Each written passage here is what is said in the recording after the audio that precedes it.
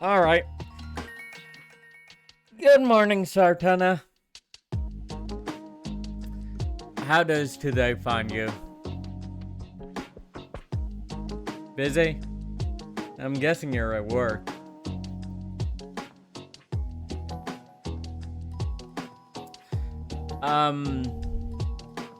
Right. So, yesterday we did a bunch of side quests because most of the quests, in fact all of the quests on the guild board were urgent, so we basically were forced to get all of those out of the way before advancing the story any further. Today we'll be wrapping up the last one that I really struggled with yesterday. I've done some research and know how it goes now. So we'll be wrapping that up, and then we'll be continuing with the main story and going to the campus festival on Chloe's invitation.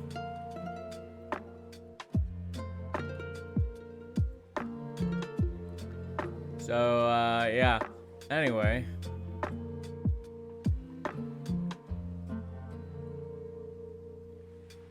I'm not really good with socializing in this way.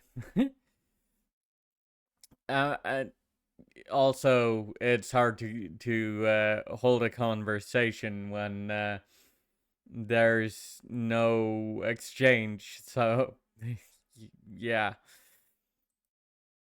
I guess that's why I prefer the company of video game characters over people. It's sad, I know.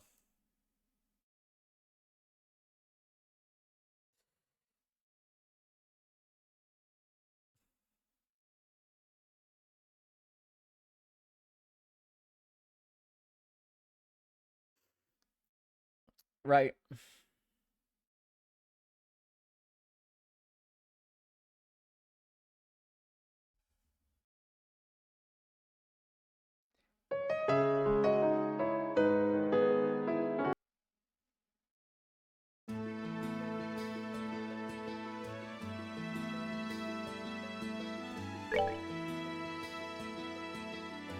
Ruan Bracer Guild.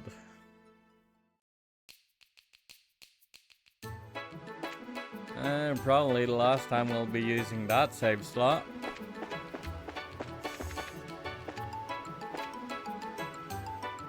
Okay.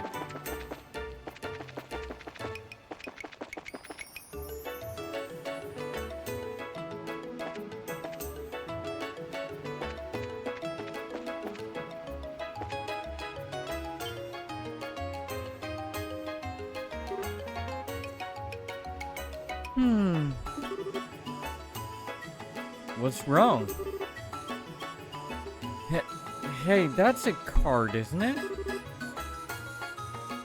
Let's have a look.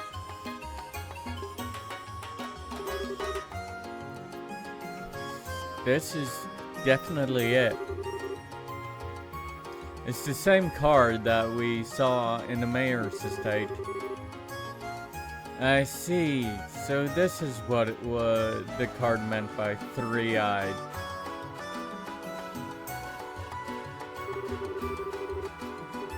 Honestly, I thought that was a clock tower.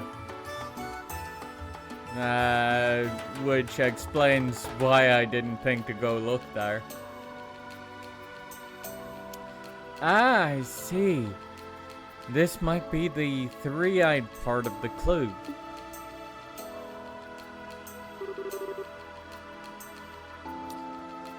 So, is anything written on it? Let's see.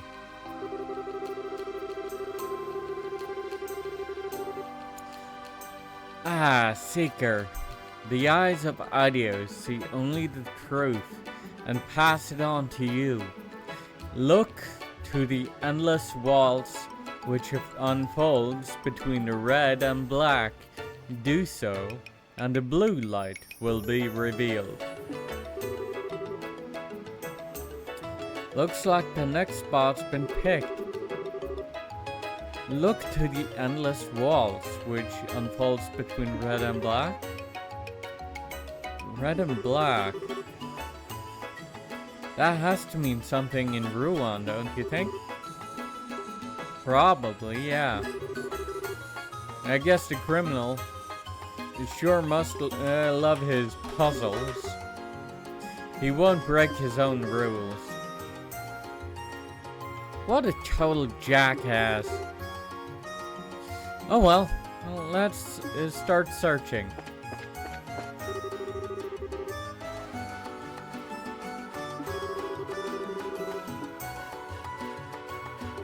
Okay. Next stop, the Laventar Casino and Bar. The endless waltz of red and black, meaning the roulette board.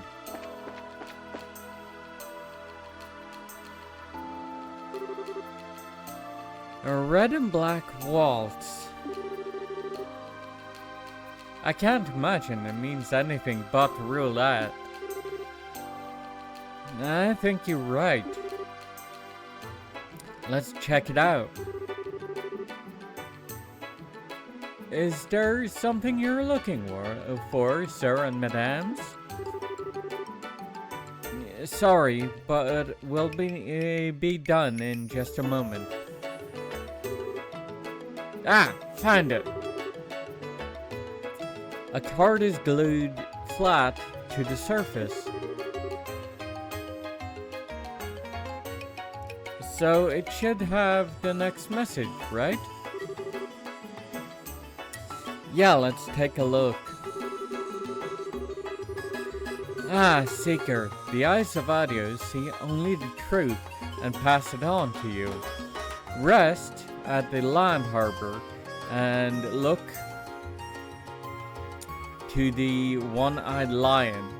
Do so, and the blue light will be revealed.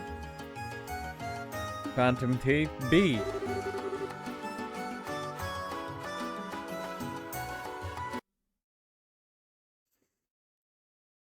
Okay, I've added it to the Bracer notebook. The important parts are probably the land harbor and the one-eyed lion. One-eyed this time. It's always made more sense once we get there before. I doubt this time will be any different. Yeah, I guess we need to get a move on. A madman's clues must be followed after all. Sorry to cause all the fuss.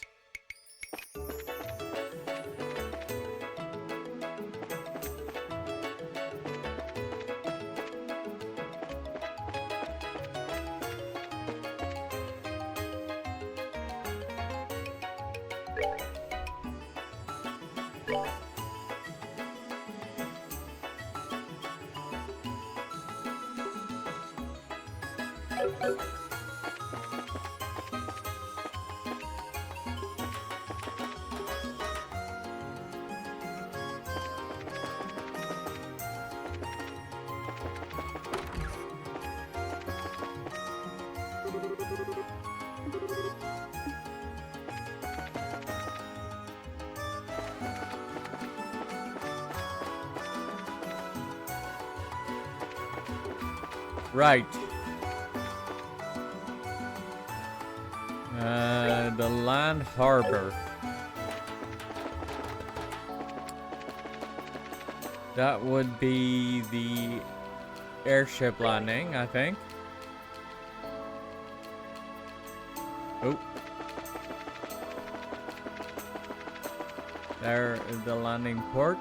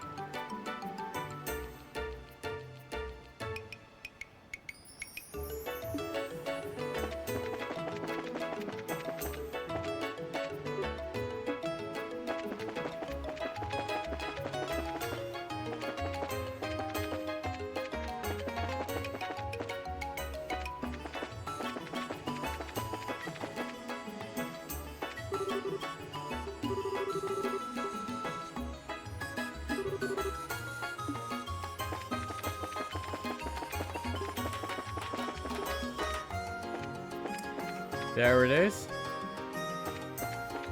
The one-eyed lion.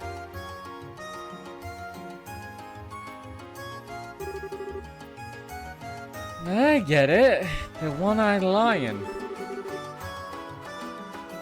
I wonder if there's a way to keep it from seeing you. This must be the land harbor. No doubt about it. Alright, let's see what we can find.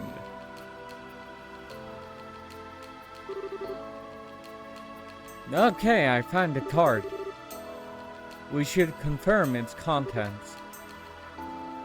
Right. Ah, Seeker. The eyes of Adios see only the truth and pass it on to you. Beyond the drawbridge, look to the barrels near the steel crane. Do so, and the blue light will be revealed. Another weirdo clue. Now it's a steel crane? Sounds suspiciously easy to figure out this time. The drawbridge it mentioned is probably the one over in the harbor.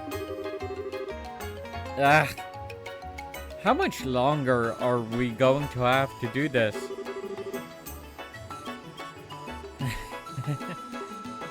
I'm sure we must be nearing the end. We just have to keep going. Okay, Estelle, what do you need to pick up your spirits? I'm just tired, is all. I'm fine, really. See? Ready to get back in the game. I swear.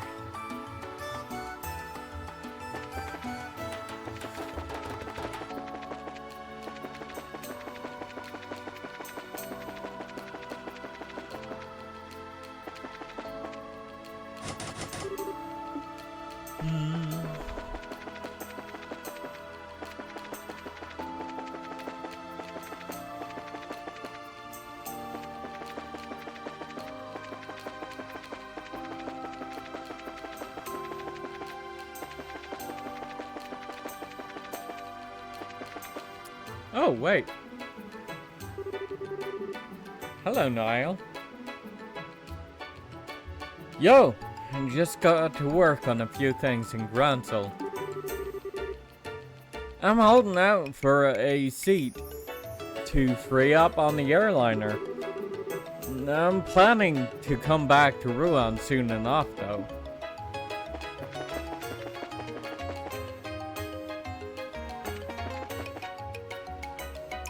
Right. Let's have a look at in the O'Neill duty-free shop. Still issue 5. Fair enough.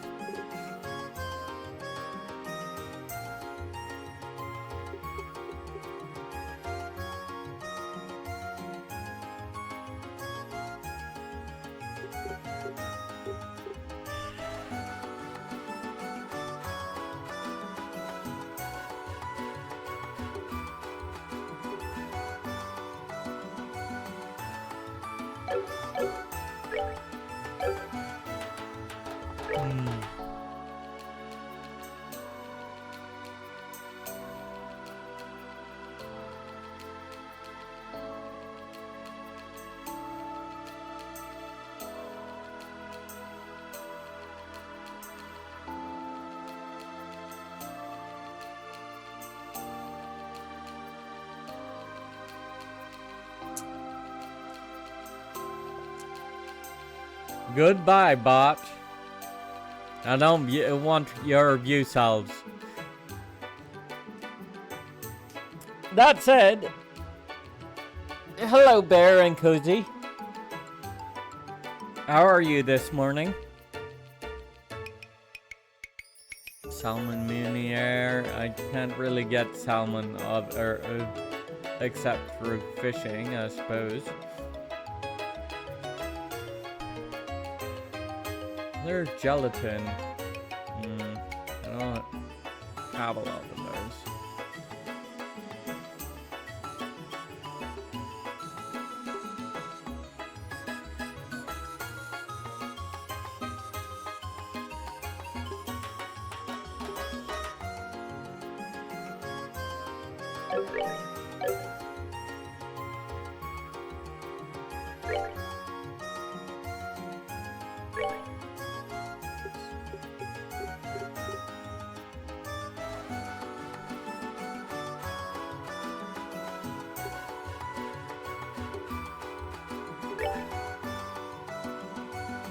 Five of those.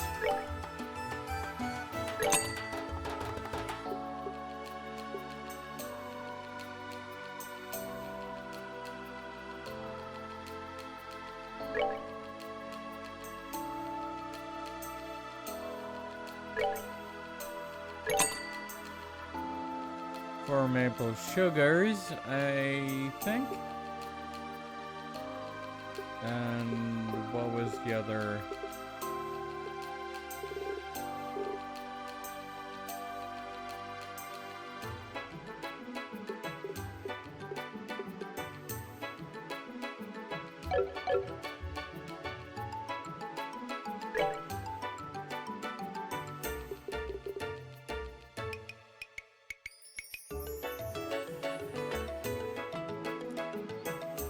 Aged miso.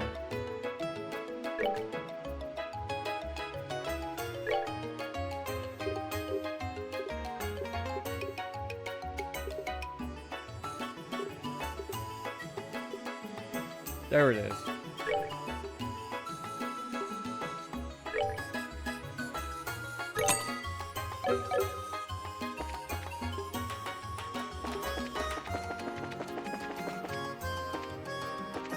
Okay.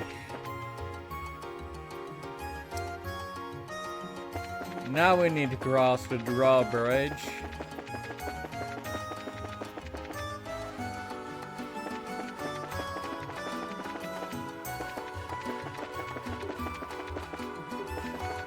And let's see.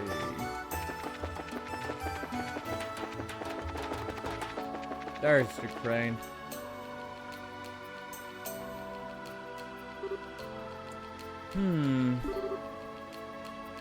That's weird. This must be the steel crane, but there are no barrels to be found. Are you sure about that, Chloe? I can see 4.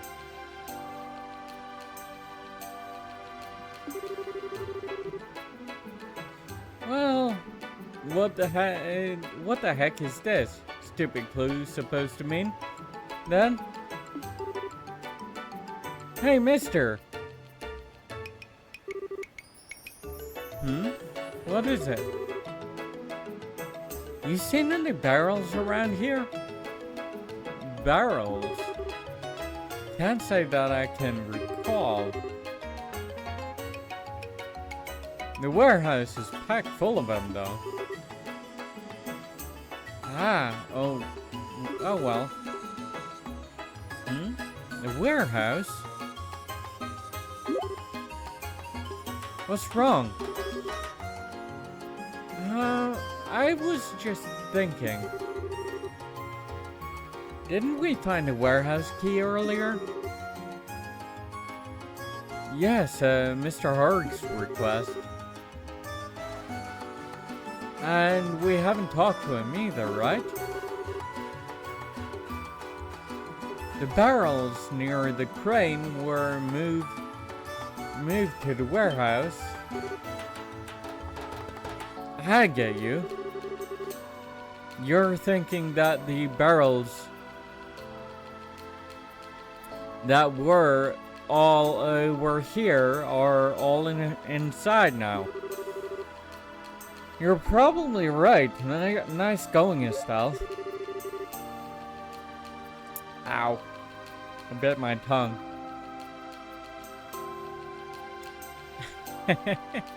It does happen from time to time. Okay, let's go see what Mr. Hard has to say. Okay.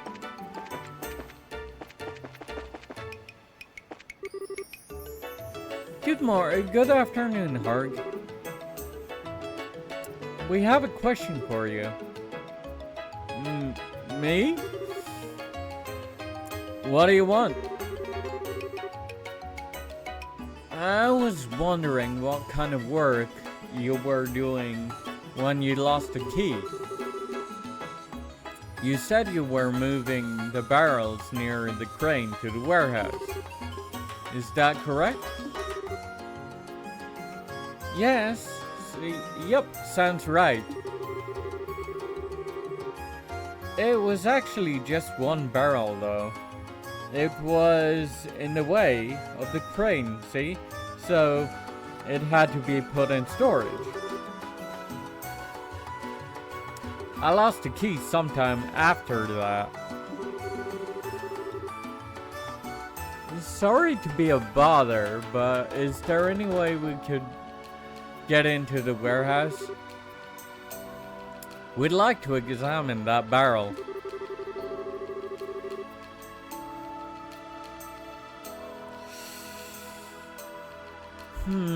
Well, management doesn't approve of outsiders entering our warehouses. It's prohibited, in fact. The stuff that's stored in there is supposed to be secure, you know? My job's at stake, so I really can't let you inside. Man, that's a problem then. Still, I owe you one. I'll see what I can do. You just want to check out that one barrel, right? Yes, that's correct. Well then, I can take it out for a spell then. That way, you can look it over all you want, without ever having to go inside. Hooray for loopholes! Ah, okay. Thanks, that would be a huge help. This is no big deal. Follow me down.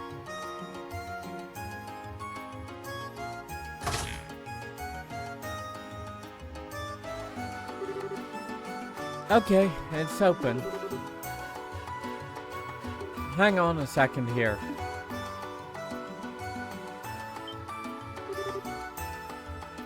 Oh, Mr. Portos. What you doing around here? Oh, I just had a hunch about something. So I used the duplicate key to get in the warehouse and check on it. Huh? A duplicate? Didn't even know there was one. Anyway, who are these folks? Oh, they're bracers. They want to look over that barrel I moved in here earlier. It's part of their investigation. I see.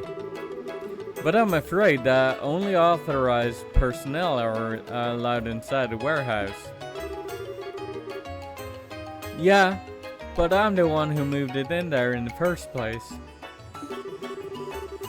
Should be okay if I bring it outside for a short while, so they can look it over, no? Yes, that should be fine. Please assist them in their investigation.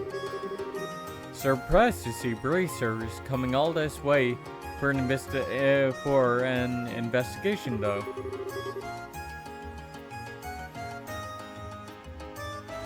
Such young ones, too. You guys do some admirable work. Well, we do alright. If you need any information, feel free to ask Harg. Now, if you'll excuse me. Thank you, sir.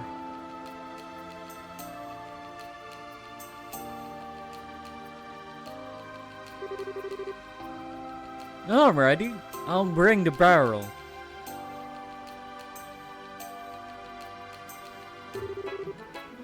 Whew!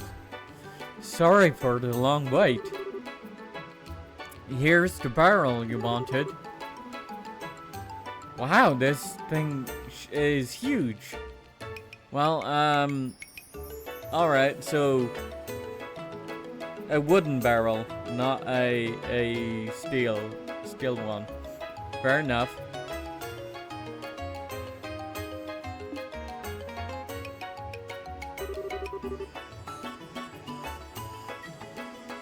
And you actually carried it all by yourself?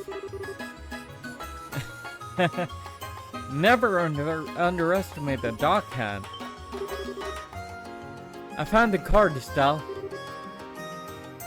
Wow, really?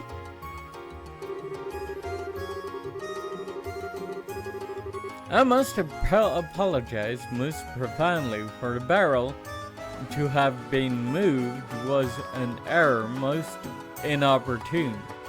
But the warehouse key was recovered and you have made it here, so I reveal the truth unto you.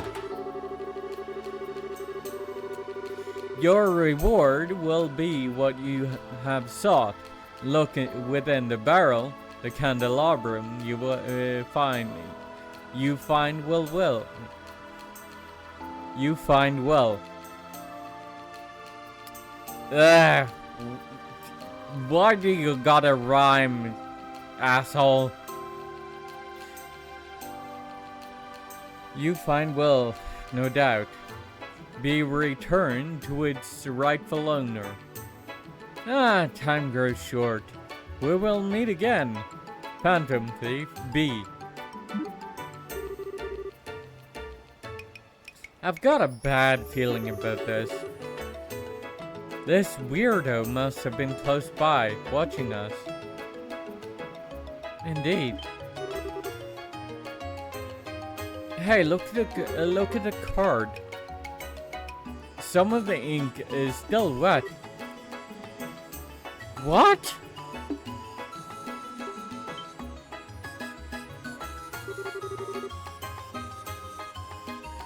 Hey, what do you think you're doing here? Huh? Oh, Mr. Portos. You said earlier that this would be okay.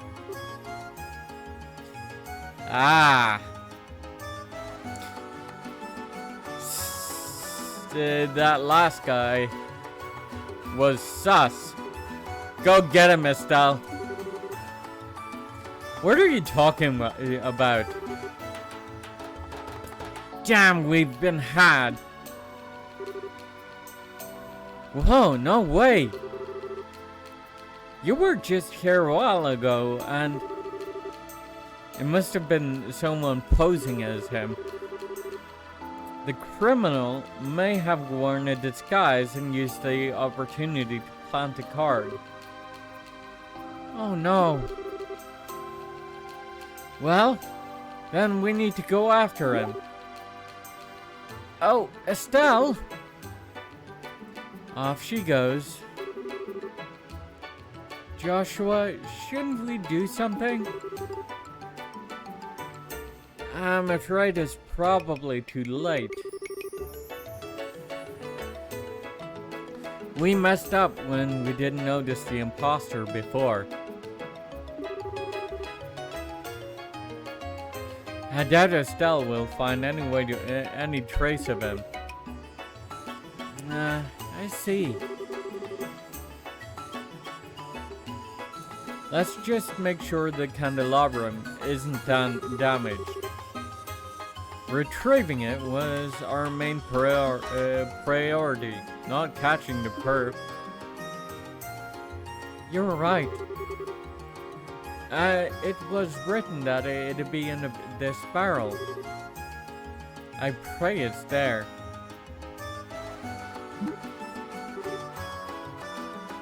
Oh man.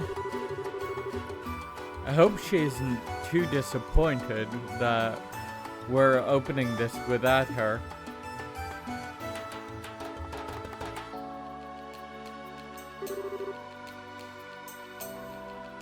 And that's the story. We got the candelabrum back, undamaged.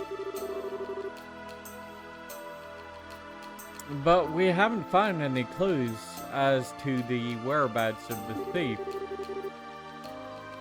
All we know is that he calls himself Phantom Thief B.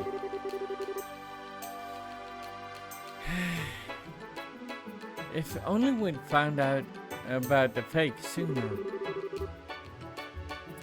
He disappeared while we were running around in circles. No. You've all done a fine job. The main thing is that the sapphire glim has been recovered. The mayor is right. You've done exactly what was asked of you. Yay!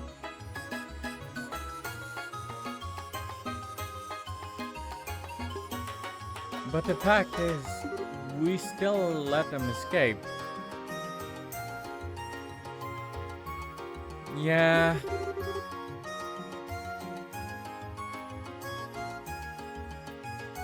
We can't just let him get away with this.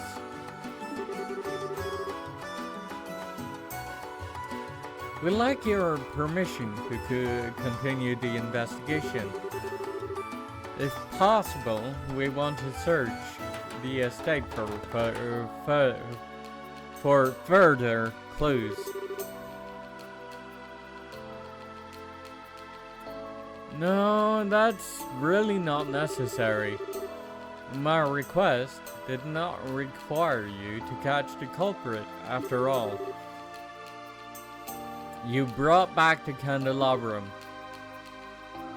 But, Joshua, I understand your passion for upholding justice, but there are other more important crimes which must be answered for. I do not wish to further monopolize your time over something so trivial. I've no doubt there are others out there who are waiting for Abracer's help. It would please me if you helped those in greater need first. Mayor...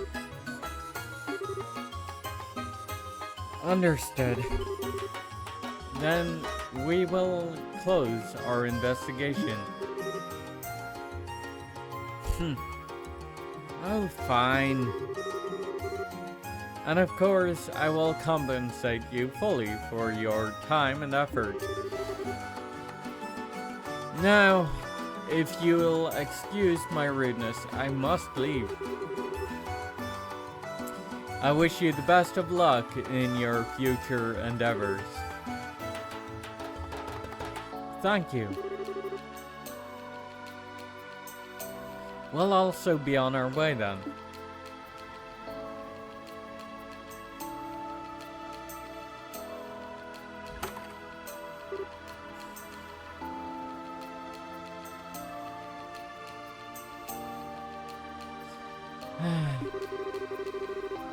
Well, that's taken care of, but I wouldn't exactly call it settled.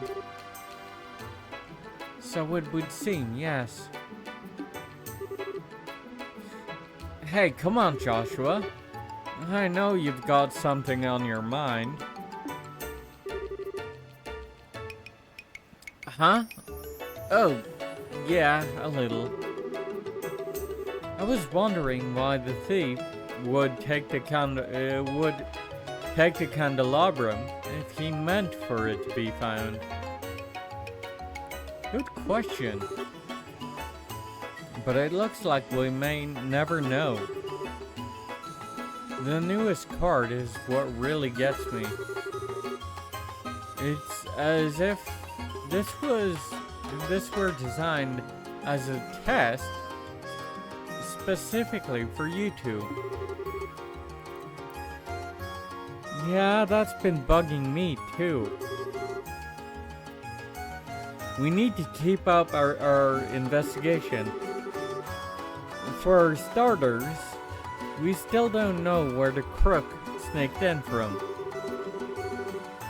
Why don't we do some sneaking around of our own and check out the estate?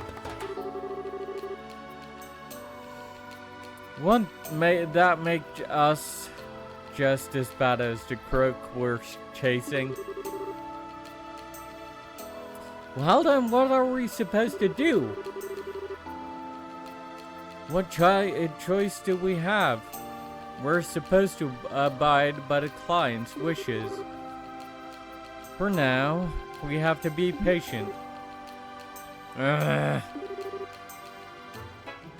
Alright, let's go.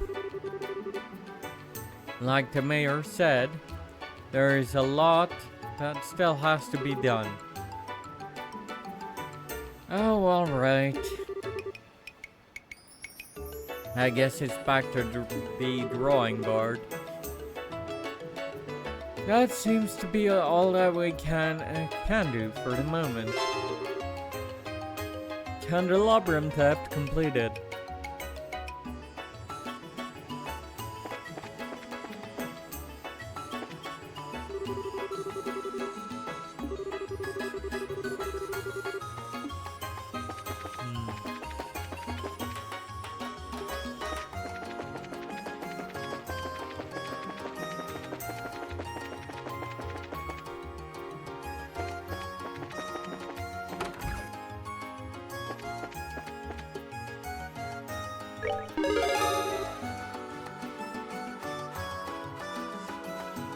Reported results for candelabrum theft.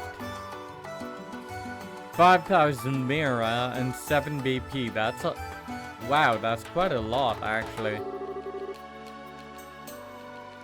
Current rank is Junior Bracer 4th class.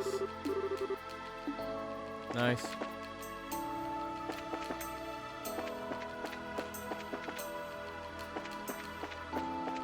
And I believe that's everything.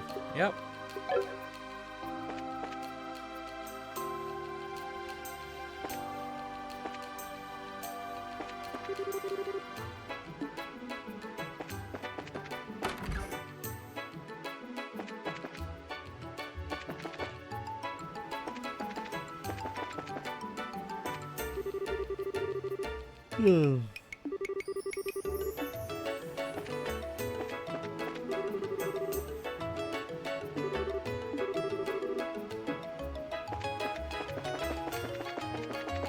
Okay.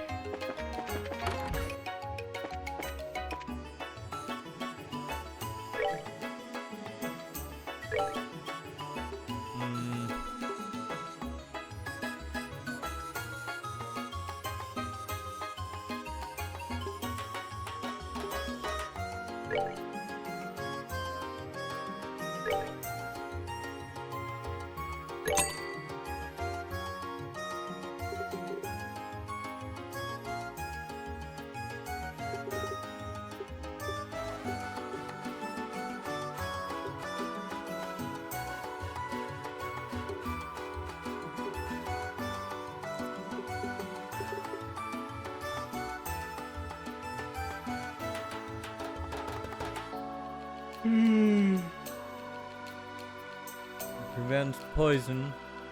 Prevents blind. Prevents freeze.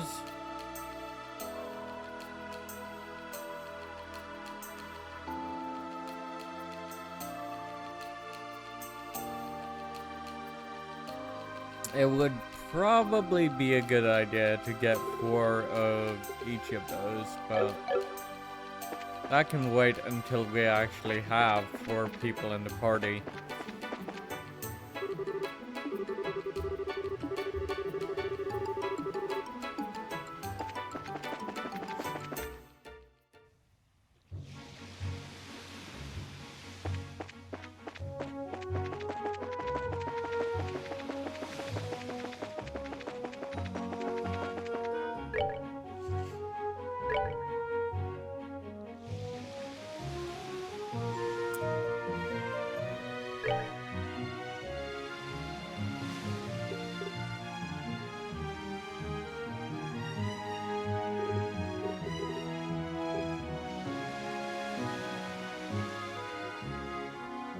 Ugh.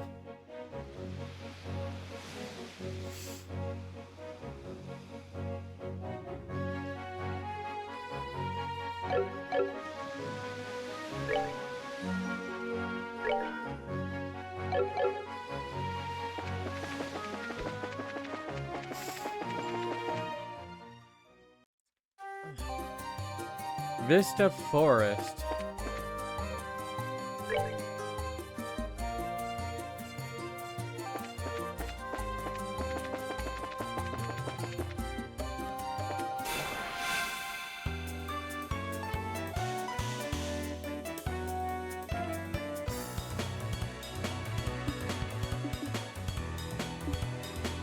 Eh.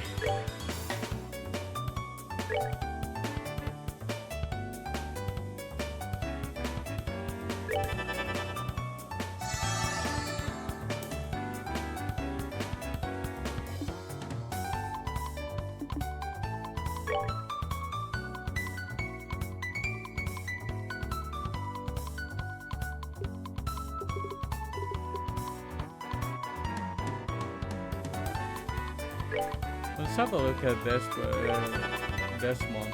That's new art for me.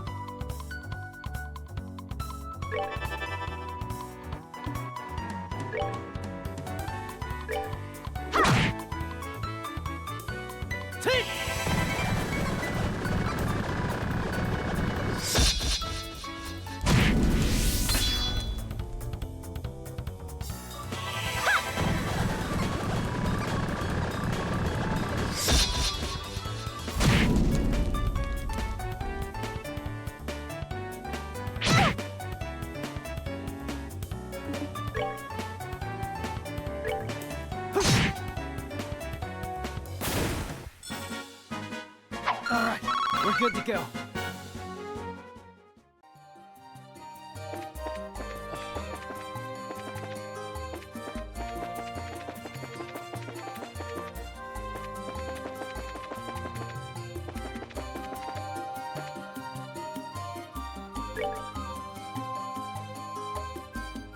Interesting.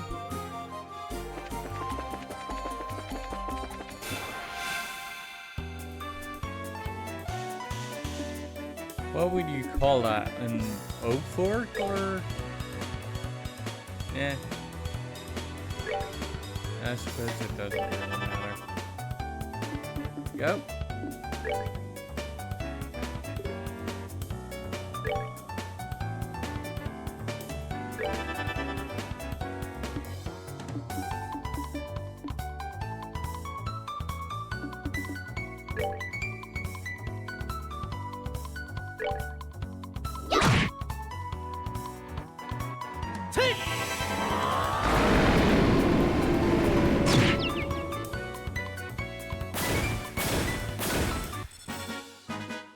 Alright, we're good to go.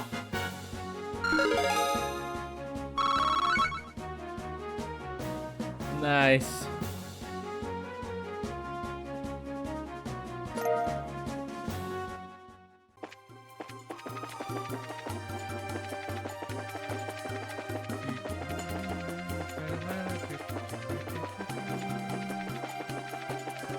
Just making sure I'm not missing anything on the other fork. Genus Royal Academy. Certainly looks posh. Wow, so this is the Royal Academy. I like it here. It seems so nice and relaxing.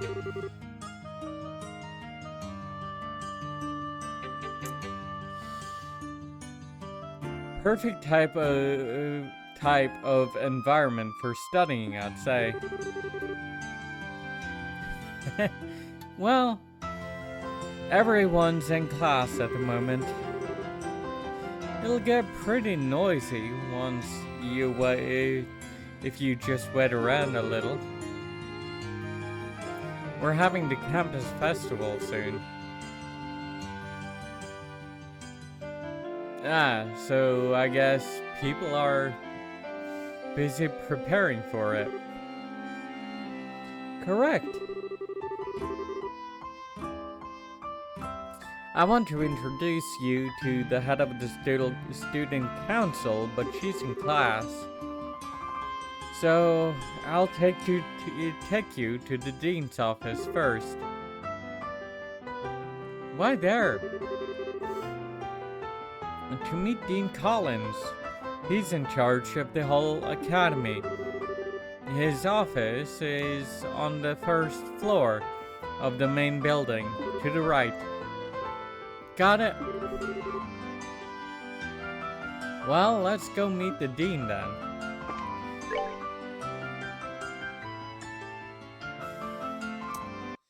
In due time.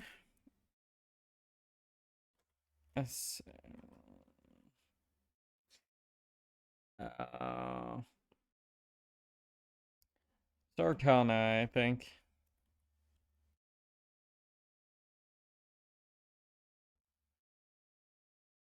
Let's introduce Reaver to some of my regulars.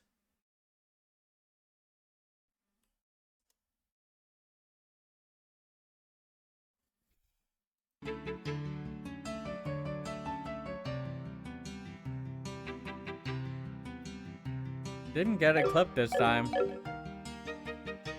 Oh well.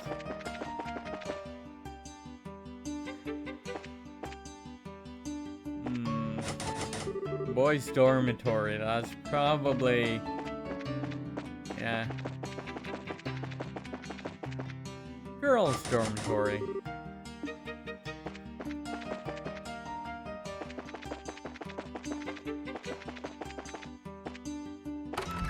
Schoolhouse.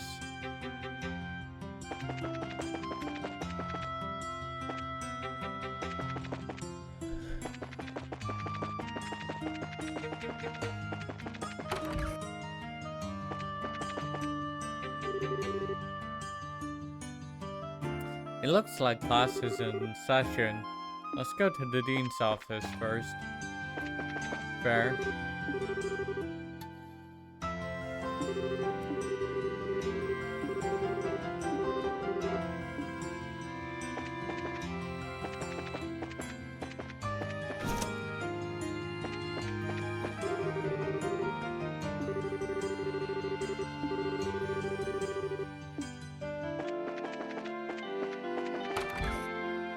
Dean's office. There we go. I'm back, Dean Collins. Ah, hello, Chloe. And who might you be? No, that's not right. It's nice to meet you, Dean. We're from the Bracer Guild. But you're so young. No, that's not right either. That's absolutely too young for him.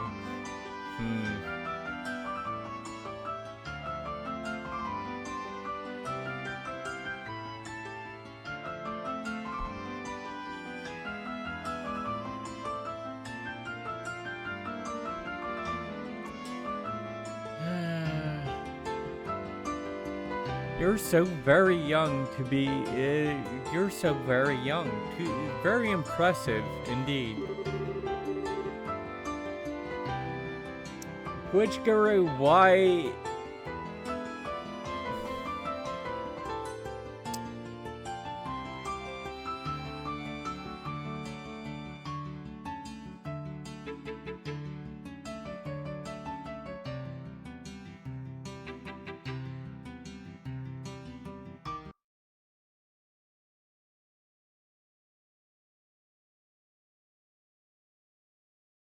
Why is that still up there?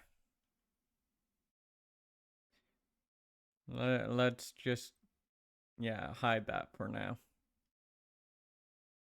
That's silly.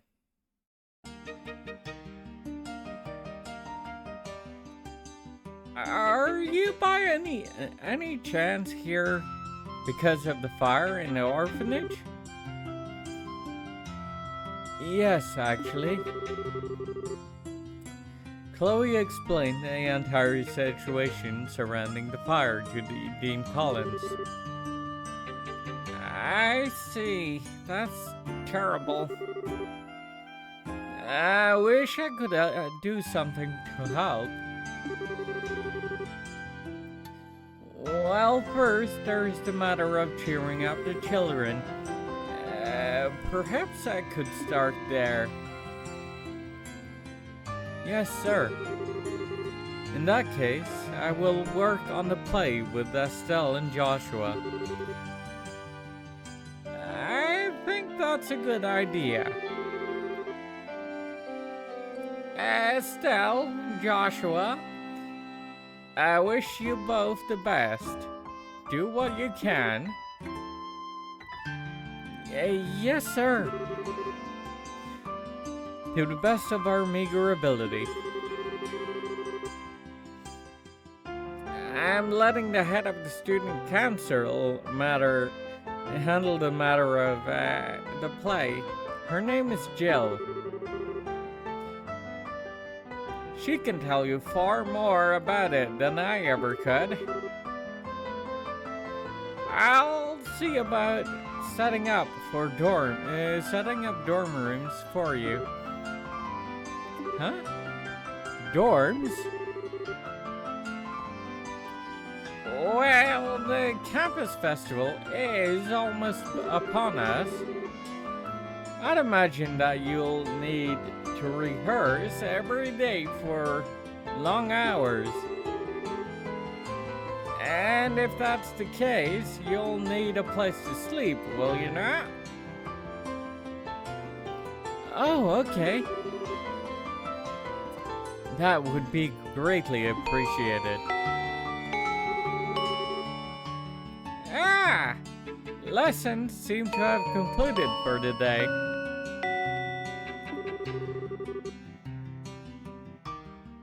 Why not go and introduce yourself to the president then? Yes, sir.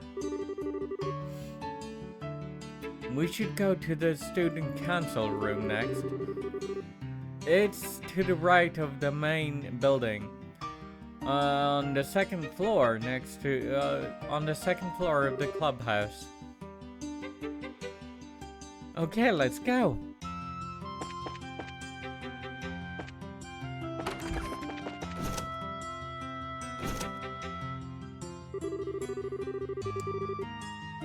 Mr. Ratio. Veritas Ratio? Miss Milia.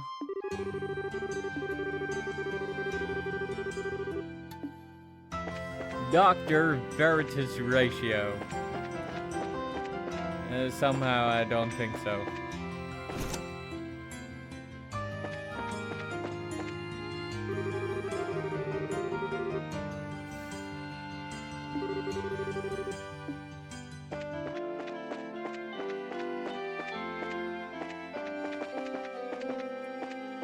Okay.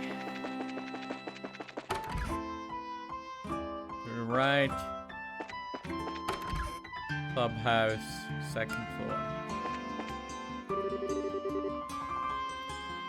Setting up for the campus festival is such a pain.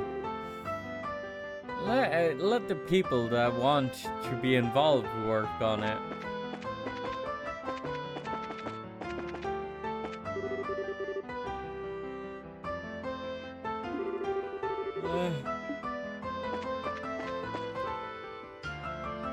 Genus lunch. 500 Mira. Yep.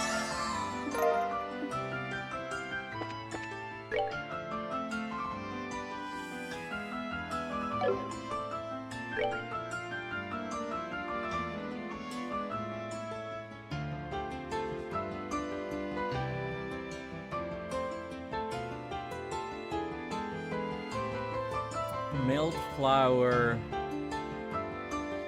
sharp cheese, fresh eggs, and marbled steak. Just fair enough.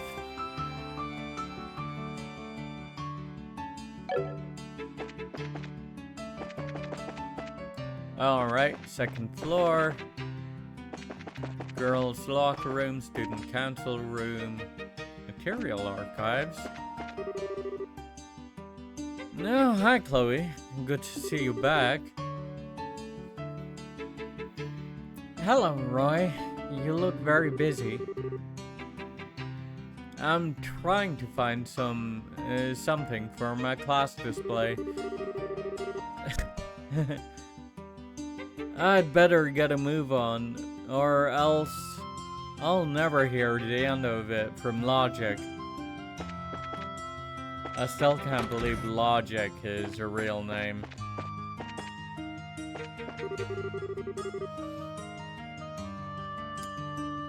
The festival's setup phase is when the club practices and rests.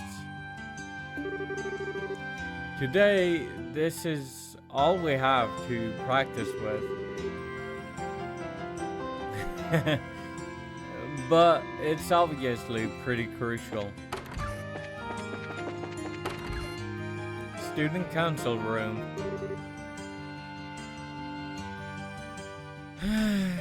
So busy. Jill with a portrait and no voice though. Oh, wait. She probably would have a voice if this was the JP dub.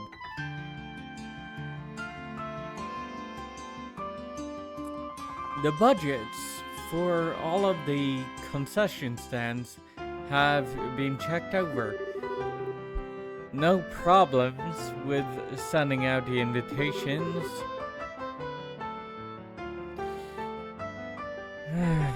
Now all that's left is to play.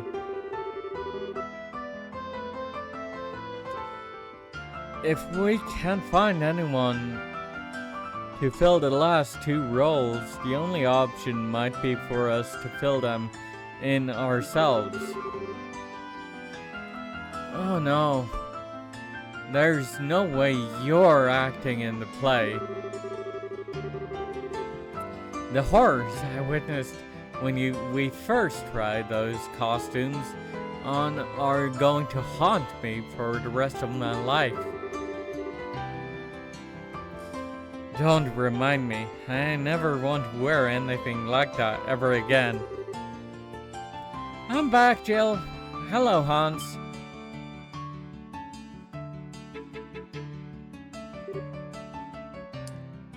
Chloe!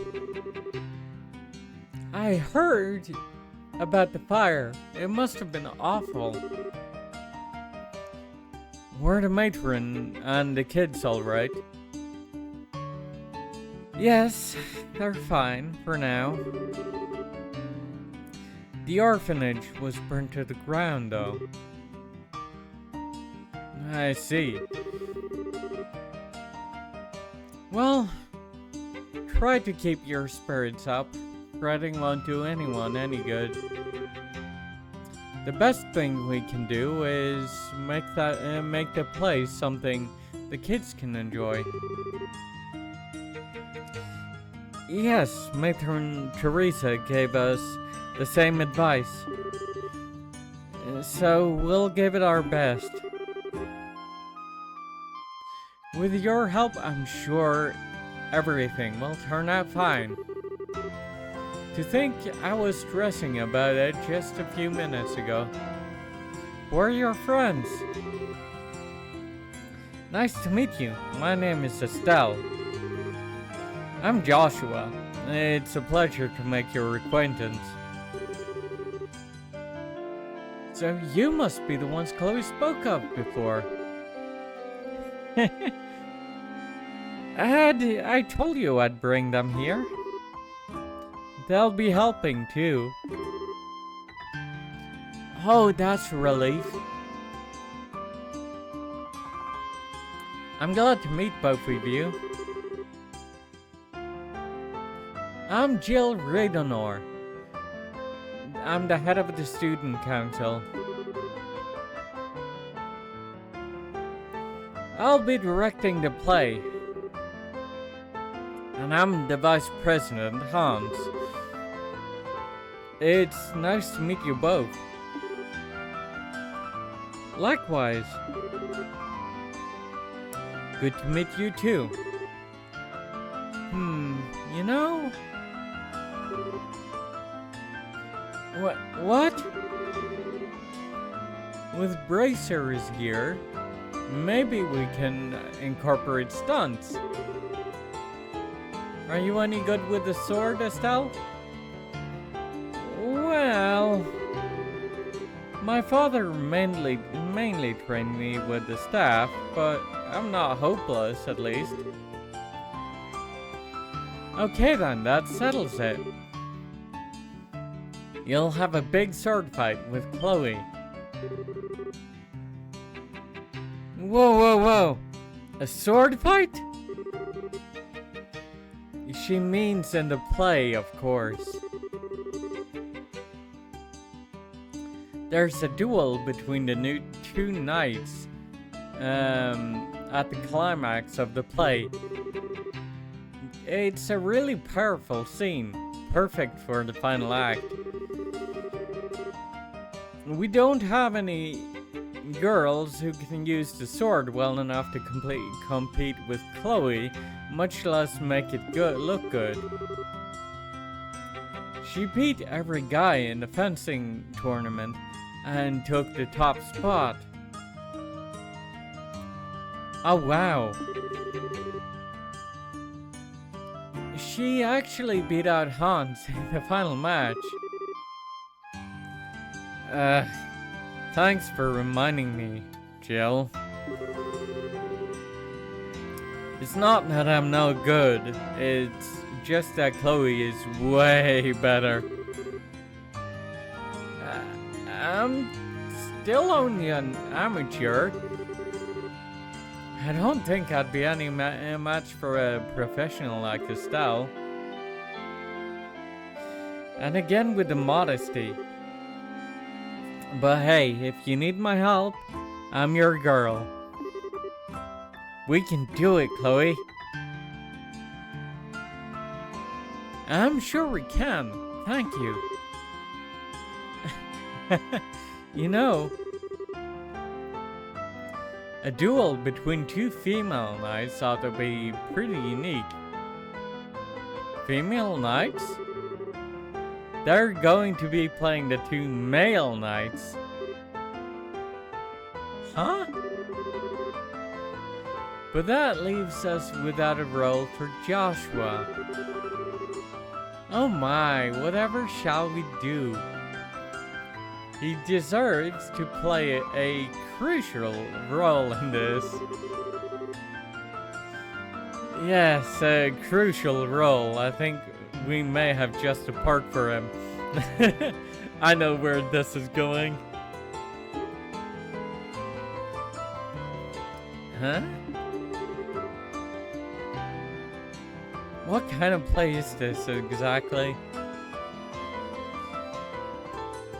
It's called Madrigal of the White Magnolia. It's a famous story set in the times where there were nobles and commoners. A princess is courted by both a knight of royal blood and a commoner. In spite of their different social classes, the three have been friends since childhood. As you can imagine, this leads to complications between the nobles and the commoners. And there's a great happy ending to the whole thing. Hey, that sounds fun! So then, why are the girls playing the guy roles? It's just something to make the production a little more interesting this time. Having the guys and girls switch roles, that is. Really? Wow, and the teachers are okay with this?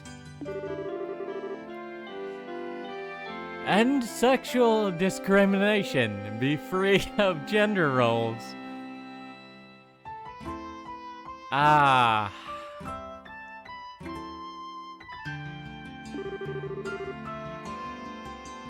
Right. But in that light, the teachers loved the idea. Personally, I just thought people would get a kick out of it. Jill, you're incorrigible. Ah, man. Doing it the right way. I love this. You don't see this in games a lot anymore.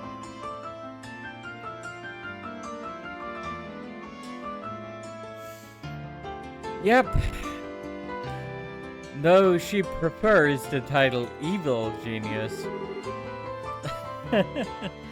I'm totally up for this. Hey, hold on a second. From what you're telling me, then the crucial role you need me to play is... Yep. You're really doing us a massive favor here. Thank you for introducing us to such nice people, Chloe. I'm sorry, Joshua.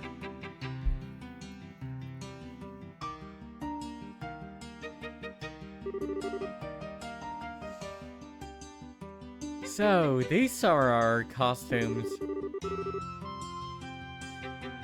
I figured that if we're playing knights, we'd be all armored up. Well, armor and helmet won't work so well if we want to see you act. That's why I decided to arrange things so you'd be dressed more like a royal guardsman. Oh, I got it. It's perfect for her, Chloe. She's petite.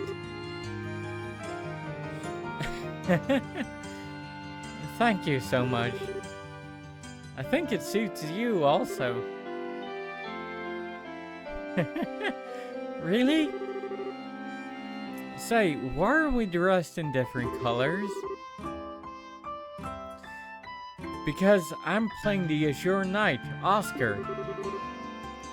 And you're playing the Ruby Knight, Julius. It makes the play far more colorful. Ah, okay then. So, what about Joshua? The object of your affection is the fair Princess Cecilia. Come on, Princess, this way. Wait! I'm not in the moment yet.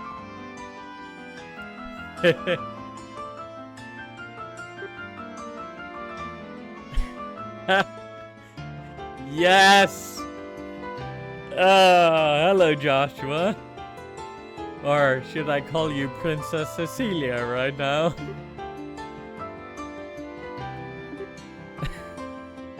They're stunned. If you're going to say something, say it. Don't leave me in suspense. Well, how should I put it? I think it looks perfect. I'm shocked. You look beautiful. Indeed, such poise. Why, if I didn't know what's really going on under there, I'd be smitten at the very sight of you.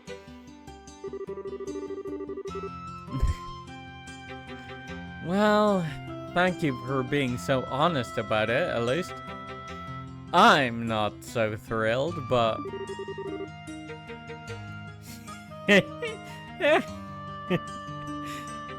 this is just as I'd hoped. Gel, that smug look. Sorry. That made me crack up a little bit. I think everyone will be pretty pleased with the casting. Come on, everyone. Let's make this play one to remember. All right. Yeah! Boo. Oh God, this is just too much fun right now. Afterward, Estelle and Joshua each slept in their respective dormitories. Okay, Estelle. Please use this bed. Thank you. But that means you and Jill are in the same room, right? You two must be close.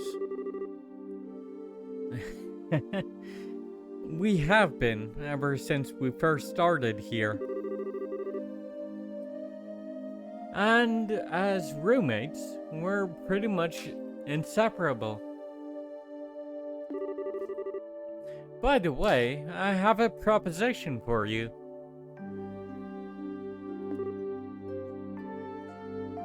What? Want to be an honorary best friend of mine? After all, we're going to be working together. You don't mind, do you? Of course not. Not superseding me, I hope. We're best friends. We're a best friend trio, right? Yeah, of course we are. My new best friends, Jill and Chloe. Wonderful. Looks like it's just us girls in here. This will be fun. No need to worry about the boys' prying eyes while we're here. You make it sound so dirty.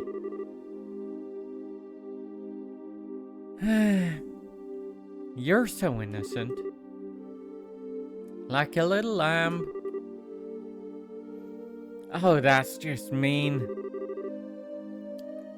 Just for that, I'm not baking you any sweets. Oh, well, pardon me. I apologize for offending you, Mademoiselle Chloe. Nope, try again.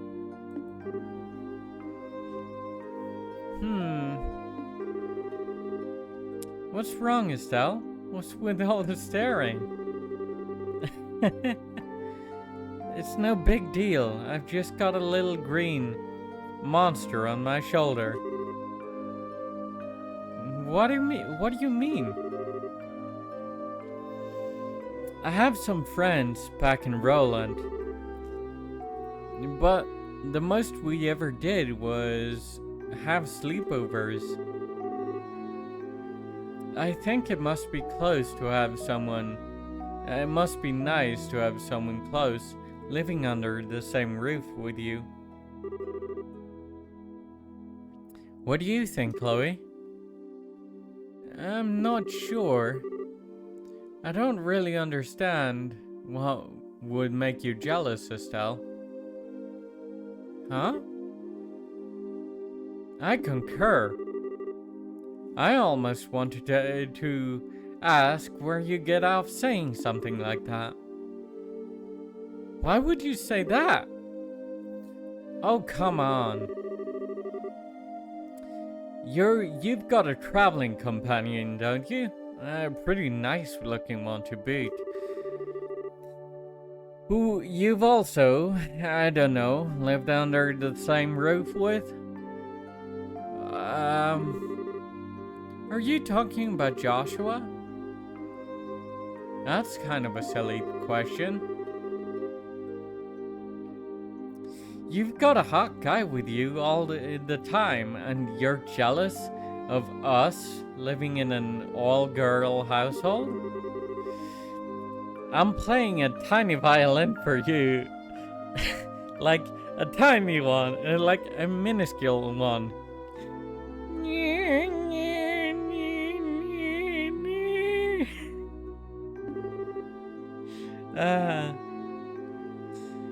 Shows what you know. Joshua's more like a big brother to me. Us living together is more like a family thing. Aha! A family thing, she says. Smug Jill. I wonder if Joshua feels the same way. What? I bet that's not what a guy his age would think. It's gotta be tough for him to always be around a pretty girl like you. Enough, Jill! I'm so sorry, Estelle. Jill has a bad habit of picking on people. No, I think she has a bad habit of being a pervert.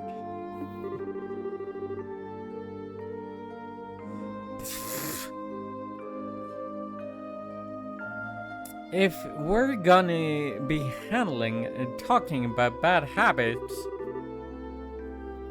is there something you'd like to say? Nope, I'm good. Come on, don't mess with me like that. And really, Joshua? Come on, no way. Someone's in denial. Jill! Oops, I just remembered. I have to give my daily report to the teacher before bed. So, good night, ladies. Sleep well.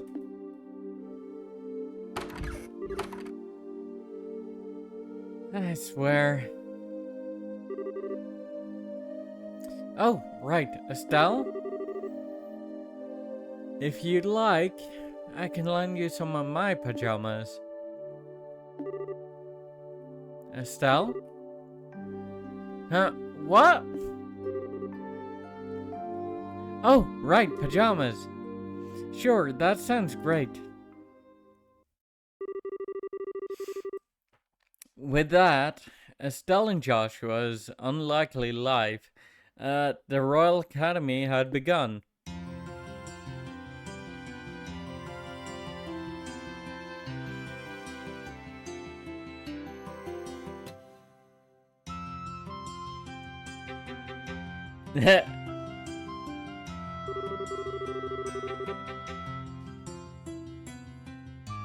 In the morning, they would wake up and go to school, just like the other students.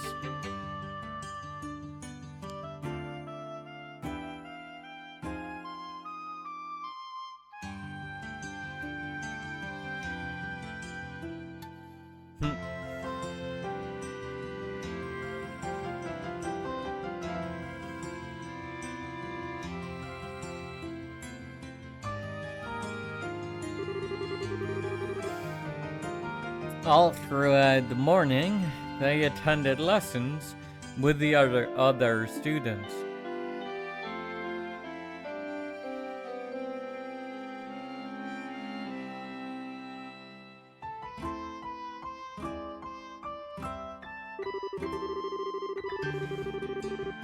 As the day wore on, lunch was enjoyed by all over pleasant, silly conversation. Mostly revolving around how Joshua might look in heels.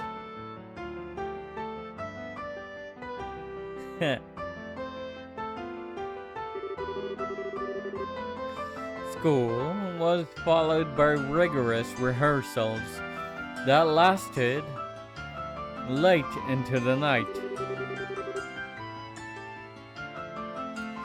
Everyone was having such fun that time seemed to fly by. And the day before the festival, my friend, I fear that this was inevitable. Perhaps fate always had intended for us to meet in so base a fashion. Speak, that we may both be unburdened. If nothing else, for our beloved princess. We would cleave a path through fate with our own hands. But at this moment, my words and her smile seems lost. Has fear clutched your heart, Oscar? But what is this passion that pierces me to the quick? Though I have no wish to fight you again, it would seem that I am left with no choice.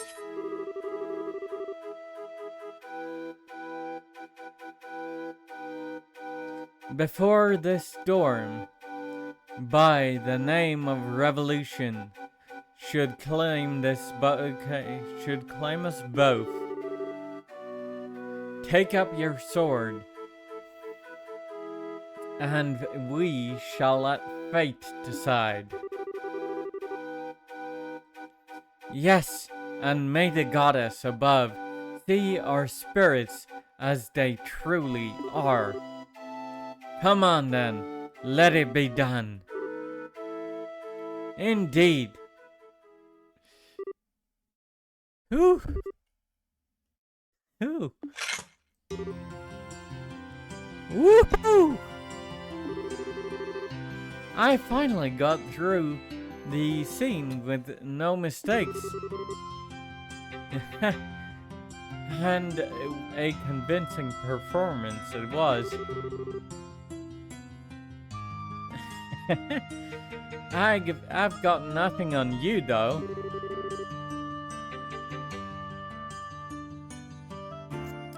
I don't think you flubbed a single line. Well, I've been familiar with this script for a long time. I think I learned it at the same rate you're going.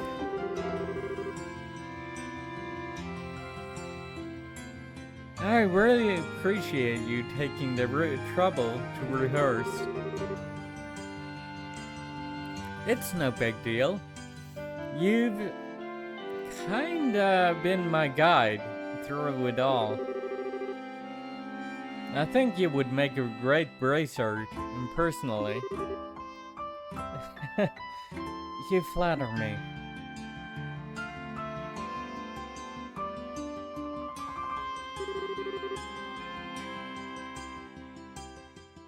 We finally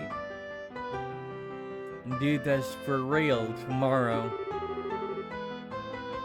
I hope Matron Teresa and the children will enjoy it. They really mean a lot to you, don't they? They're like your family. I'm sorry. Did I say something wrong? No, you're exactly right. They're the ones who taught me the real value of family. Both of my parents died shortly after I was born. What? I was left in the care of an affluent relative. I never wanted for anything, but I really had no idea what having a family was like. It was 10 years ago that I met the matron. 10 years ago? Was that during the 100 Days War? Yes, that was just when I came to Rouen. Everyone I knew had scattered trying to escape the Imperial forces. Matron Teresa and her husband Joseph took me in and cared for me. Wow. After the war ended, we waited several months for word to come of my relatives. She and Joseph were so kind to me. That was when I first understood what it must be like to have a mother and father, and how it must be to have a family to be with. Chloe, I'm sorry. I've been rambling. You must be bored to tears. No, not at all. Let's really show everyone tomorrow how it's done. Right. I was worried before, but I'm really excited now. Jill and Hans sure have worked hard on this, haven't they? Yes, indeed. But I think Joshua has really been the biggest help. I never expected him to be such a good actor. Yeah. He acted all uninterested, but he sure plays the role of the spoiled princess well. He definitely nailed the mannerisms. I've seen professionals turn in worse performances. Does he have any experience in theater? I don't really know much about his life before I met him. Whatever went on back then, he's never wanted to talk about it. Oh. I'm sorry, I didn't mean to pry. Don't sweat it. He's always been the type to be good at whatever he does. He's always so calm and collected. Sometimes he gets flustered though, and that's when he's really cute.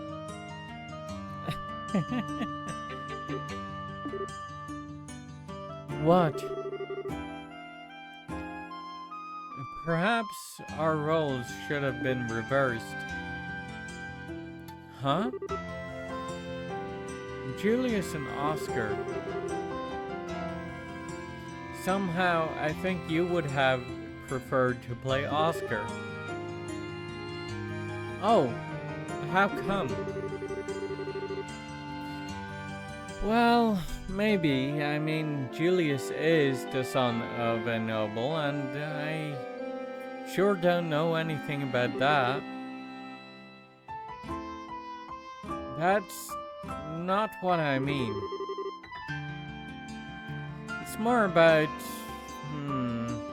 you know, the ending. Oh, you mean how Oscar gets... Right. Well, it's just Joshua. And hey, do you mean you wouldn't like kissing Joshua? Don't be ridiculous. Still, it does seem rather risky. Come on, you're starting to sound like Jill. And besides, Joshua just sees me like a little sister. Does he? He's always treated me like a kid, especially with my dad around. It drives me nuts.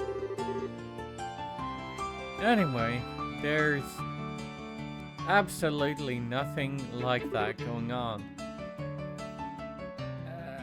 Okay. Ah, here you are.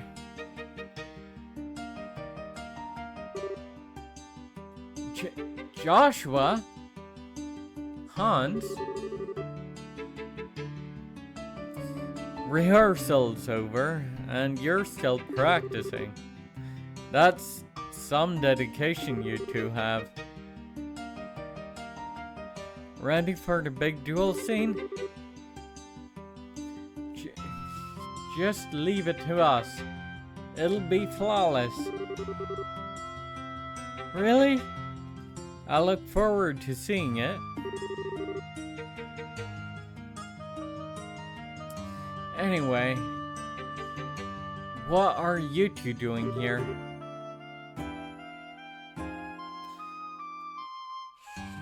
Were you looking for us? Yeah, today's the last day that you two will be staying with us in the dorms, right? I was thinking we could have a big dinner to pump ourselves up. Maybe. Yeah, let's do it. I think it sounds like a great idea. By the way, wasn't Jill with you? She was called away by the dean some time ago. I'll go check on her. I'll come with you. You guys can go ahead to the cafeteria. Okay. Let's go to the cafeteria. As you wish, boss. Don't call me that.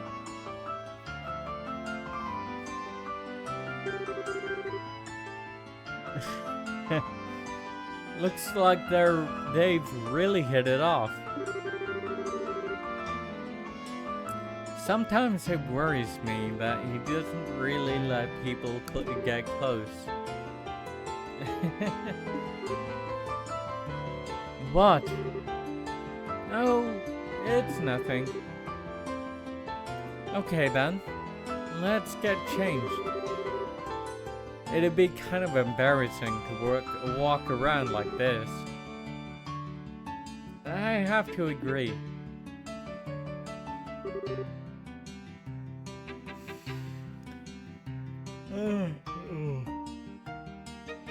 Yeah. That should do it. Want to go meet up with Jill? Alright, let's go to the dean's office.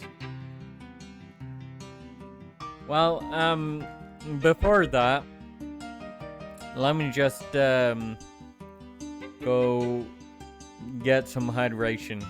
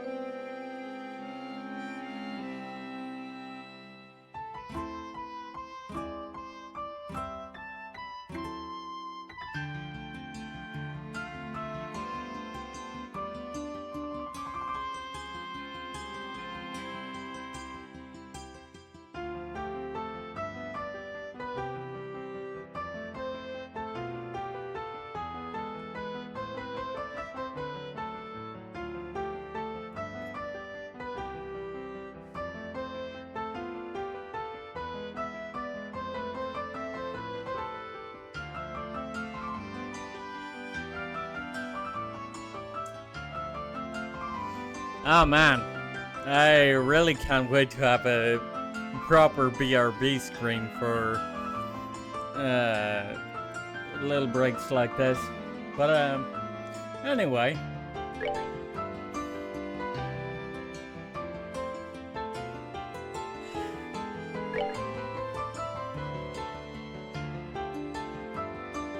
Honestly,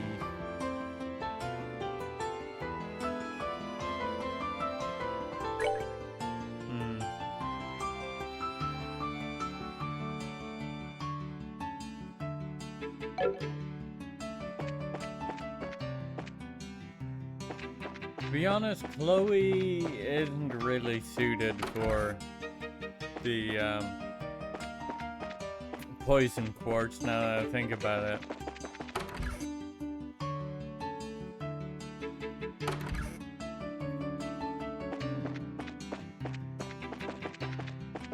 Seeing as she relies mostly on magic.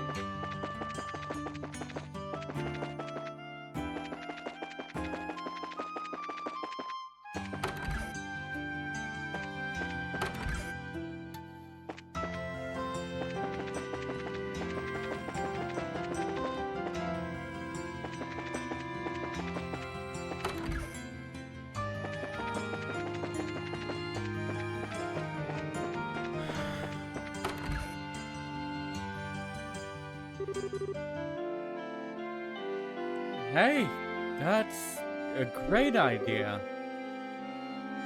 That's Sardine, always level-headed.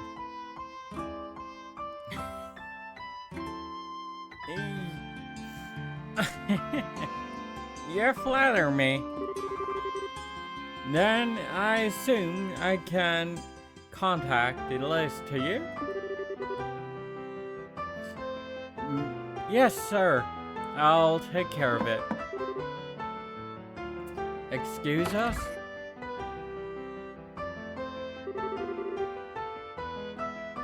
Oh, we're sorry. Are we interrupting? No, we were just finishing up. Actually...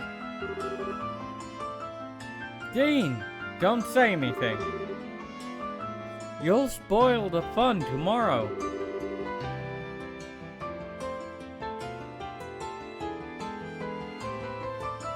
Huh? What? You're acting all suspicious.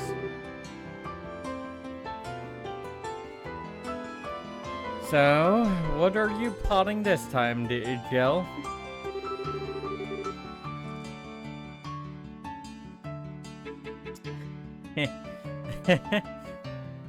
You'll have to wait until tomorrow to find out. Anyway, what's up? Do you need me for something? Yes, actually. Chloe explained the evening feast that had been planned for the next day in anticipation of the play's success. Oh, that sounds fine. I'm just hoping and praying that the festival is a big success. Let's give it all we've got.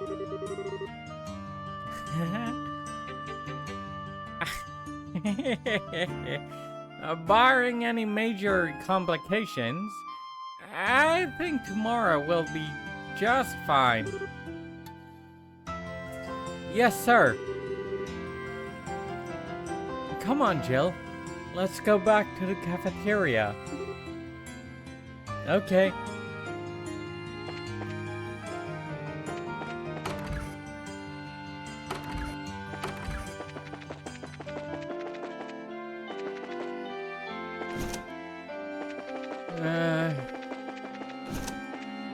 Classrooms.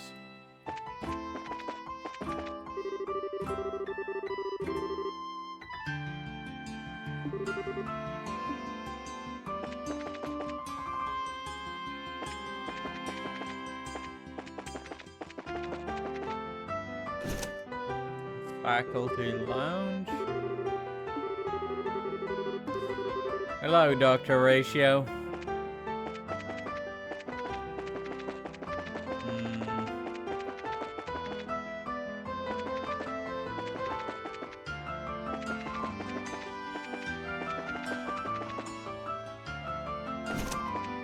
Social Studies classroom.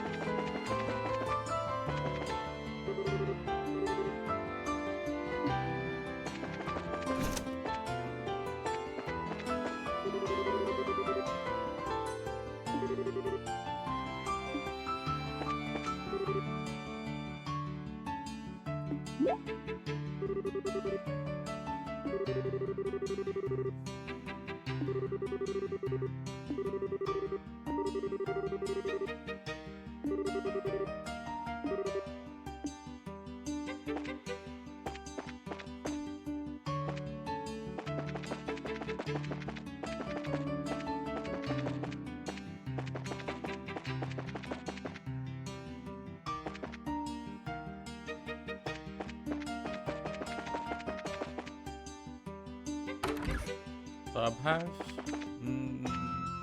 There it is.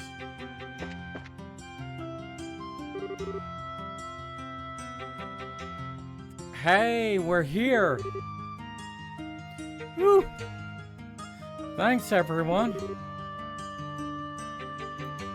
Thank you, Jill. Hey, we've been waiting for you. Now, are you ready to order some food? Maybe not just yet.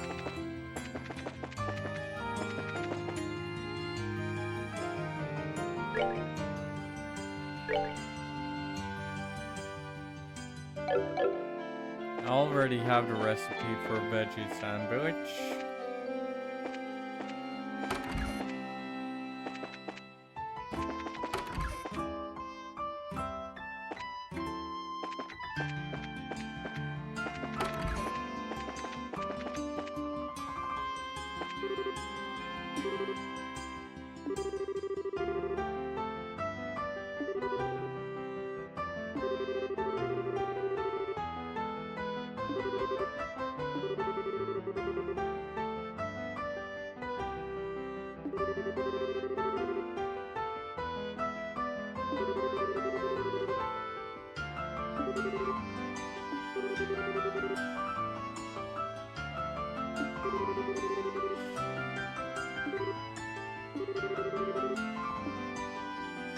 Right.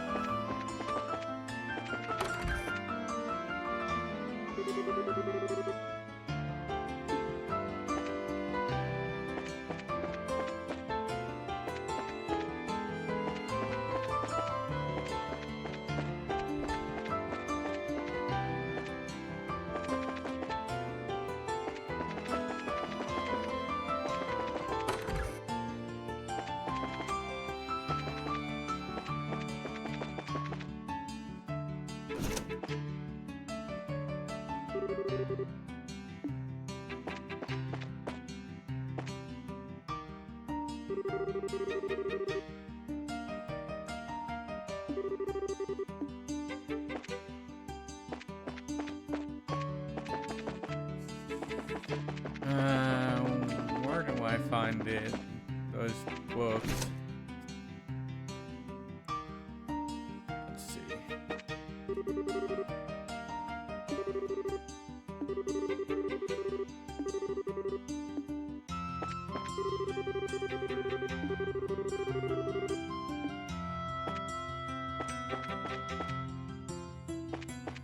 Honestly, this is the kind of quest I really hate.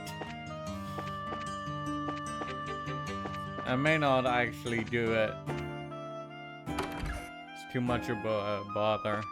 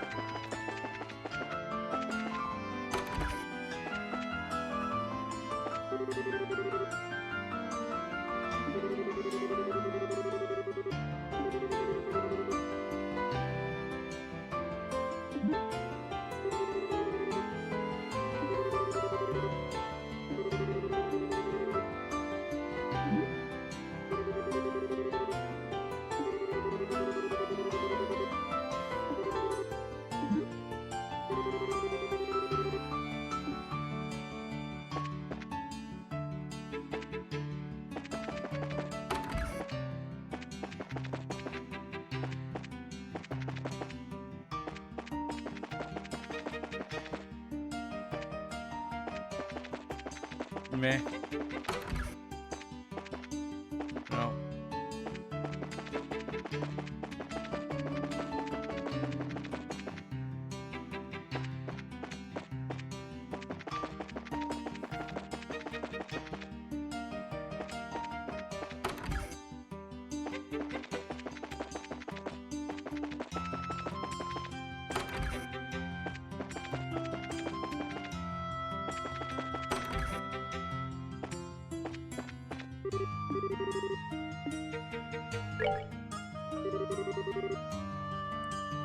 Oh man, my stomach cries out for nourishment.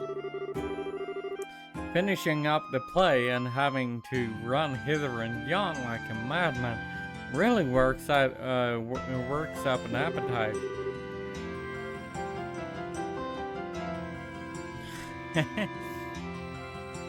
But that all ends after today, right? You're right. I've got to get motivated. Got a new job to do with and all? Wait, what? A new job? Yeah, I'll tell you about it later.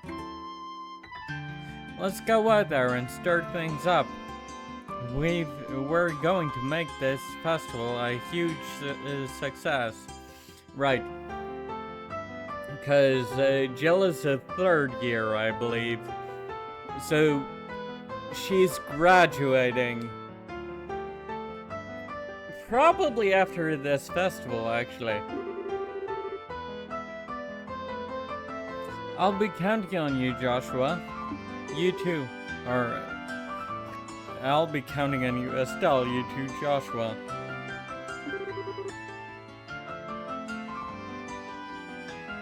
We'll do our absolute best.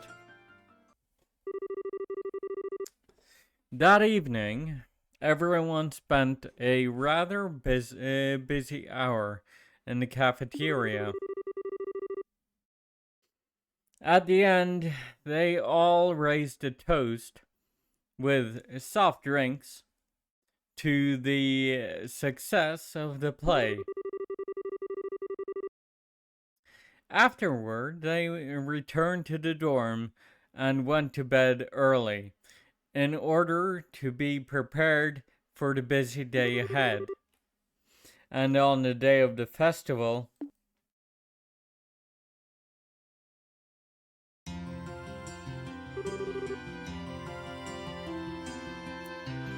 the stage is perfectly set. The lights are just right. Okay, looks like we're ready to unleash our masterpiece. We'll be opening soon. We've got a bit before everything starts. Go have some fun in the meantime. Now you're talking. I'm gonna stuff my face with something from every food stand out there. Looking around is fine, but if you eat too much, you'll be too full to move in the play. Yeah, I probably shouldn't overdo it. Hey, aren't you guys gonna come with us? Can't. We've still got student council business to deal with. You'll be fine. Go have some fun. What? What student council business? And didn't you say the same thing yesterday? Is there something I can help with? We're fine, I promise. All you need to do is show Estelle and Joshua around. Aren't the pipsqueaks going to be showing up soon? Oh, right. Sorry. We'll have time enough to go out and enjoy the festival. Oh, yeah, and Joshua, if you see any hot girls out there, I expect you to beeline it right back here and tell me, okay?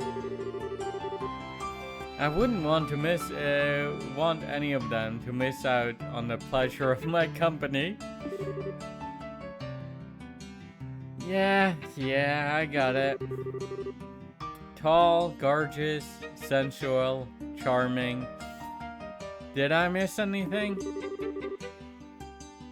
My friend, I couldn't have said it better myself. Man. Seriously, talk about it one-track minds.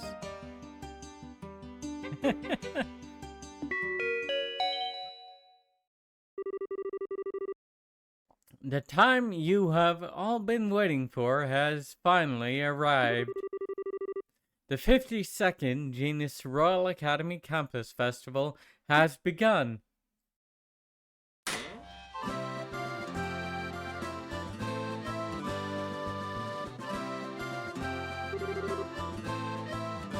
Holy tons of people! Well, this is the famed Genius Royal Academy after all. So it's definitely not your average school festival. Well, we are expecting a lot more visitors this year than usual. Alright, it's finally here. Come on, Hans, let's go. Alright.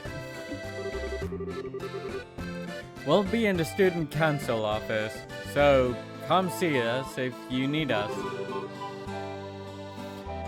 Sure thing. Best of luck, you two.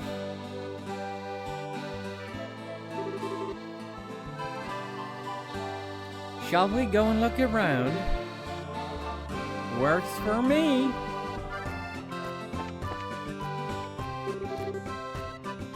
Where should I start?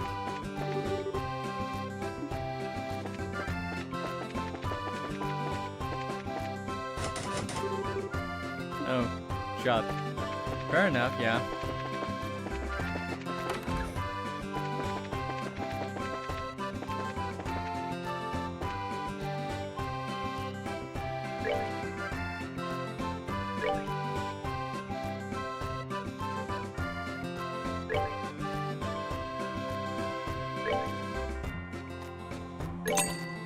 Yoink.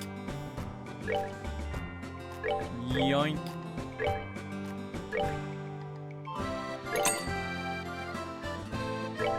I'll be taking all of these recipes, thank you very much.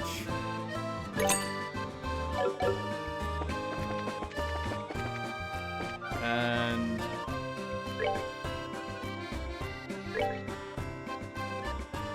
only popcorn.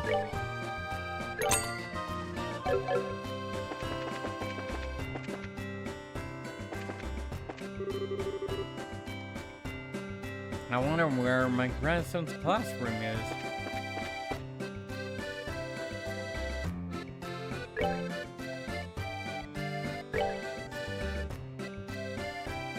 Rainbow jelly beans.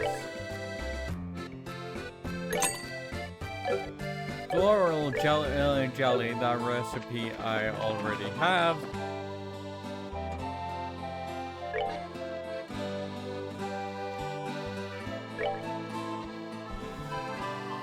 Milk crepe.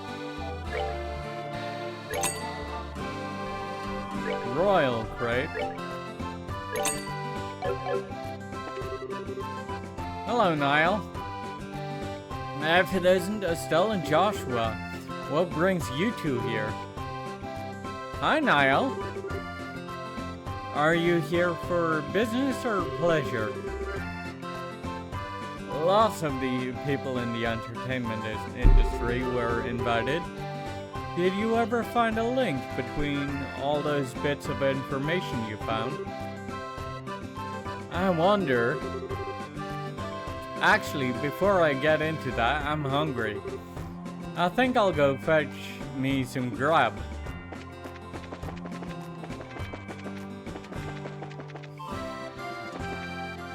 The dorms are probably locked.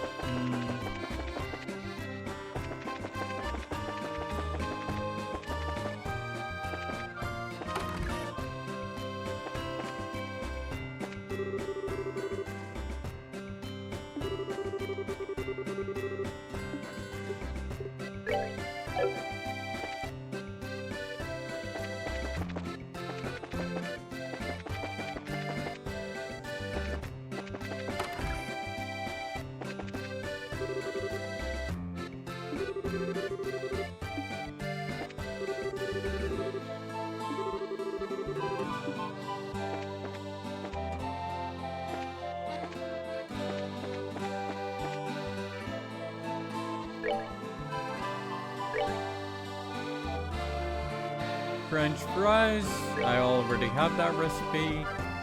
Give me the fresh juice though.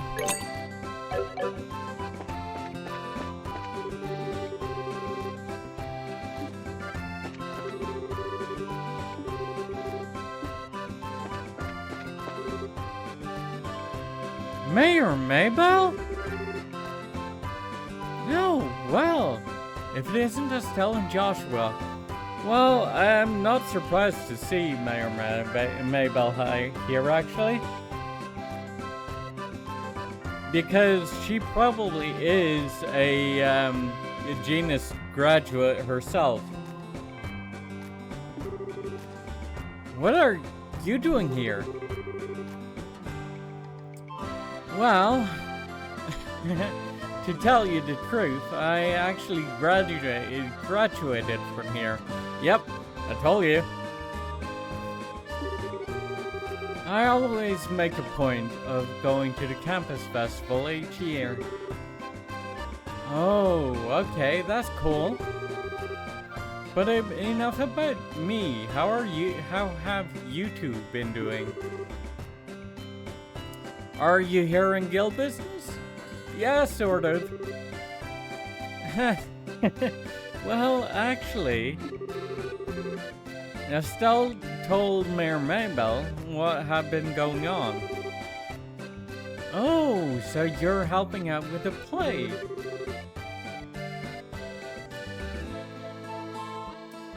I've always found them to be slightly tiresome. But if you're going to be on stage, I certainly won't want to miss it. Ugh. I'd really rather not have anyone I know in the audience for this.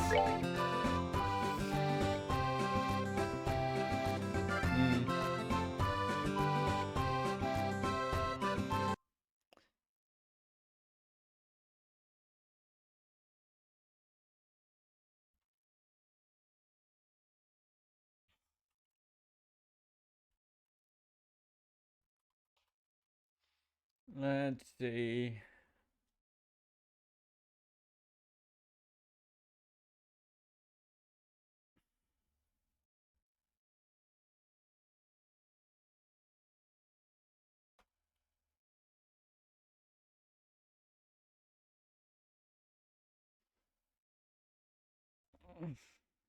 There. The Wizard. I think that's a 4, right? Yeah.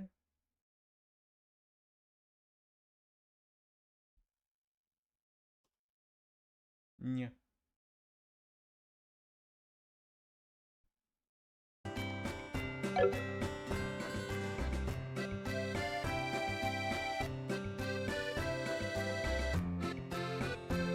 Okay, there's something wrong with my Twitch Guru source.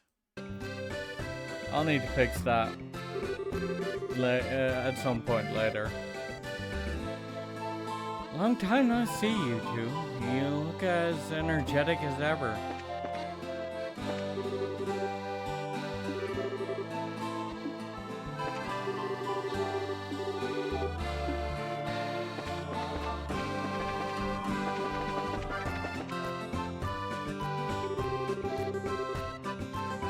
I've not seen you. I've not seen you since last year's Royal Council, Mayor Delmore. Has much changed since then? As you can see, I'm feeling quite well. You look to be in good health also. I expect today will be quite enjoyable.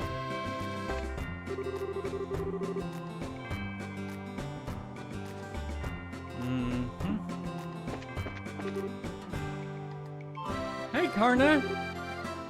Good afternoon. Hi, guys. John told me what's been going on. So you're just helping out wherever you're needed, huh? More or less. What are you? Are you working as security or something? Basically. The alumni here tend to be Liberalian celebrities from all walks of life. Every year, they're all invited back. Thus, the need for heightened security. Speaking of which, Mayor Mabel told us she graduated from here recently. Well, just leave security up to me and you two can focus on helping out with the festival.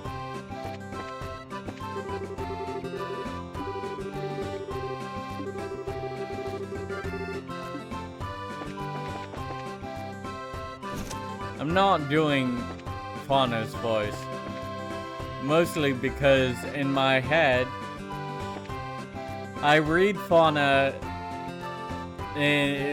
with the voice of Ceres Fauna, and I can't do that out loud. Like, I can't pull that one off, so... yeah, not even gonna try.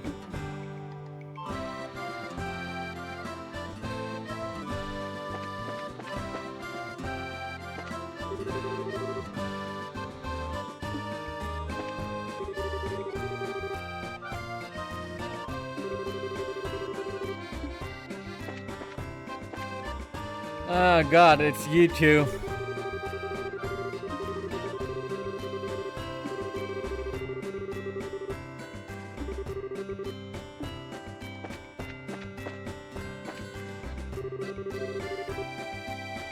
So this is the campus, which is funded through the royal coffers. As the Queen's nephew, I ought to give it a thorough inspection.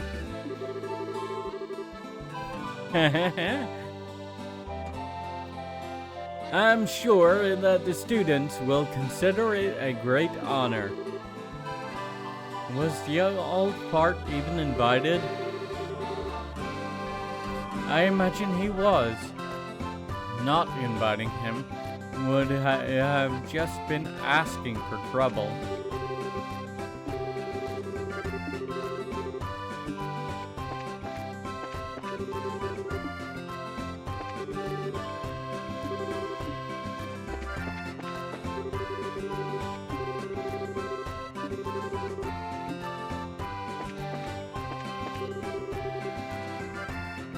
It concerns population growth and migration.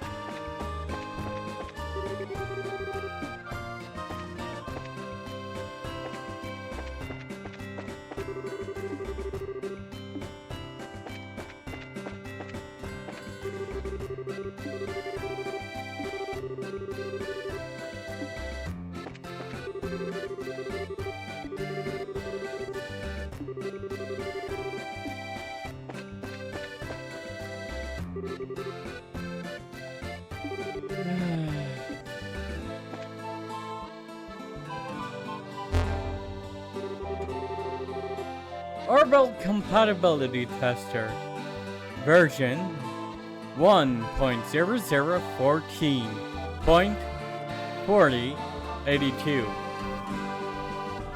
Copyright 1202 Genus Royal Academy. Begin test? Yes. Whose profile will you input?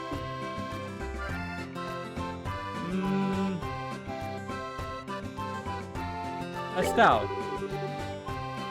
Born 8/7/11/86 Septian calendar. Please input next profile.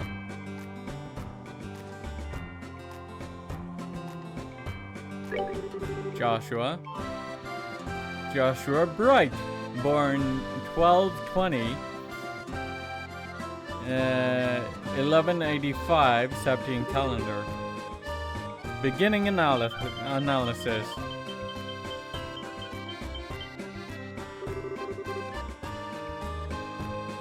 These two are very active individuals. Today is the ideal day to take on new challenges or foes together. All it will take for each to suppress the impulse to force an opinion onto the other.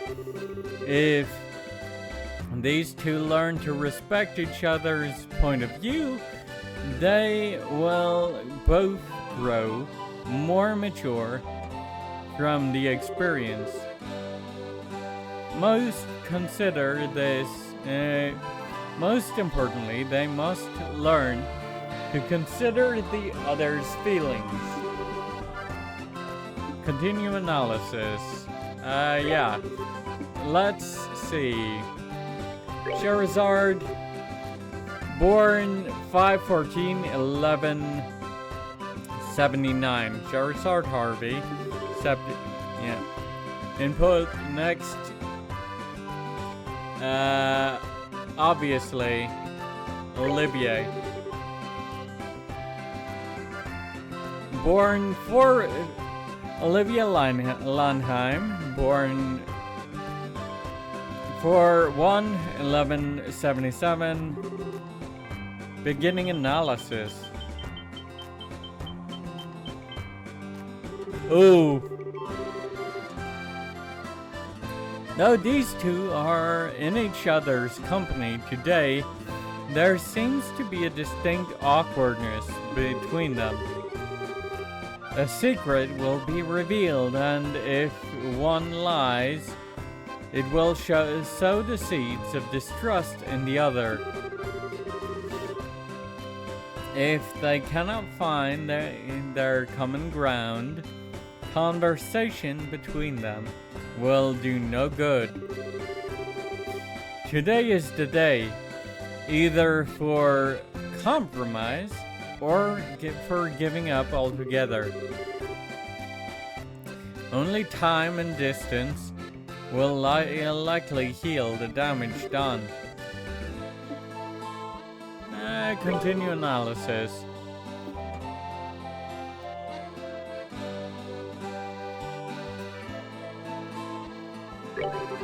Joshua and Dorothy.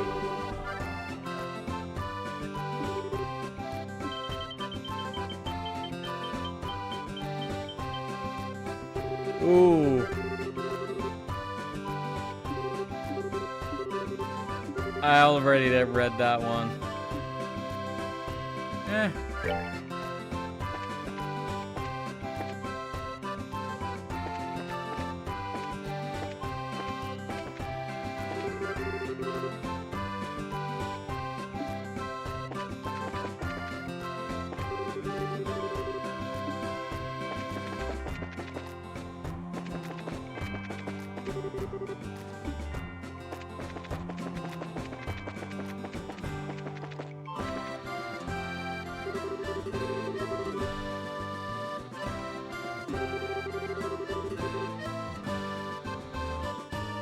Though we may be chartered by the monarchy, it is still important to hear the local views. Fair enough.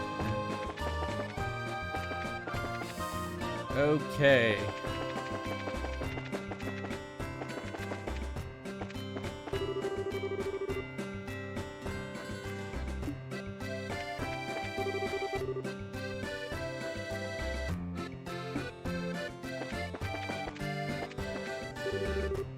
Luke? Nah.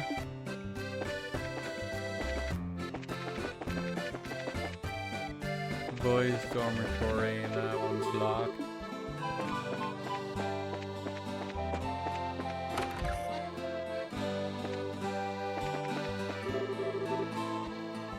Arla. I'm amazed the campus is so busy. Well, it is the campus festival. My wife and I moved to Minoria years ago. This is our first time visiting the Royal Academy. Is that a familiar mop of hair I see there?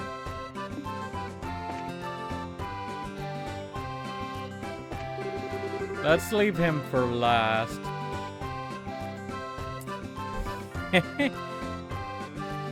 I came here with Clem and the other kids.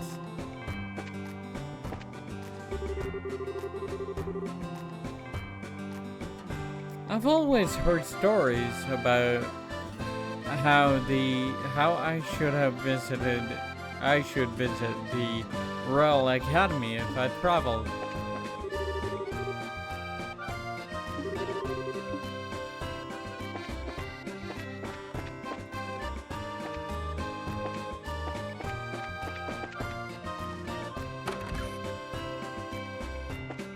Oh, wait. Here's another familiar face. Huh? Where have I seen her before?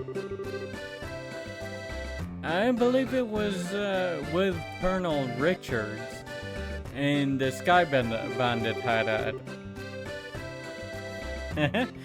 The Colonel often spoke of coming to visit.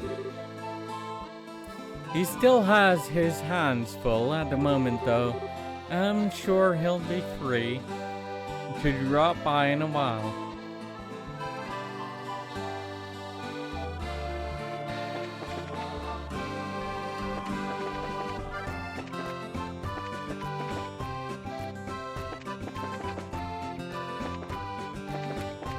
Where is the matron?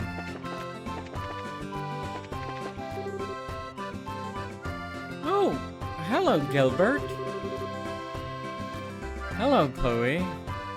Have all your preparations been completed? Yep, we practiced hard. We learned our lines and spent the afternoon waxing the hair off Joshua's face and arms. All that's left is doing now. I see. I look forward to seeing the results of your efforts. It's been some time since I was last here, but I still love my old alma mater. I have many fond memories of this place.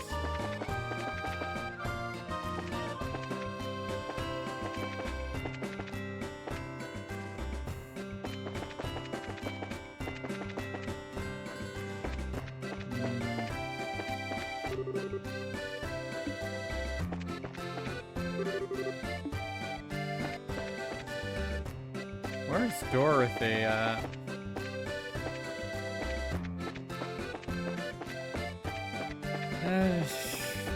Suppose she might be in the next chapter.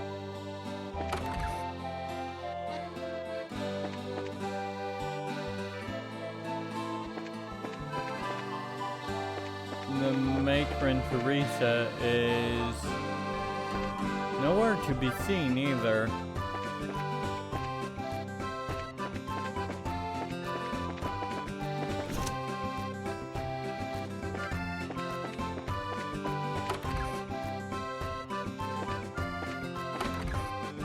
Even though she's supposed to be here.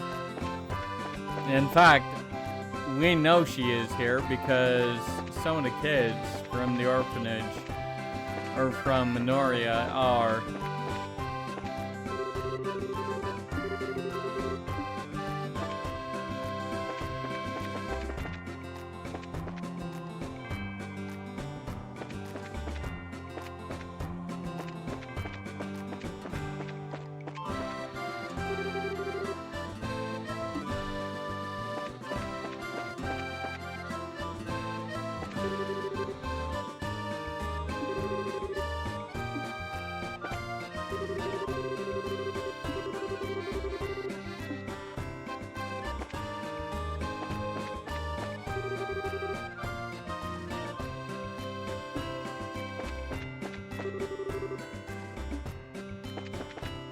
Well, let's go to the clubhouse, maybe? Yeah. Shop. Buy veggie sandwich. Huh? Professor Alba, is that you? Well, Estelle and Joshua. This is a pleasant surprise. I trust you're doing well. Were you invited here for the festival? Sadly, no. I'm here on other business. I've come to investigate a new discovery within the Sephiral Tower. I was hoping that the Academy could provide me with some useful materials.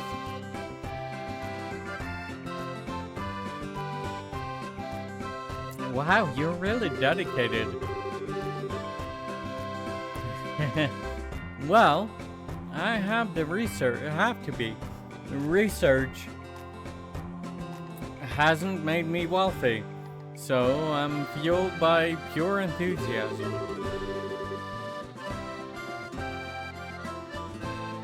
On a related note, the Academy's curriculum is divided into a few courses, isn't it? Will there be any exhibitions? Yes, although the 3 courses available to study here, only the social studies class have an exhibition.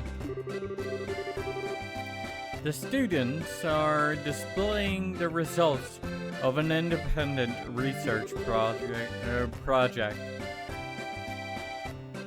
I see. I recall my own days as a student.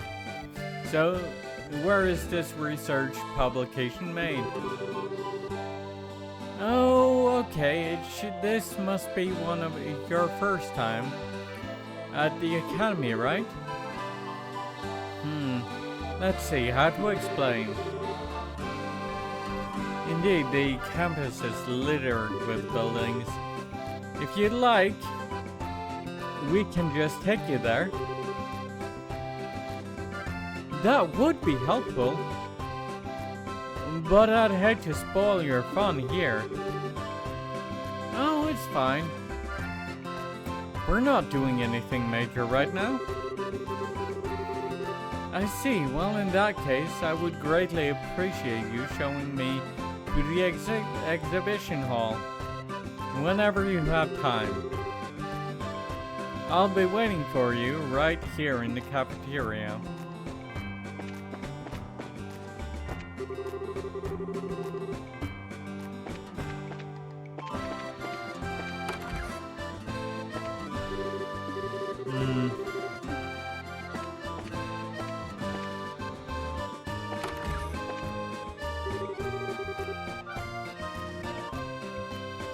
Okay, that should do it. There's our projected budget.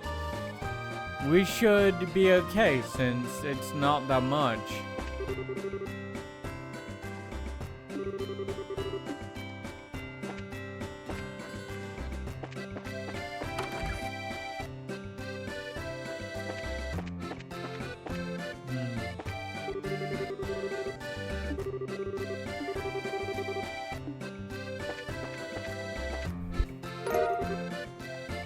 Ruan Economics 1.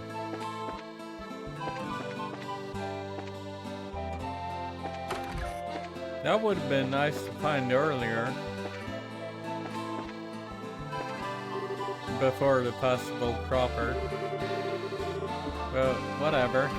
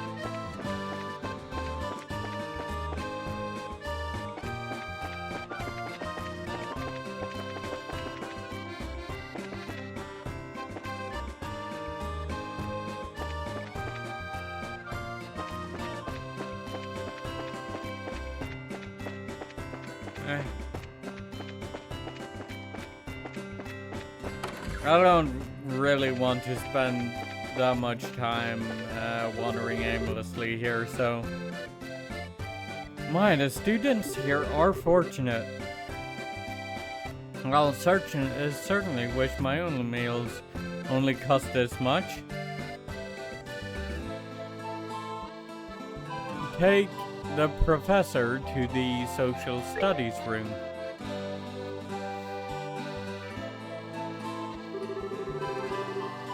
Well, you've certainly pulled out all the stops, haven't you? So many areas of interest from history to economics.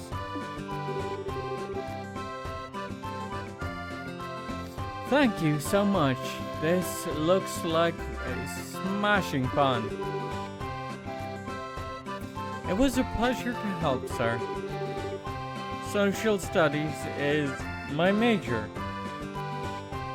so I hope you enjoy looking around. I've never been any good at this whole academics thing.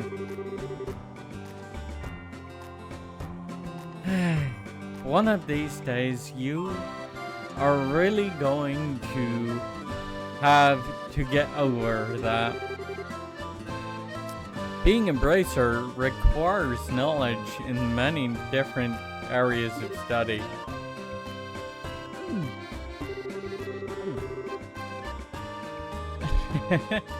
Well, I'm itching to start looking around, so if you'll excuse me, thank you again for showing me the way here.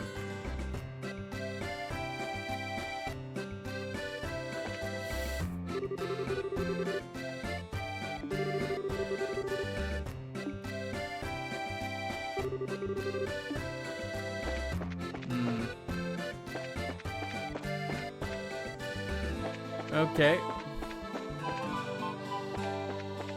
Let's head downstairs. Miss Chloe! Hi, Clem. Oh, there you all are. Hi, kiddos. Glad you could make it. Are you having fun? Yeah, it's awesome. I ate so much candy, I puked. I told you not to be such a pig. Is Matron Teresa with you? Yep, she's talking to those people over there. Here she is. Good afternoon, all. Matron Teresa? Good afternoon, Matron. Thank you very much for inviting us here today. The children and I have enjoyed it greatly. Hey, Miss Chloe, when's your play thingy supposed to start? We've all been looking forward to it. I see. Well, you'll have to wait just a little bit longer. Did you know that both Estelle and Joshua are going to be in the play with me? Really? That's gonna be so cool! What part are you going to be playing, Mr. Joshua? Well, how to put this?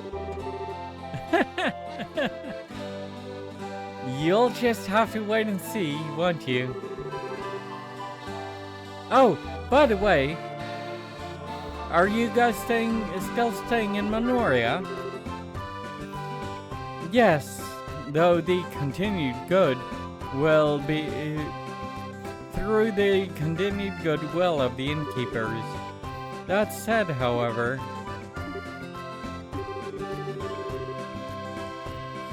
hey guys, do you want to see the costumes that'll be used in the play? There are pretty dresses and suits of armor. Pretty dresses? Suits of armor? I guess I have your attention.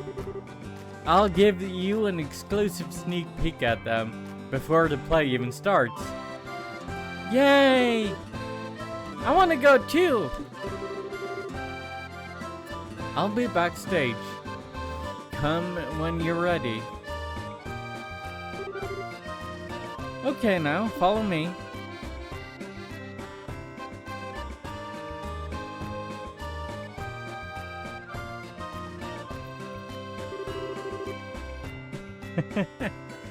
Joshua is such a thoughtful boy.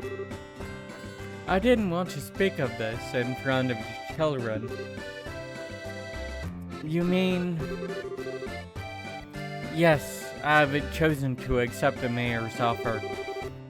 We will impose upon the Minorians no longer. I will tell the children today, after the festival. I see. That's sad, but I suppose you have no choice.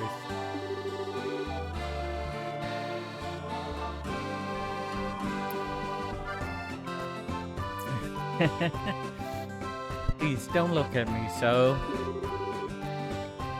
Ransel is easily reachable by airship. Moreover, I can look for work while I am there. If I save enough Mira, I'll be able to rebuild the orphanage someday. Matron. Now then, let's find the children, shall we? I would imagine they're a bit much for Joshua to handle on his own.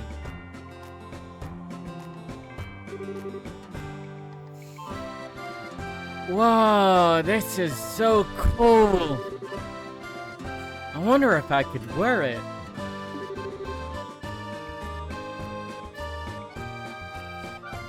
Not with how short you are. I wish I could try on a white dress. On a white dress.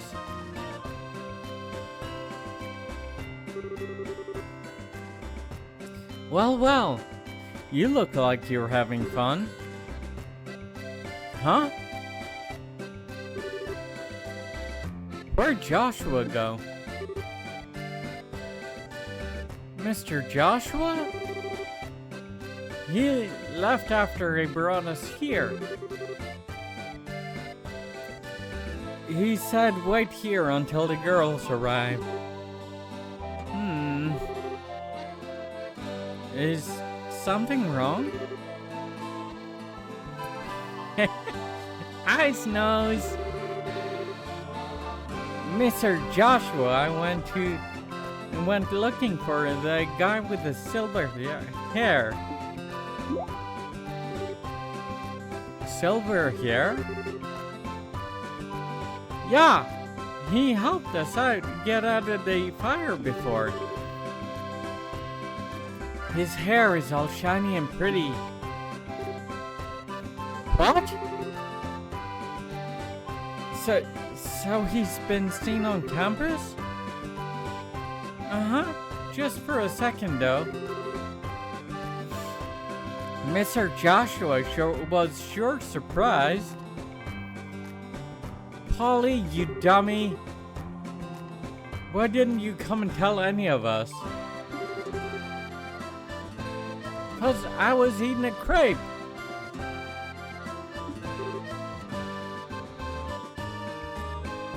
Estelle? I know. I'll be right back, matron. Yes, that's fine. Chloe, would you please go with her? Don't worry about this. Us will be fine. By your leave, matron. Hey, you're going too? Yes, I'm sorry. We'll see you at the play. Yeah, so it's gonna knock your socks off. Anyway, let's go find Joshua. I don't know who that guy with the silver hair is, but even without meeting him, he totally creeps me out. Just a moment, please. Sig!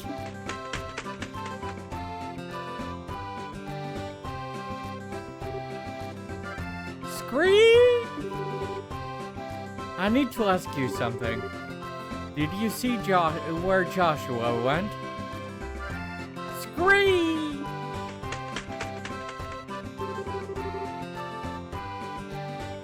I don't think I'll ever get tired of that. Wait, is he headed to the old school building down the back road, yes? Shall we? Back road, huh?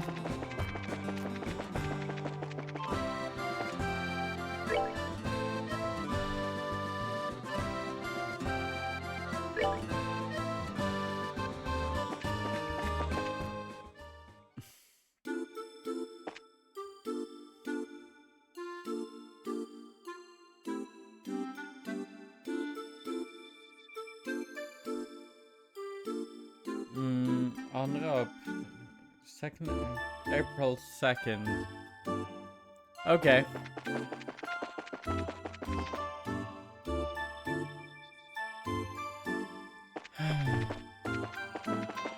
Fair enough.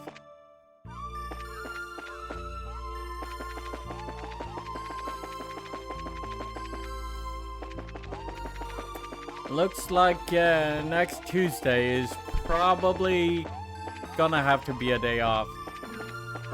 Internet is going down again.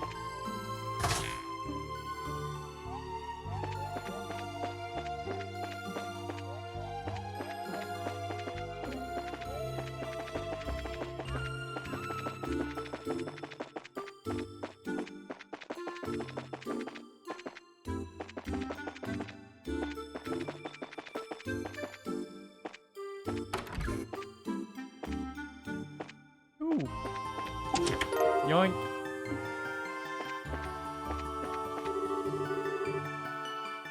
The Item Fury has yet to make her second round today.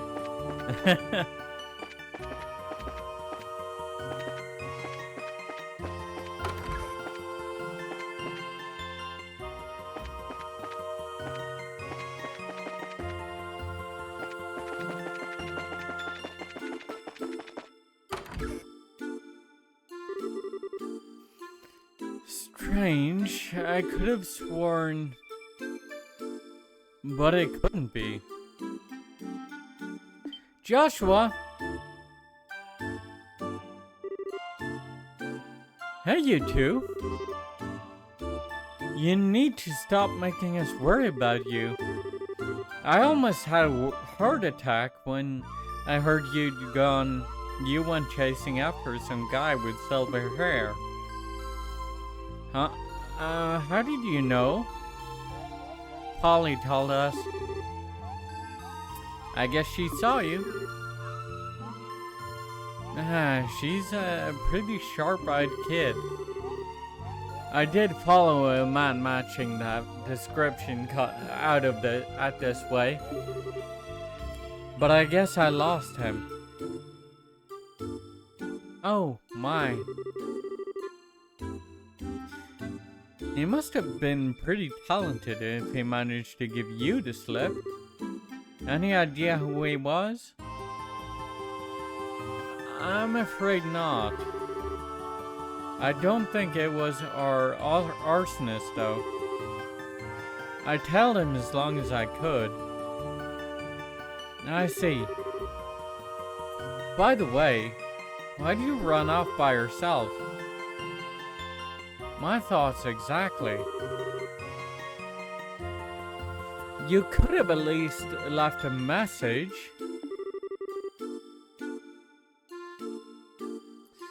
I'm sorry, I didn't mean to worry you. Who said I was worried? I was just pointing out the importance of teamwork. You're a terrible liar. Not 5 minutes ago, you were in total panic. I was not. And hey, you were pretty concerned yourself.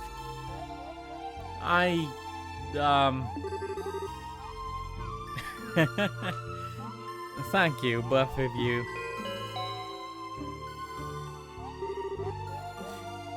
Your attention, please. All personnel, please report to the auditorium right away. Once again, all personnel, please report to the auditorium right away. Thank you. Oh, yeah, it's almost time, isn't it? Yep, we should get into costume. The play will start soon. Alright then, let's do this. Oh, what about that guy with silver hair? Be right back.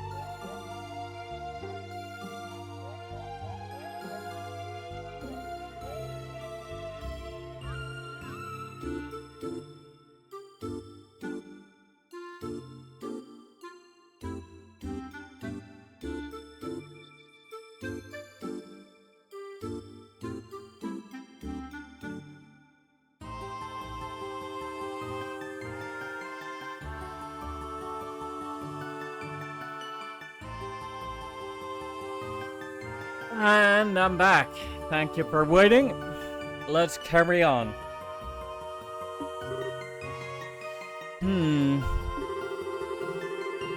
I suppose that all we can do is let Karna know and warn her that she has to keep an eye out.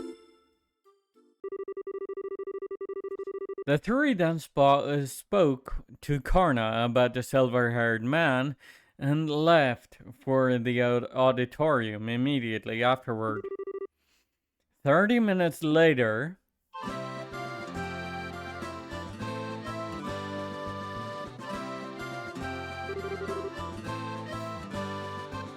wow, look at all the people. Okay now, I'm getting kind of nervous. You'll be fine, Estelle. This is what all the rehearsals were for. Besides, once we start up, you'll forget they're even there. You're the type who can only focus on one thing at a time. Just one thing at a time, huh? Well, I guess I'll focus on the boy in the dress then. That'll be easy.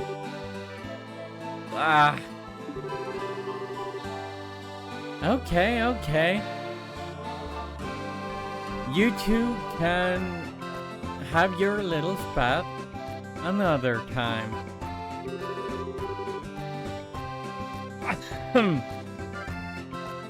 This year's campus festival is already a big success. Though We have many esteemed individuals here, such as the Duke and the Mayor. We can't afford to be intimidated.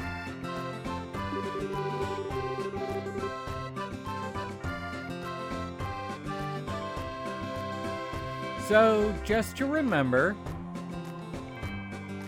our number one rule, just remember our number one rule, if you're gonna puke, do it off stage. We've done a good job of keeping the festival lively so far. Now let's close it out with a real bang.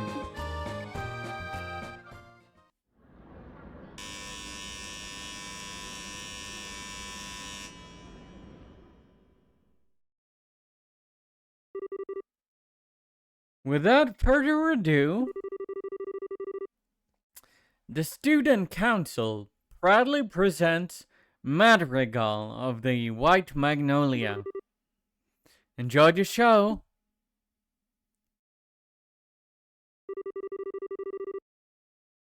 In year 1100 of the Septian calendar, 100 years ago,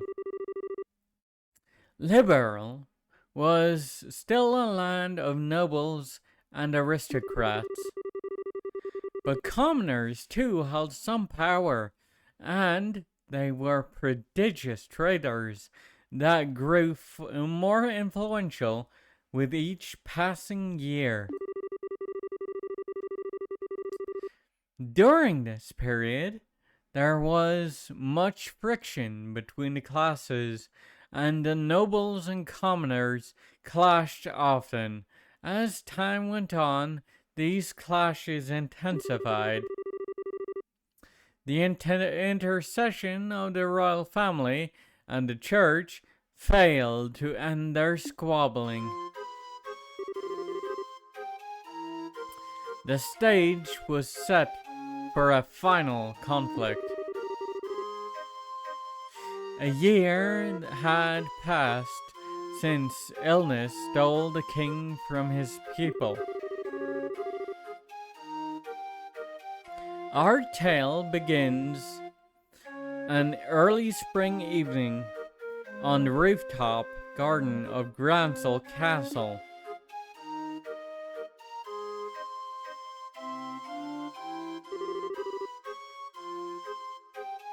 The street lights shine on everyone, each bright with their own happiness.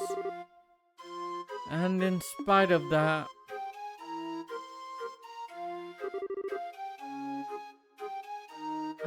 here you are, Princess. Please, don't you think you should be going to bed soon, Your Royal Highness?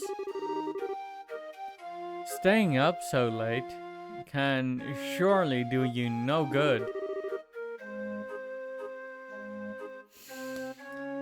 It's alright if I should fall ill. If that happened, then perhaps I could avoid becoming the last ember of this dying flame we call Liberl. Please do not speak of such things.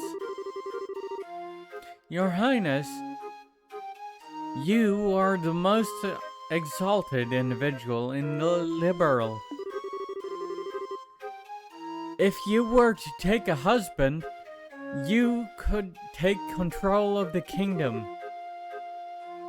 I will not marry. Despite my father's wishes, I shall not consent to it. But why, Your Highness?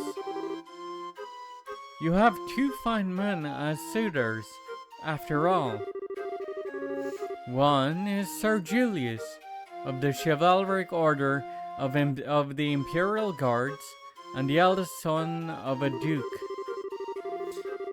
And Sir Oscar, commoner though he may be, he has been recognized often in his battles against the Empire. Both are such fine men. No one knows better than I the quality of their characters. Oh, Oscar, Julius, how am I to choose between you? Oh my, isn't that Joshua playing the role of the princess? I suppose that Jill has put a great deal of thought into the reverse casting business.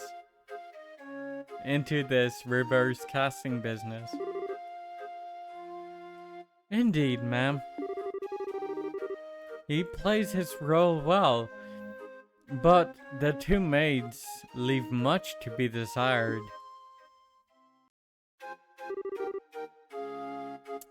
Do you remember, Oscar, how we spent our boyhood days in this alley, running about pretending our sticks were swords? I could never forget, Julius. In those days, it was all so simple, with you and with Cecilia alike. I treasured that time greatly.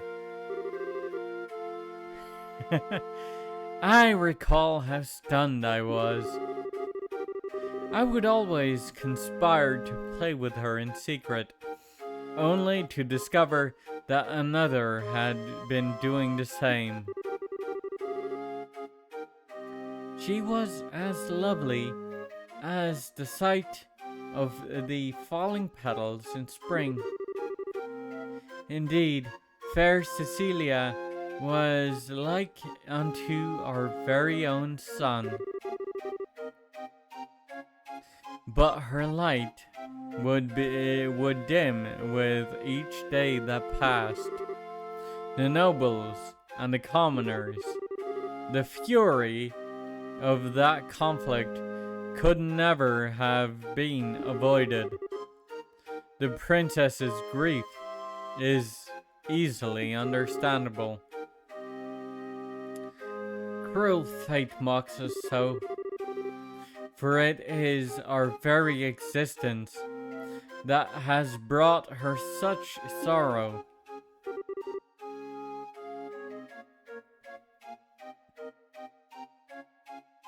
Oh, they're so cool. So, there's Duke Dunan. And there is obviously the butler. There is Mayor Mabel and Lila. There's the headmaster and the Mayor, Mayor what's his face?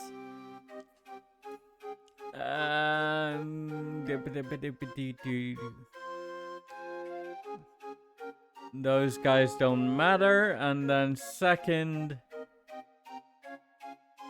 at last there's the Major, I think. I don't remember her name either. And then the orphanage kids.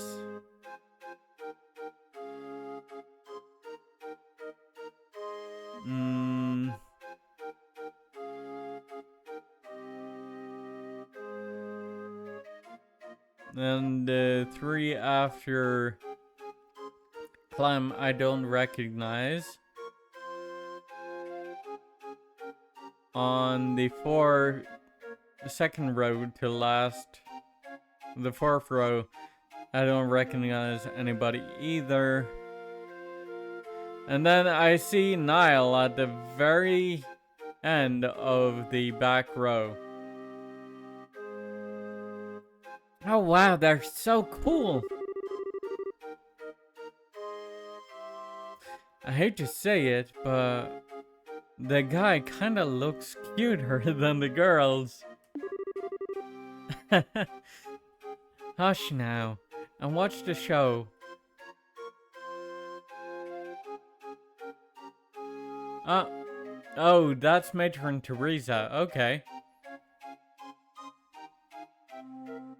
Hmm.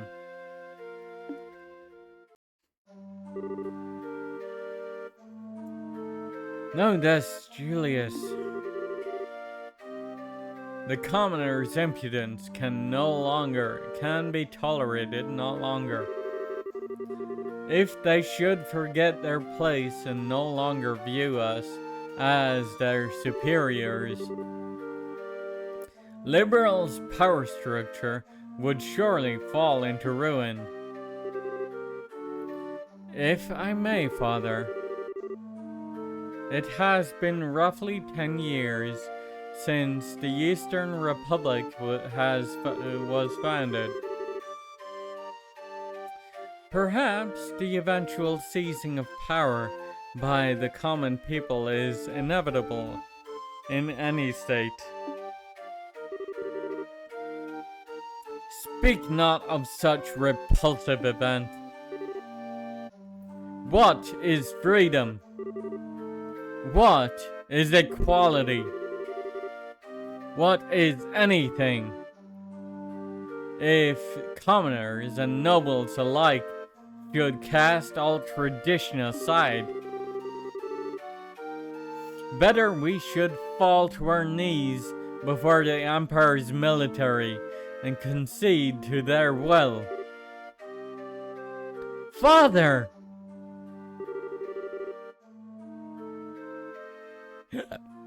Now that's a damn fine duke up there.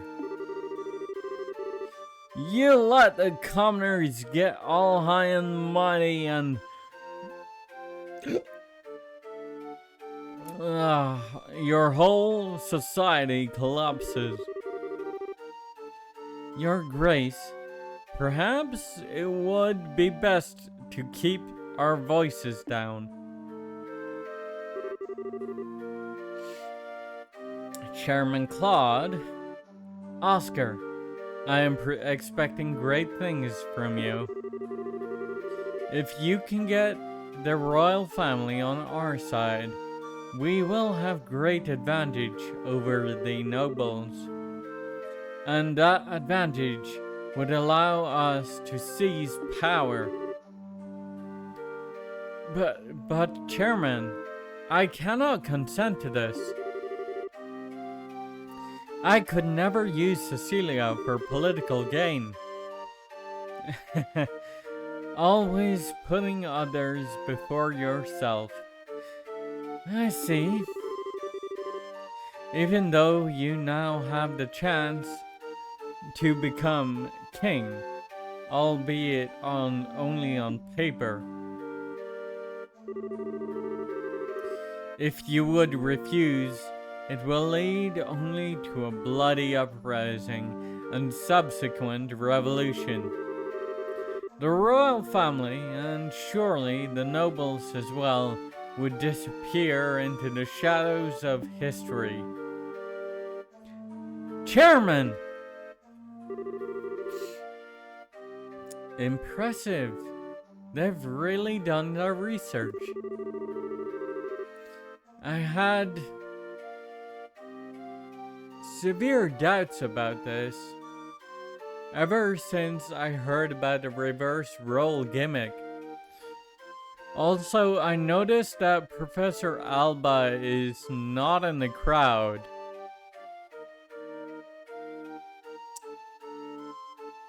That is concerning for a number of reasons. I don't like Alba. Oh, hello, Robin.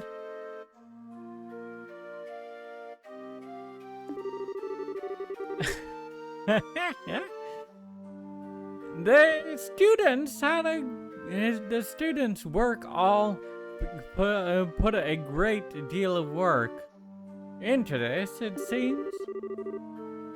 The young bracers have had no small hand in this either.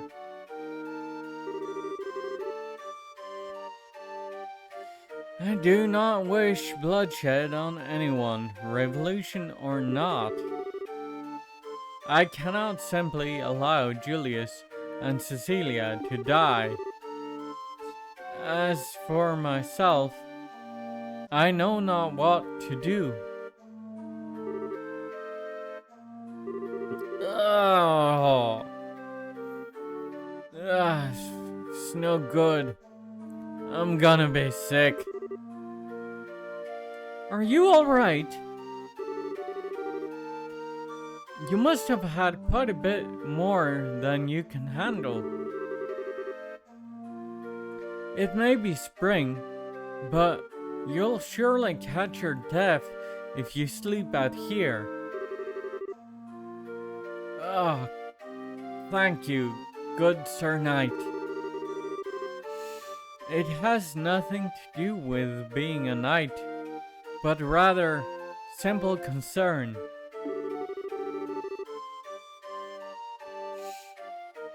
I would have to be quite the young fool not to see what I must do. You've got that right. What? Ah, my arm. Just a touch of anesthetic on the blade. Now, if you'll be so kind as to sit still. Curse you, assassin! Who sent you?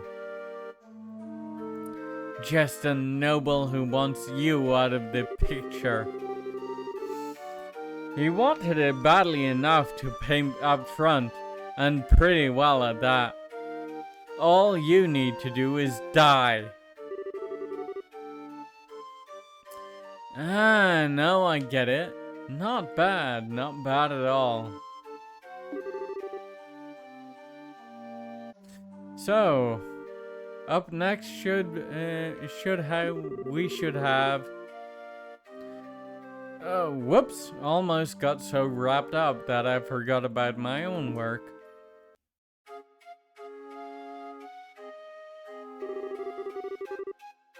Long has it been since you have entered my sight, fair princess.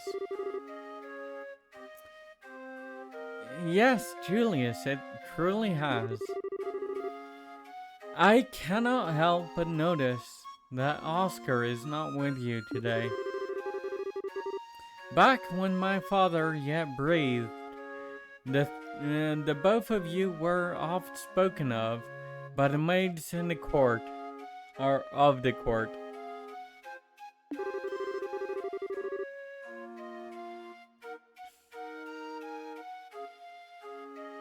As you well know, Your Highness, the kingdom is in the midst of a crisis most dire. And as such, he and I may never be as close as once we were.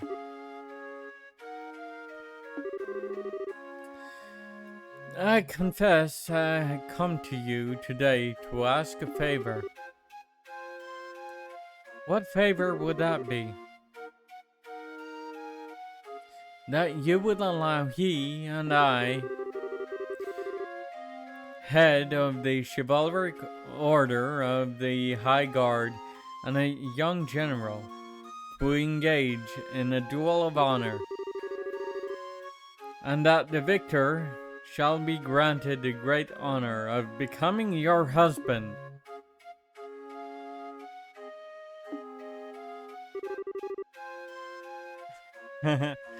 Quite dramatic indeed.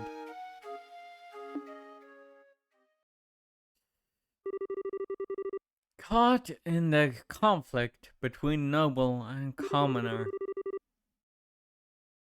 these two close friends have finally decided on a duel. The princess now realizes their determination and keeps silent.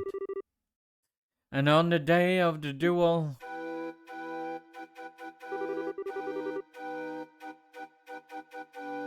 the two knights step into the grand arena of the royal city. Many have come to witness it.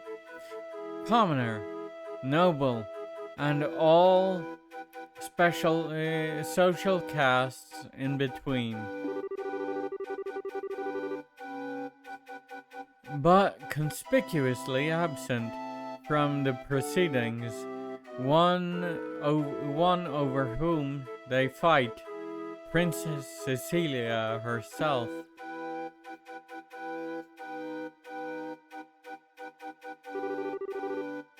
Why is there a rugby field in the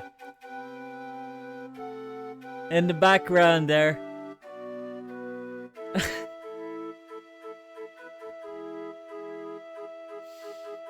My friend, I fear that this was inevitable. Perhaps fate always intended for us to meet in so base a fashion. Speak, that we may both be unburdened. If nothing else, for our beloved princess.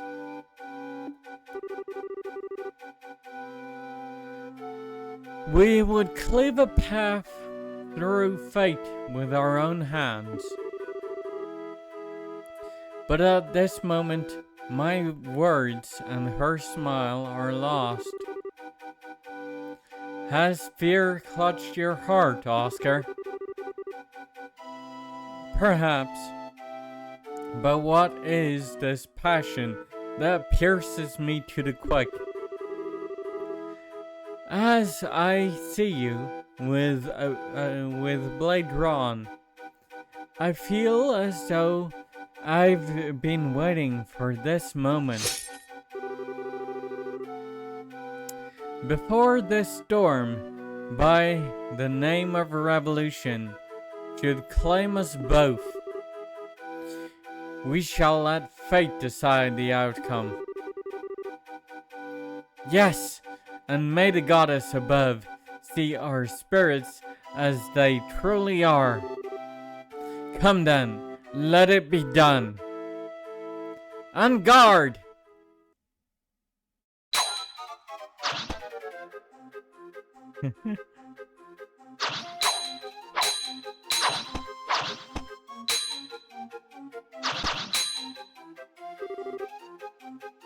Impressive, Julius.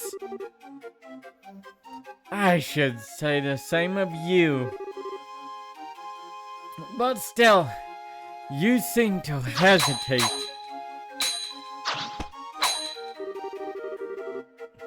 What troubles you, Oscar? Is this the extent of your skill? Perhaps the tales of your acts of valor against the Empire were grossly overstated. Ha!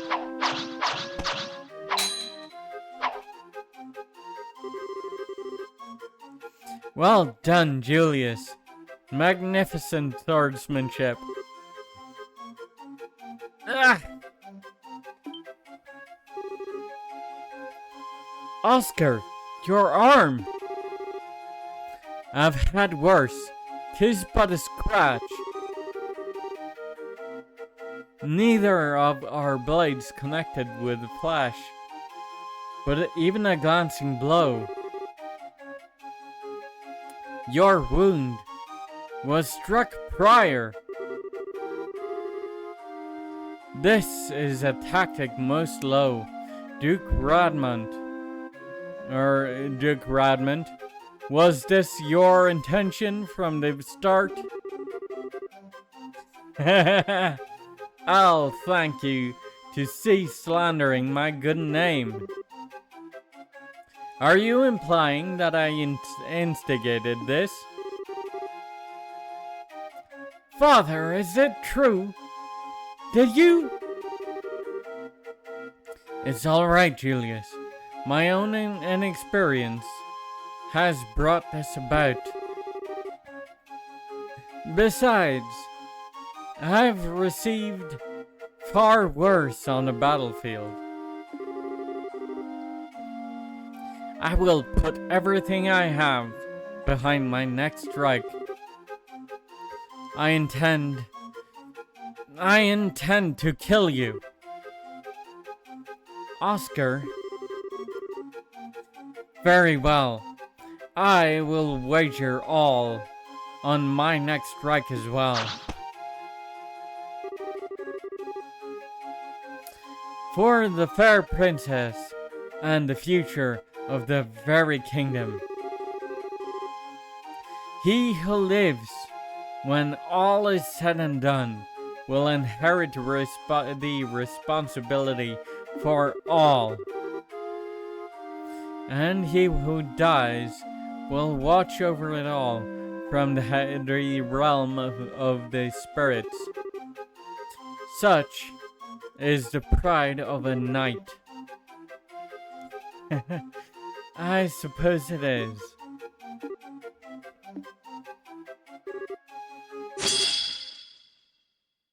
No!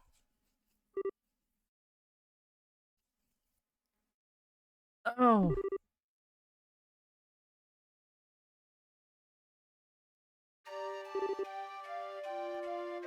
Princess!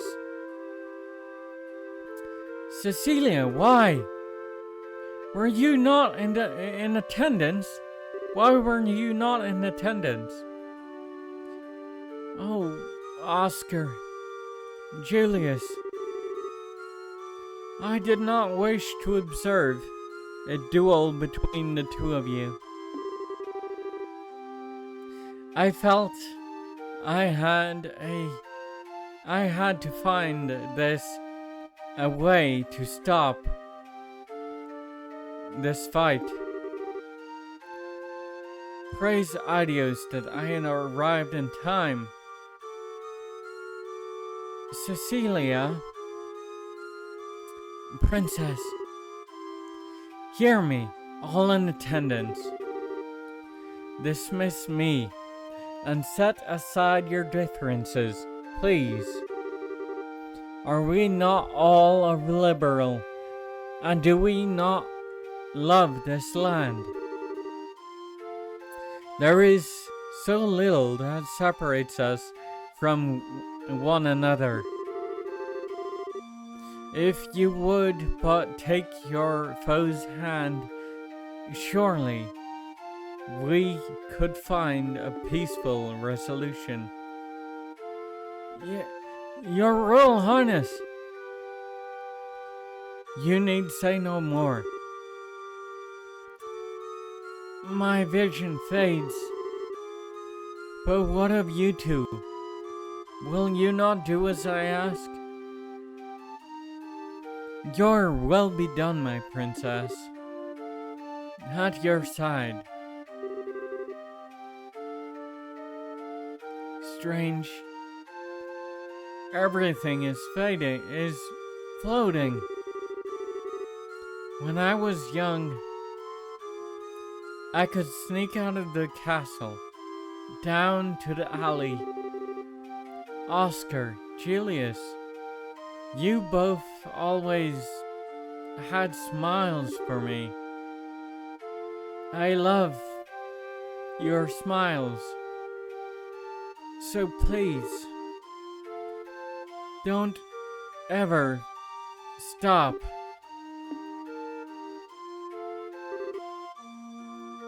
Princess? No, this cannot be. Princess! I'll do anything. Please, no! Cecilia, you... Our poor princess. I just don't understand why she'd do such a thing. Our princess gave her life that we might stop this unending dispute. Compared to that sacrifice, what trifle is the pride of a nobleman? Had we not been fighting, it would never have come to this. Only now, when it is too late, do I see our folly. Is this the fate of all men with their spirits still shackled to their flesh? Adios, great goddess of the skies, we now know of your great resentment. There is much that you do not yet understand, it seems.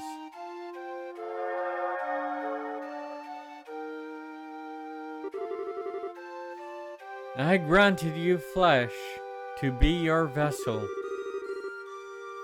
but your spirits still know more of freedom and nobility. Such contempt for it lies only within you yourselves. So beautiful.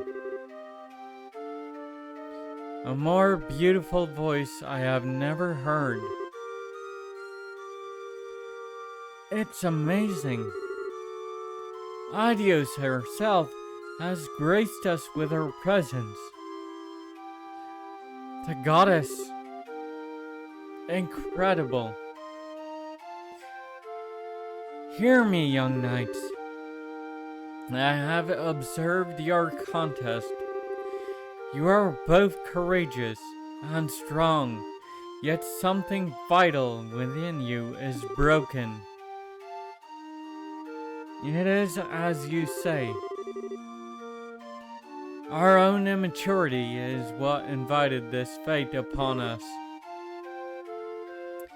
Chairman, has your hate for the nobles and the monarchy blinded you to the fact that we are all but men? Whoever is playing the goddess, I have a memo for you.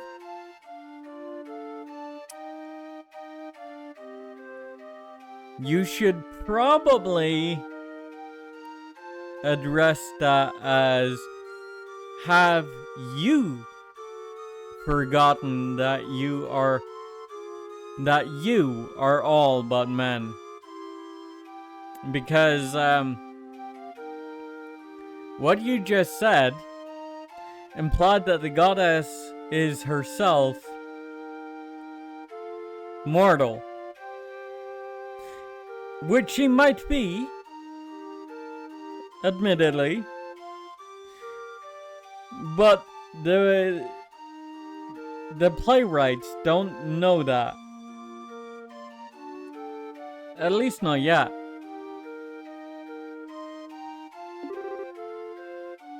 I am ashamed. Duke, you know your sins better than anyone else could. And you, all the rest of you, who have simply watched these events unfold, there is something fundamental within you that is lost as well. Strike your hand upon your breast and think well upon this.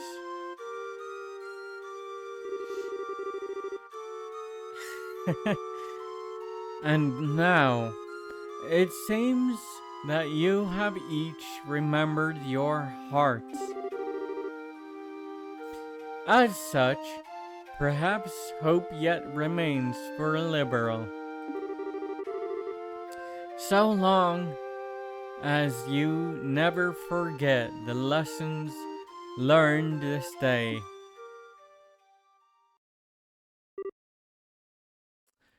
Oh, she has vanished.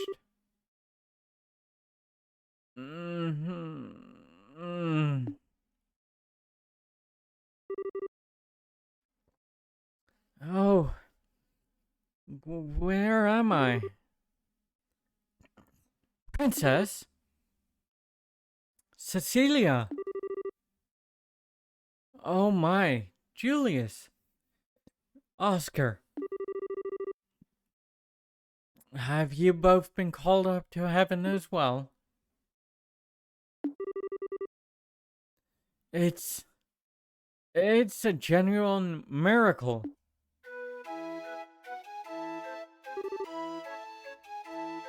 Princesses. I'm pretty sure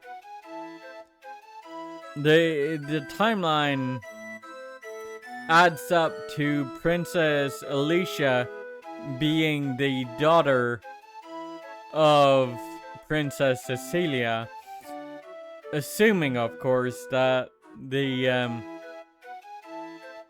play they are reciting is based on a quote-unquote real story. But, yeah, I guess we'll find out in the next 2 chapters, I believe. In 1 chapter for Zeiss and 1 chapter for Liberal.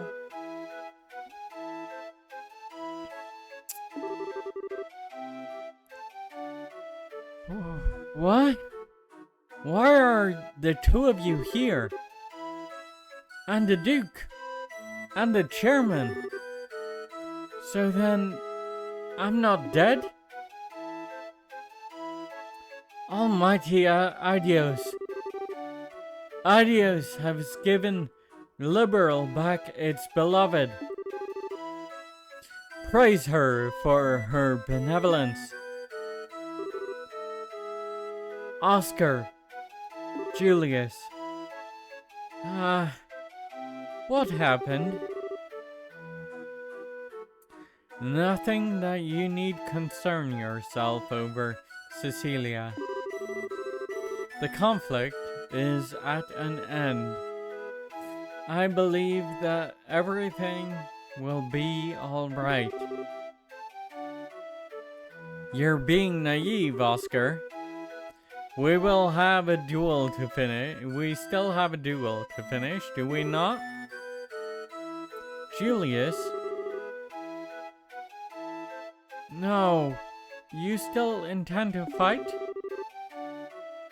On the contrary, this match is concluded. And besides, this fool managed to get hit on his sword arm. But it would not do for a duel such as this to not have a clear victor.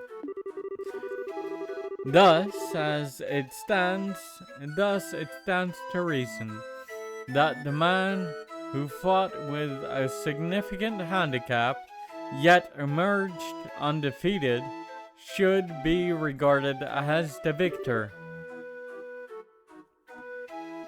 Wait, Julius! Don't misunderstand me, Oscar. I have not given up on the princess.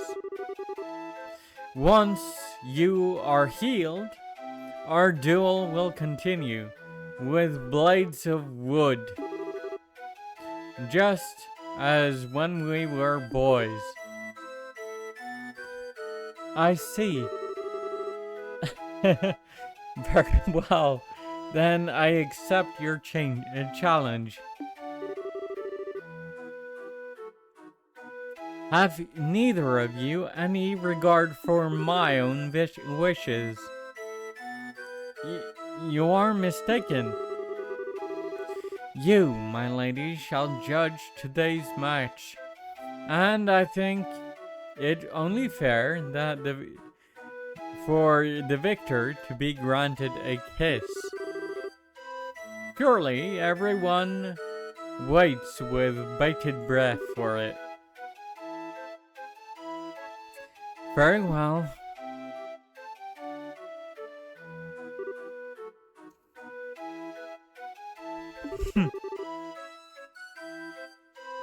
Don't they look marvelous together? Almighty Aidios, look well upon us, and may this fine day extend unto eternity.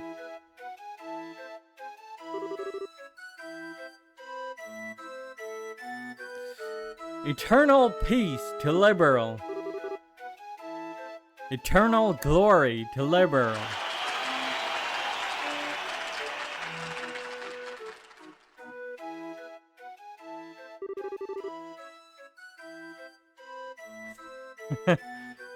Quite the grand finale. But no matter.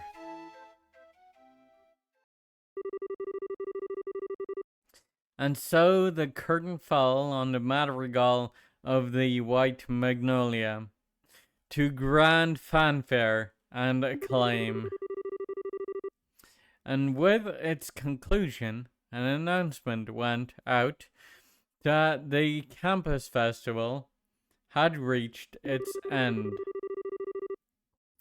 The crowd began to disperse and leave the campus, each person wearing a look of contentment. Ah, brilliant! Just brilliant! That was one fine play, if the directors allowed to say so. At first, I thought the people would make fun of us with our role switch like that. But I'm so glad they took it seriously. Agreed, the costumes worked out pretty well. I wouldn't want to have to wear mine again though. Corsets are like some form of torture. Oh dear. No kidding. Well, it was all for a good cause. And just wait until you see how many pictures the photography club took.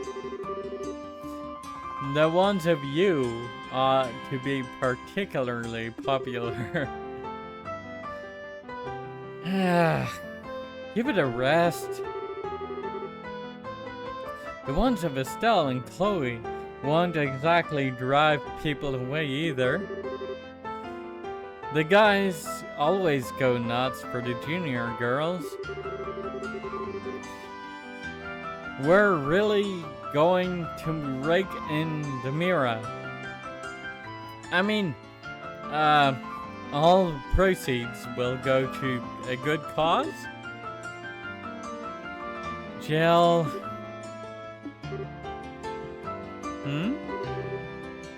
Estelle, what's wrong? Huh?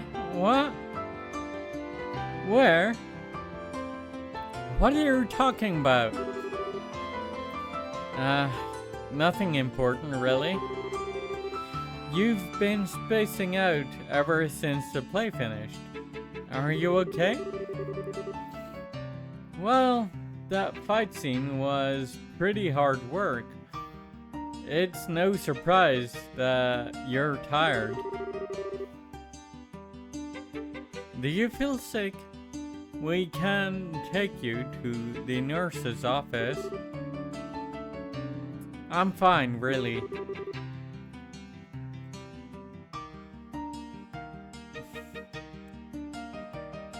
I deal with fatigue every day as a bracer. I'm just trying to get my head back in order is all. Oh. Estelle, you don't mean... No. Nothing like that at all. I promise I'm alright. I'm perfectly alright. I trust we're not interrupting.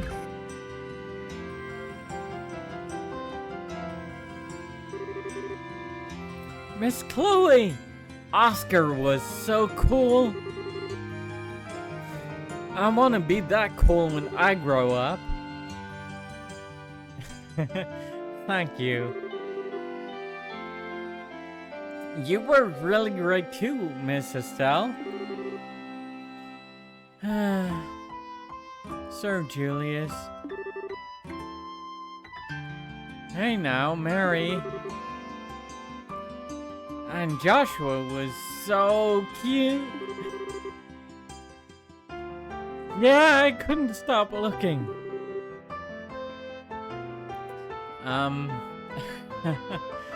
Thank you. It was great fun for us all. A play about love and friendship, buffeted by winds of a tumultuous era. It was so moving.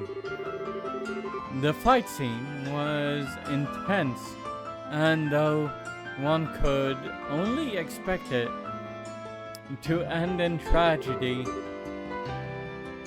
it had such a heartwarming conclusion. I thought it was splendid.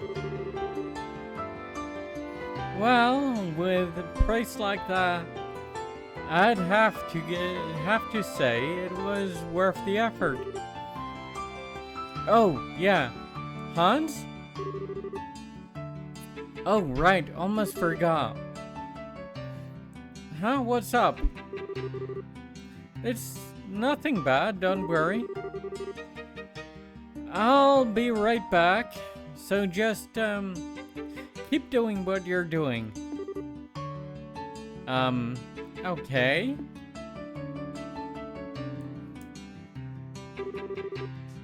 Those were Jill and Hans, no? Chloe, your friends are on the student council then? Yes. They were in charge of the production today. Oh, I see. I must thank them then. The children will have many fond memories of Ruan. Matron, I've made up my mind. I will tell them my decision when we return to Minoria. And then tomorrow, we'll take the first steps. Whoa, so soon? Hey, what you talking about? Clem, you shouldn't listen in on a grown-up talk. It's okay, Mary. But I think we should probably return to the inn. We can have dinner and continue our discussion over there. Okay. Now then, Chloe, and you two, Estelle and Joshua, I'm afraid we'll be taking our leave. Thank you for today, it was lovely. It was a lovely play. Oh, hold on a sec. Jill's coming back any moment, and she'll probably want to say goodbye before you go. Dean Collins.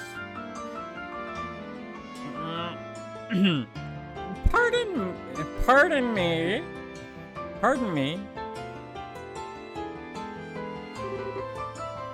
Oh, Dean Collins. There appears it's a pleasure to see you again, Matron Teresa. I must apologize for not coming by earlier to thank you for taking the time to visit. You needn't thank me. The festival was magnificent. I'm grateful for the invitation. Yes, the students were magnificent, weren't they? Chloe told me of your current situation. Truly dreadful. I was trying to think of a way that we can help. Jill? Yes, sir. Please, take this. Jill handed Matron Teresa a bulky envelope sealed with the Royal Academy's crest. What's this? We took up a collection for you. It's 1 million Mira. Please use it to help rebuild the orphanage. 1 million Mira? That's impressive. But how? Well, we have the Duke, as well as the Mayor of Bose. So there are some celebrities here. Thanks to them, we were able to collect far more than we would have otherwise. That 1 million Mira was probably mostly contributed by Mayor Maybell, because I cannot see Duke Dunan giving a shit about the orphanage.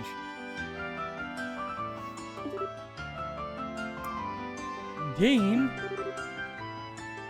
No! I couldn't! I can't accept this. I don't see why not. The festival collects donations for charity every year. People donated specifically to help rebuild the orphanage. But it's too much. Please accept it, matron. But, Chloe, I realize that you're overwhelmed. But think about it. With that much Mira, the rebuilding can start. And you wouldn't need to go to Gransel. You wouldn't have to give up your herb garden. She speaks the truth. Joseph would want you to accept this for the children. You needn't focus on the moment, just what can be done with it.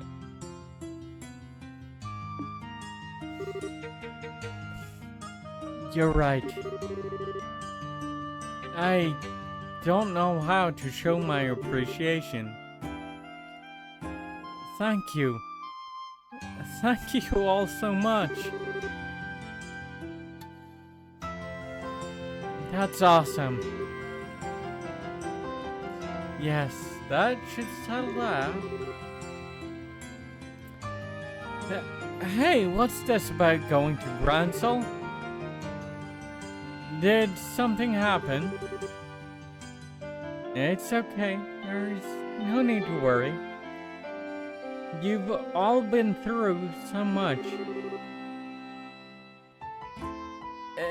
It's really not that big of a deal. But why are you crying, matron? Don't be silly, Clem.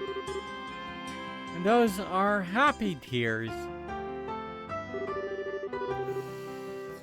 After the matron and the children left to return to Menoria, Estelle and Joshua joined the other students in cleaning up after the festival. By the time everything was done, the day had given way to evening.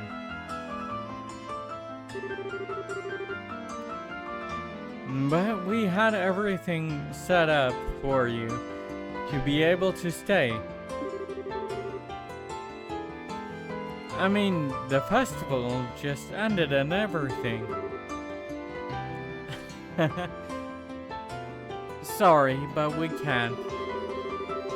Since we're still apprentices, we can't go too long without checking in at the guild.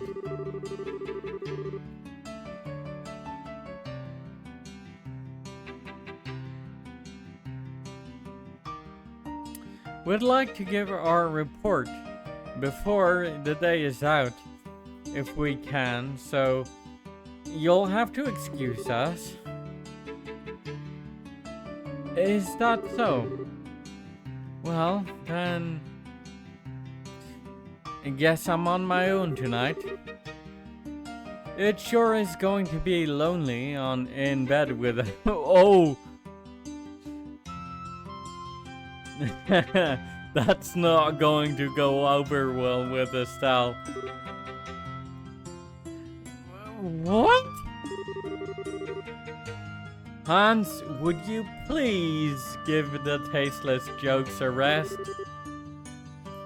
Estelle, don't listen to him. Oh. A joke.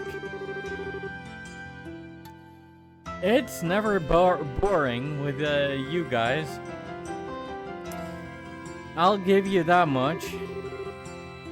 I hope you'll get the chance to come see us again. And stay for a couple of days. And nights. Sure, we will. Thank you. We'll stop in again soon. Well, let's get going. We'll lose daylight if we don't hurry. So, you're headed to Minoria, Chloe? Yes, there's a lot I want to talk to the matron about. She said it would be alright for me to stay over at the inn with her and the kids tonight. I hate that you won't be here after the festival. Ah well, what can you do? I hope you have a good time. Oh yeah, about the matron and the kids. Isn't it kind of risky for them to be carrying around that much money? Oh, don't worry about that. One of the other bracers escorted the whole lot of them back to the village. Her name's Karna. Apparently, the dean made a special request. He never misses a beat. Well, stay healthy, you guys. Here's hoping you guys do great with your bracer studies. Yep, you can count on it. Best of luck to you as well.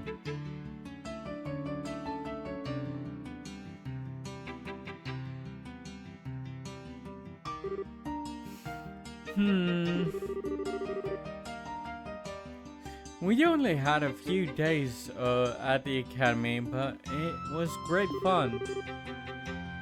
Well, other than class anyway.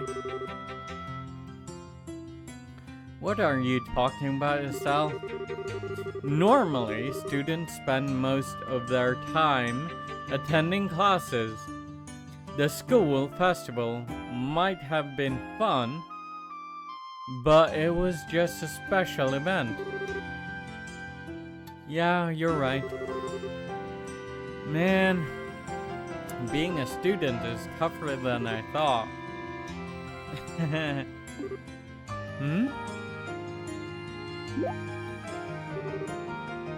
What's wrong?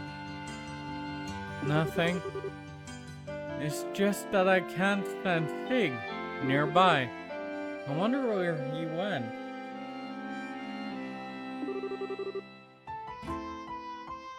Well, maybe he's just looking for dinner. Yes, that may be it. I'm sorry. I'm just being silly.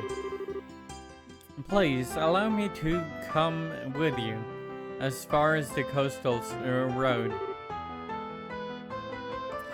Sure, it'll be fun.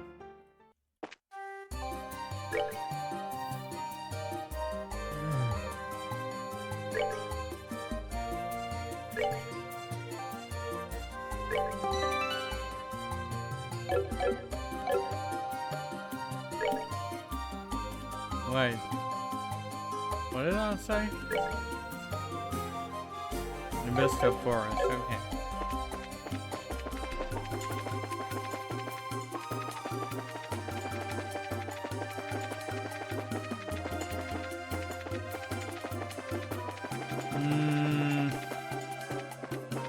I'm thinking we should wrap up chapter 2 and get the stinger on today's stream. And then we'll end for today.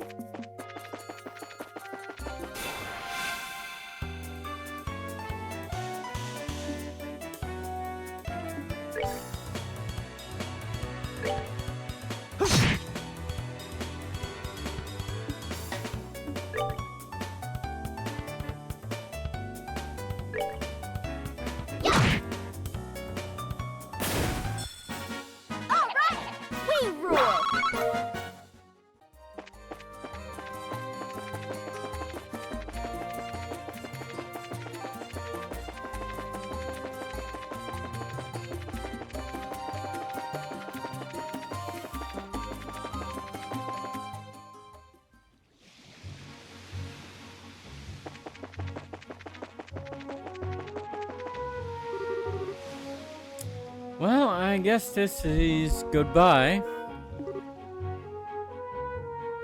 Yes. Thank you so much for the last few days. No problem. It's been fun. Take care and say hi to Matron Teresa and the kids for me. Don't worry, I will. Hey, you there. Huh? You're from Minoria, aren't you? You guys are bracers, right? We've got big trouble. What kind of big trouble? Oh. Hang on a sec. I need to catch my breath. Whew. Someone attacked Matron Teresa and the kids near Minoria. Ah, for fuck's sake. Whoa, say what now? No. Are you alright? Keep your cool. This is no time to go fainting on us. I'm sorry. Please, tell us whatever you can. Okay. They were apparently assaulted by some strange group on the way back from the campus festival. The kids are okay, but Matron Teresa and that bracer lady got knocked out. You mean Karna? No way! They must have been highly trained.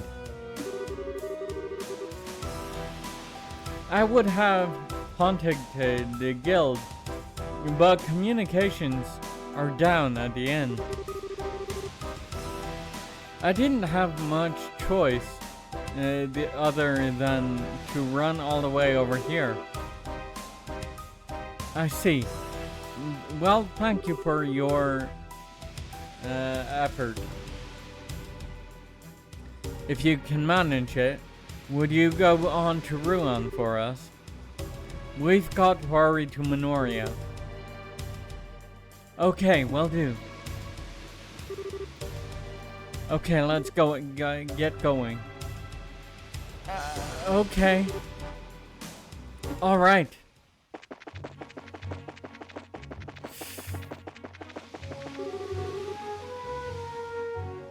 Oh, hello.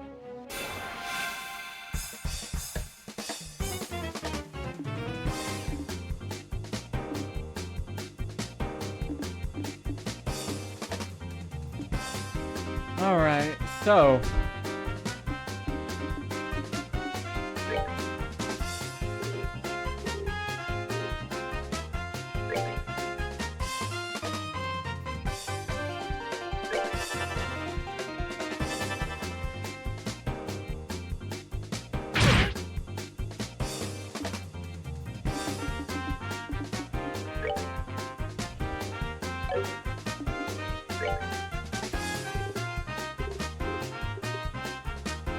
let's deal with those pesky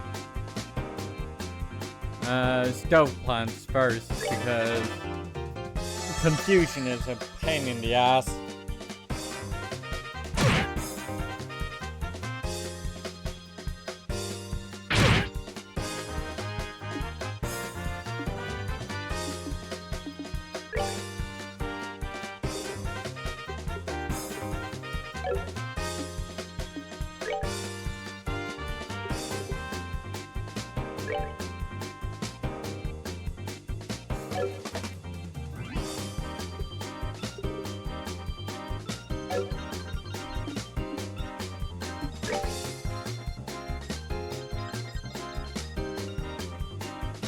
Launches a ballistic wave at enemy. Well.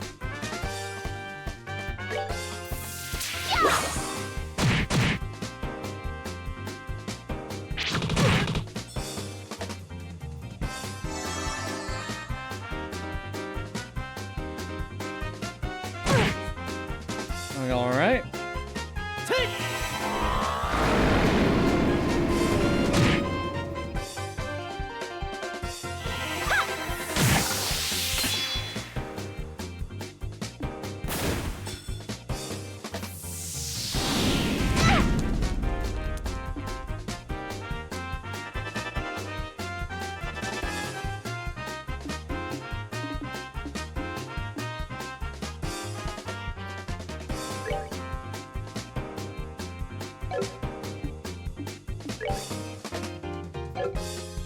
No, not craft. Arts.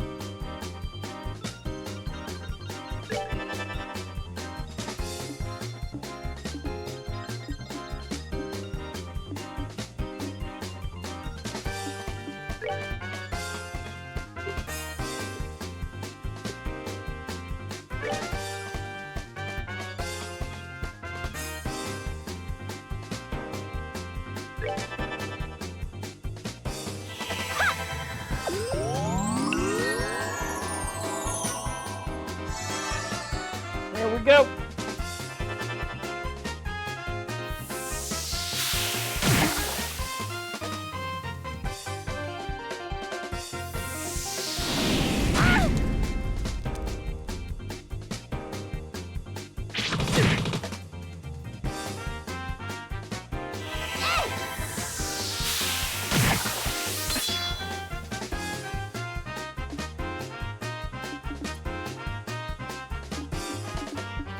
Okay.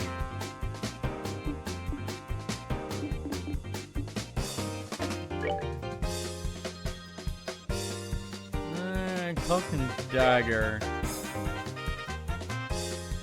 This one.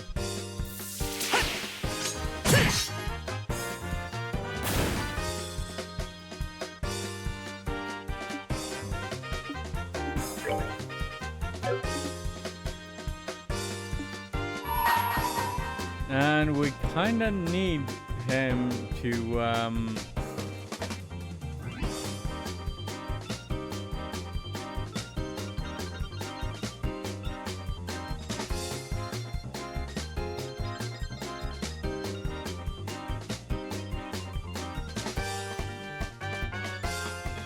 give up that crit.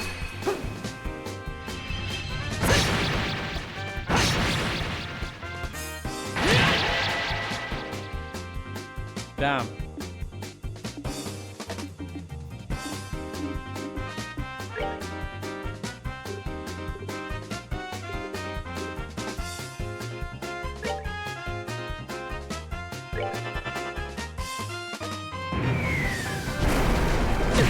So much for that.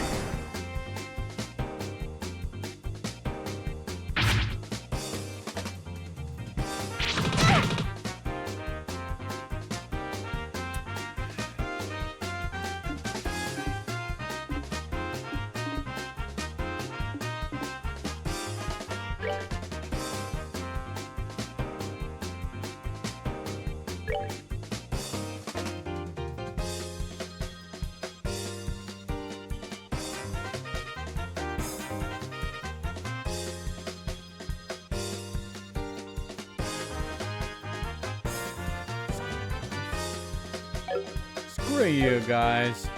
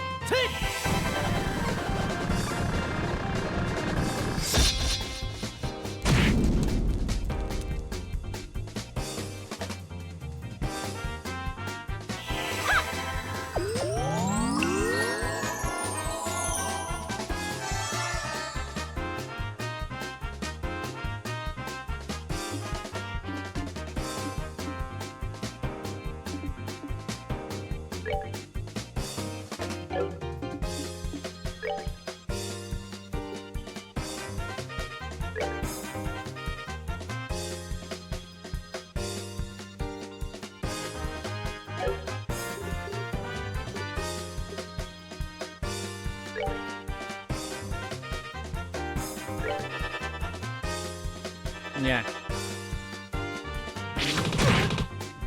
Get rid of the flower over there.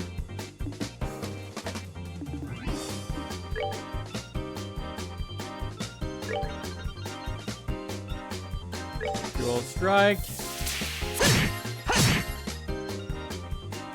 That was less effective than I would have hoped.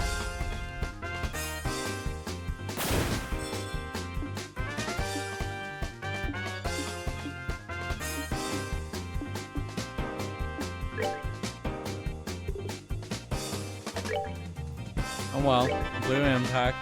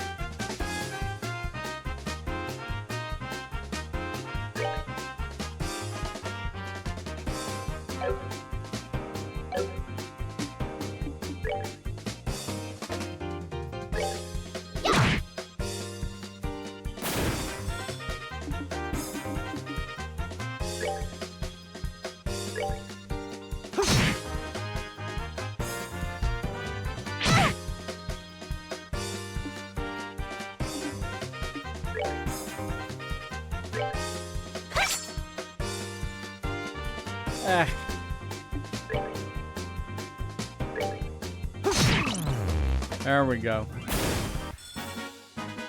That's that then. Let's move out. Woo! That's a lot of sepith.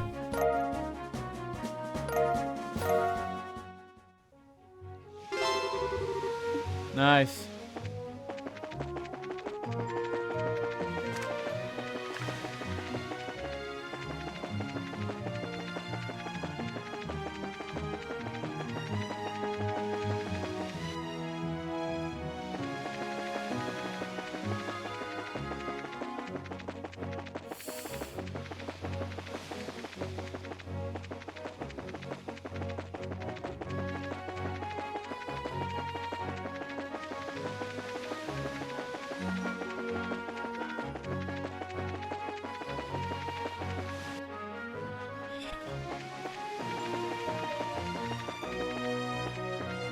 That's the road up to the orphanage, so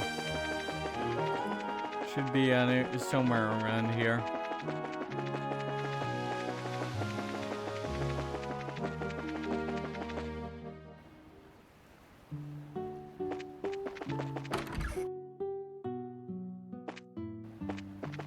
And then we got all the way to Minoria Village. That's... The kids were mugged? What the hell? When did it stop? I wonder if the muggers and the arsonists are the same people. There are some things that no sane person could ever do. It makes me so angry. Well, that's,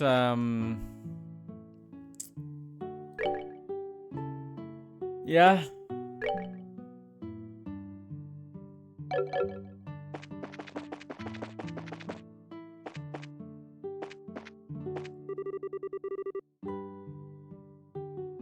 All the orphans have been crying ever since they got back. Why? Why would anyone pick on them like that?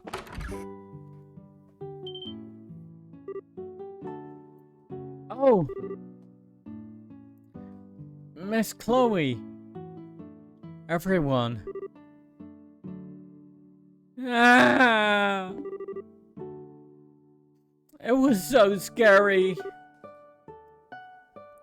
Thank goodness you're all safe.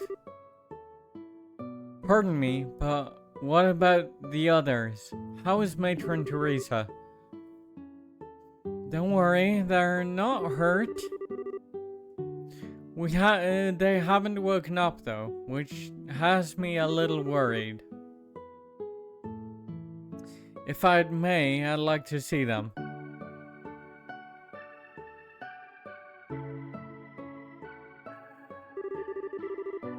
No doubt about it, someone used sleeping powder.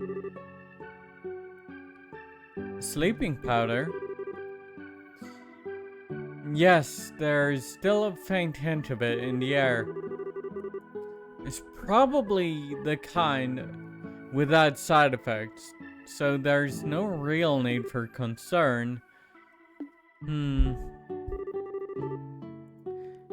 Hey Clem, can you tell us what happened? I'll tell you. We were walking along the coast with the bracer lady, and these strange guys in masks showed up. The bracer lady fought them for a while, but then they surrounded her. She fought him to save us and Matron Teresa. That's why... There. It must have been so scary.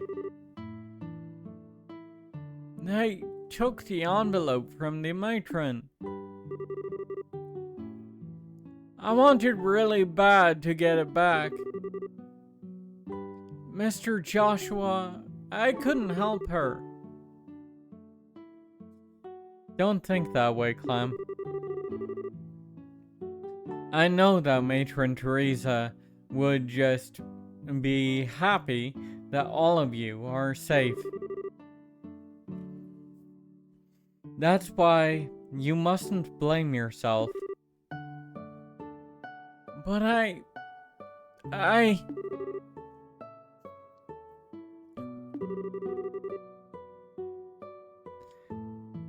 don't believe this. Who would do such a thing?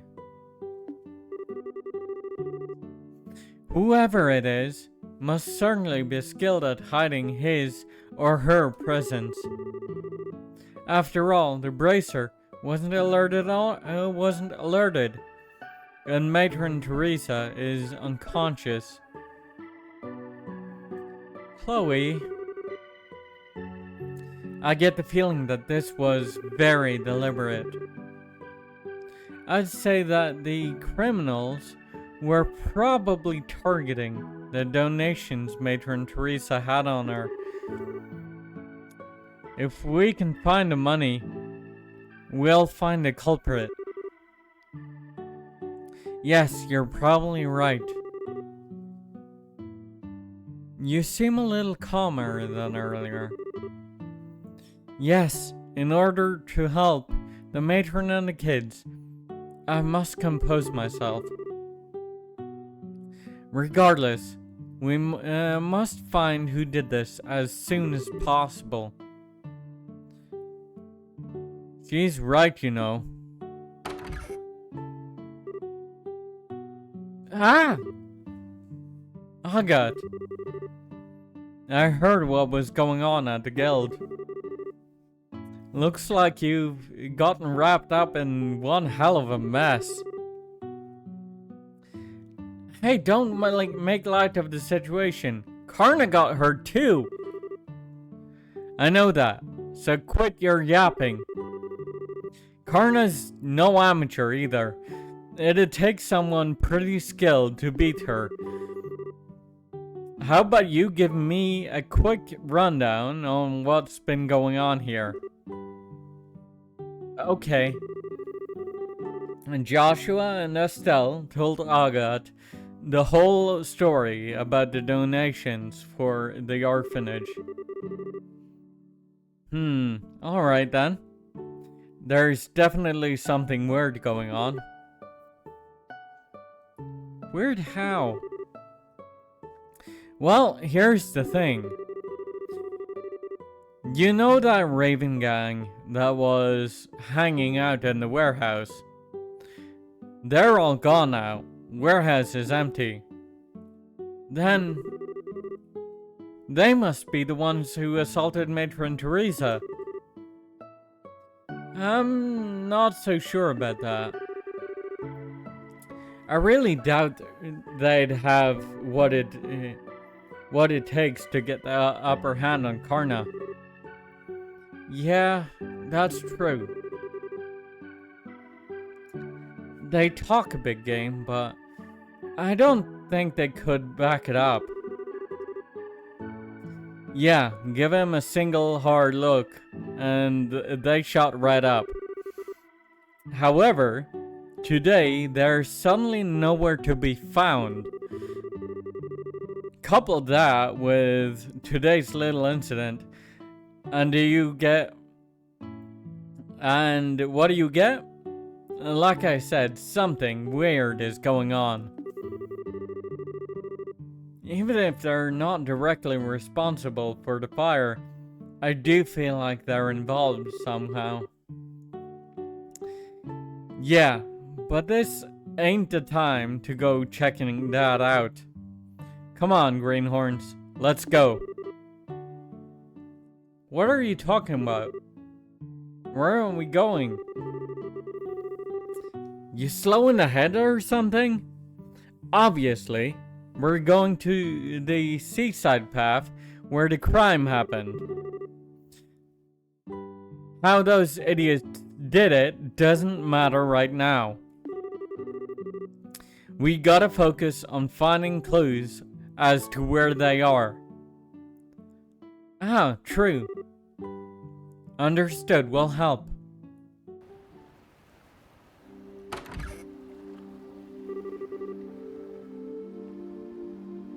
Wow, how did it get to be so late? Ah, this is no good. How are we supposed to search in the dark? Hey, what was that sound? Hey, Sig. Oh, Sig, where have you been? What the hell? That's Sig. He's Chloe's Gerfalcon companion. Ooh, as long as he's friendly. Scree! Scree, scree! Understood. Thank you, Sig. Scree! Now I've seen everything. So, Missy, what did your falcon there tell you? The whereabouts of the ruffians who assaulted Teresa, evidently. It seems that he saw the attack. That's a good one. Nice going, Sig. Yes, most impressive. Scree!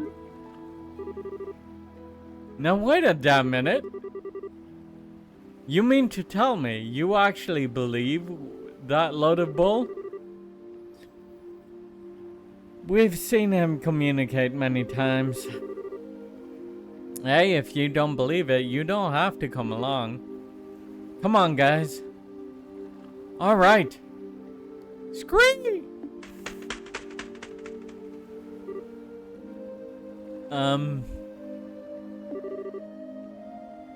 Wait, you punks!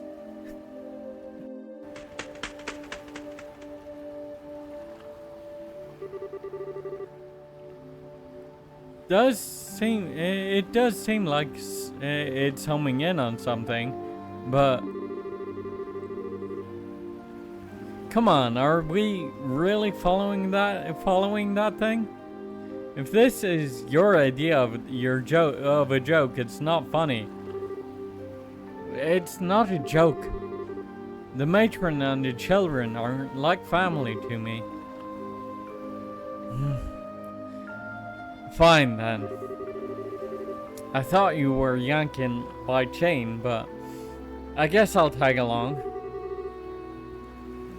Ah, jeez. Why don't you say what you really think?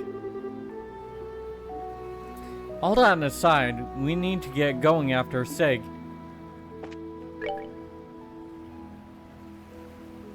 So, Aga is still quite a bit ahead of us. About 5 levels. We are catching up though, which is nice. Okay.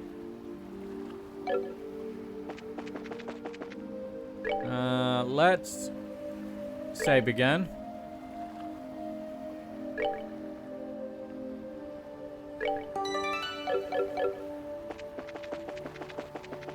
Because I realized I haven't really been saving very frequently on this page.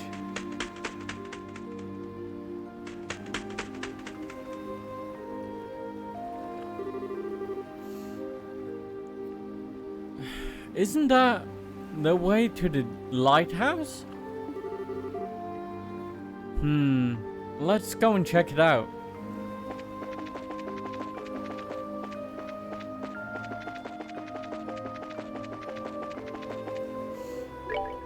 Actually,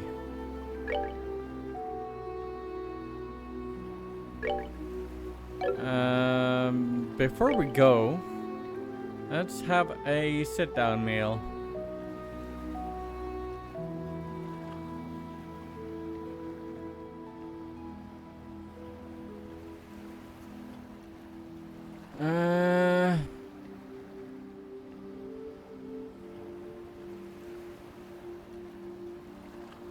Die Hard Paella will be enough, I think.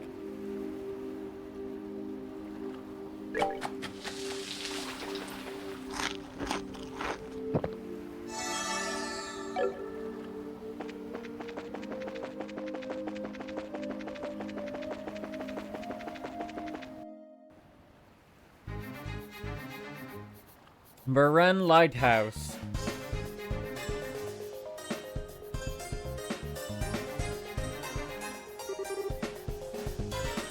Just as I thought. The Beren Lighthouse belongs to the city of Ruan. If I remember right, there is a man who lives here all alone. This appears to be the place. I'm almost positive that the ones who attacked Matron Teresa and the children are here in this building. Which means that there's a high chance the perpetrators have taken over the lighthouse. And from the looks of it, that seems to be the entrance. I guess that all there is left to do is check it out for yourselves. Yes. Now hold on a minute there, girl. I want to see the truth with my own eyes. What the hell are you talking about? I want to know why someone would do such a horrible thing like that. So please, take me with you. I can see where you're coming from, but... Oh, come on, don't act all stingy now. The only reason we know about this place to begin with was because of Chloe. And I can guarantee that she can handle herself. So, at least you don't have to worry about her getting in the way. Estelle, Joshua. Fine, have it your way. But I hope you remember that these guys are the ones who put Karna out of commission. Make sure you don't let down your guard. I'll keep that in mind. Well, I guess it's decided then. Alright, let's hurry up.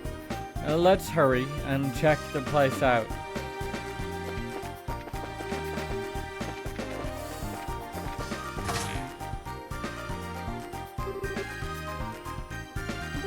These guys again. Aren't they the ones from before? I swear, if I wasn't looking at them with my own eyes, I wouldn't believe it. Hey, what the hell are you all doing here? The Raven Gang members are blank and the Raven Gang members' eyes are blank and emotionless. Hey! Aga, look out! Where are they getting the strength from? Dean, you son of a...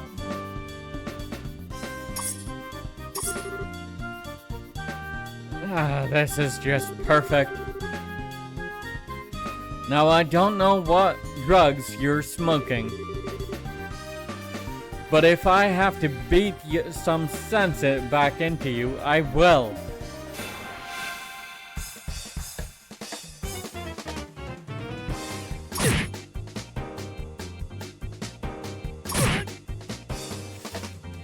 Okay.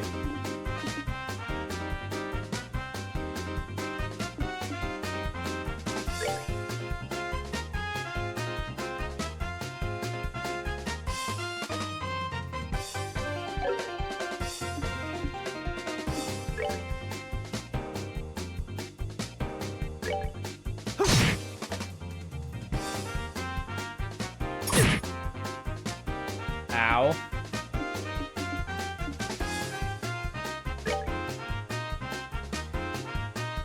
Estelle, would you kindly?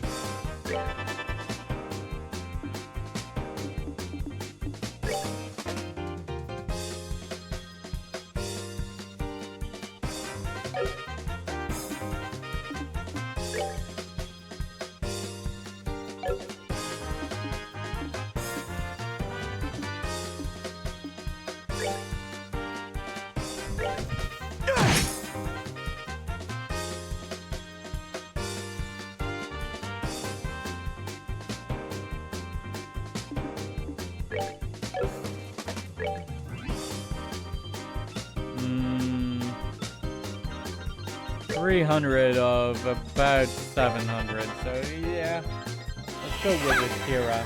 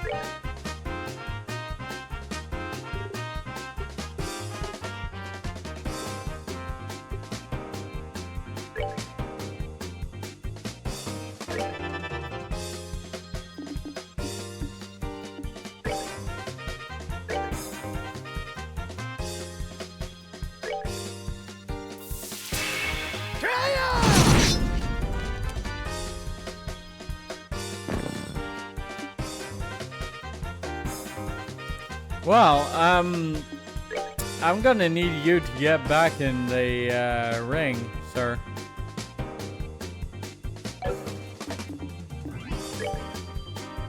So,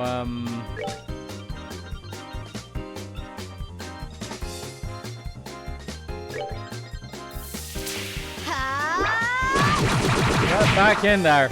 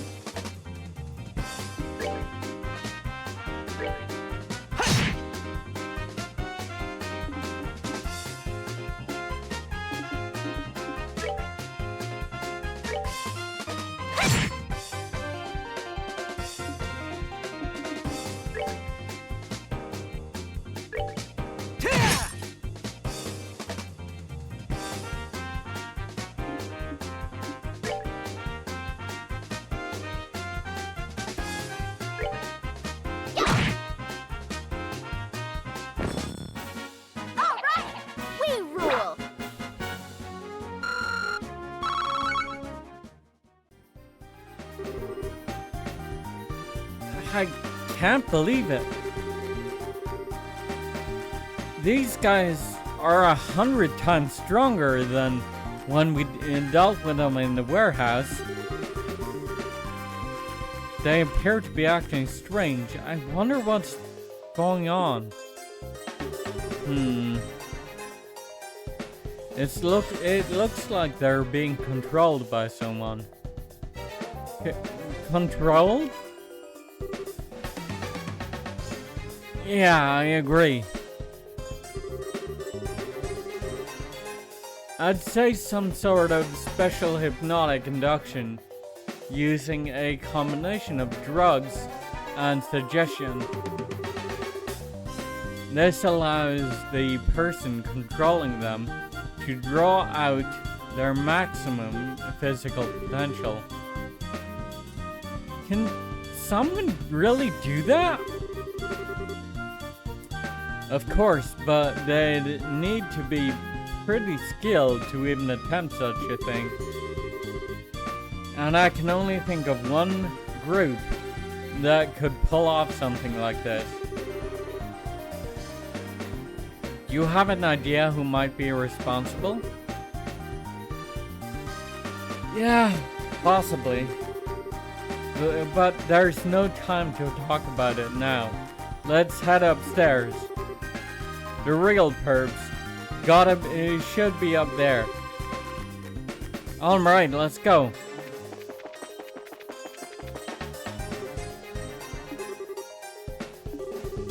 Here they come again.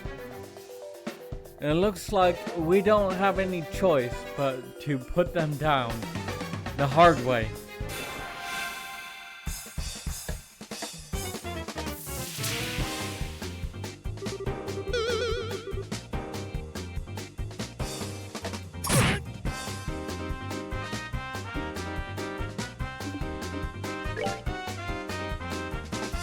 Okay, this guy is numero uno. He definitely needs to go.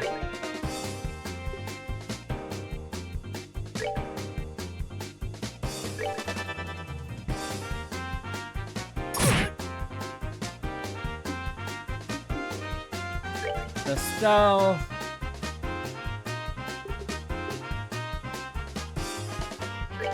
Urfuel again.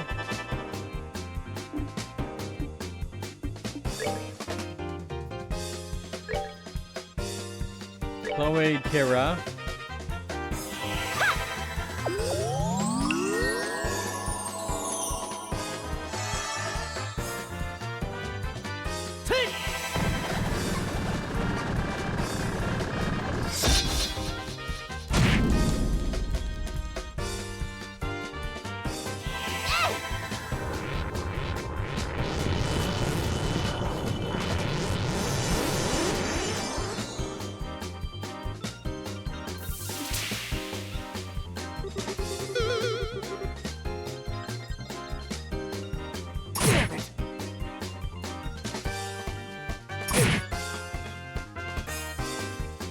Okay.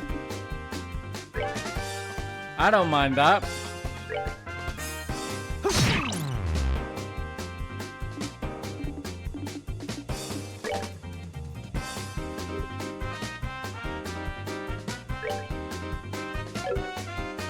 No, not Shadow Spear, actually. Let's go with Blue Impact.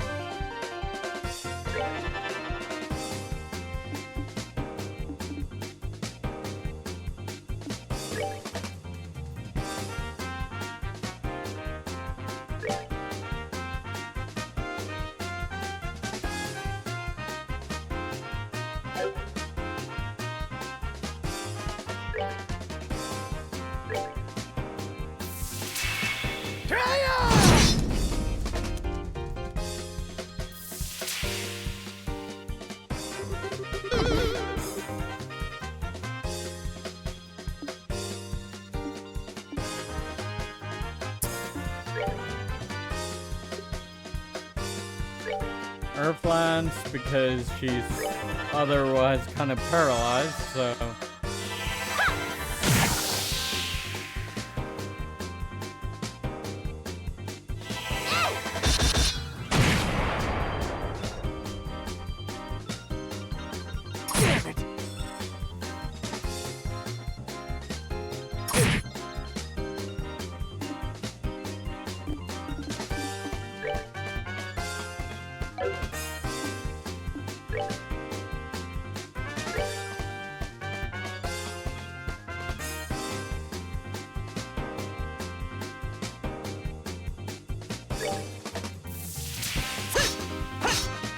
Ah, fuck you.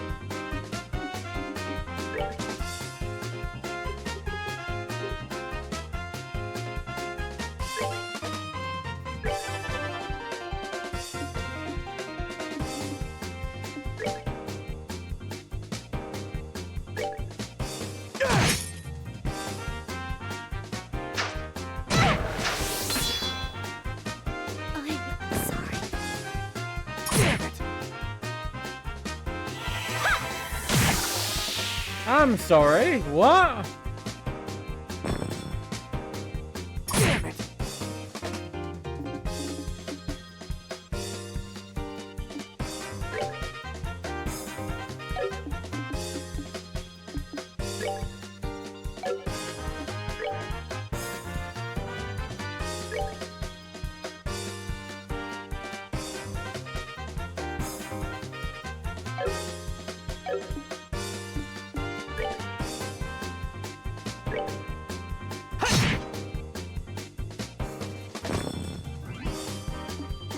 Okay.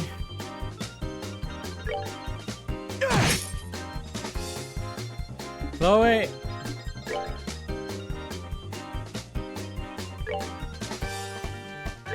Get Estelle back up.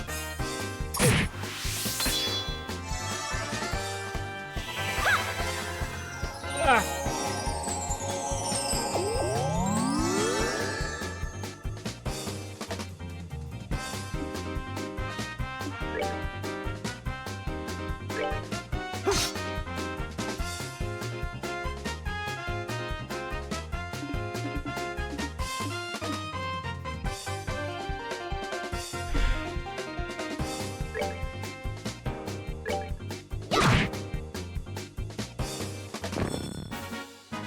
We're good to go!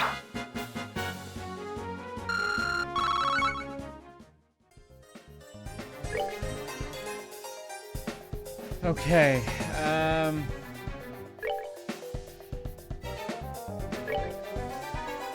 Chloe,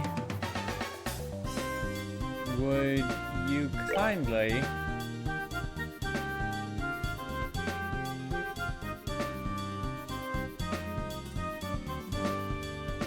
well, Joshua and Chloe and Joshua and Chloe are fine.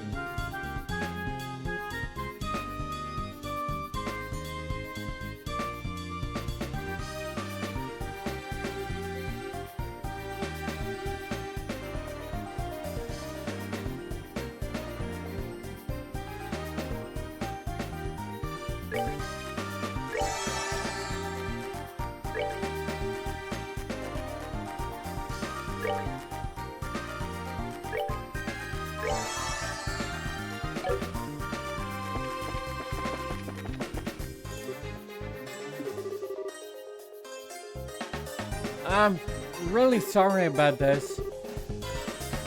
I really don't want to fight anyone being controlled, but this isn't the time to be holding back.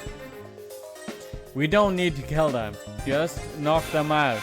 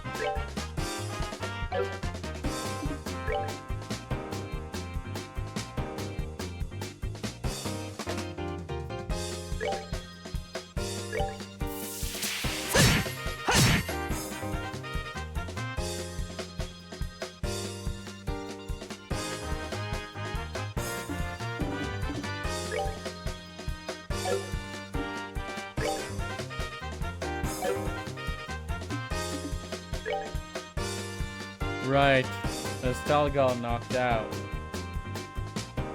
Which means she doesn't have the CP for a hurricane. In that case...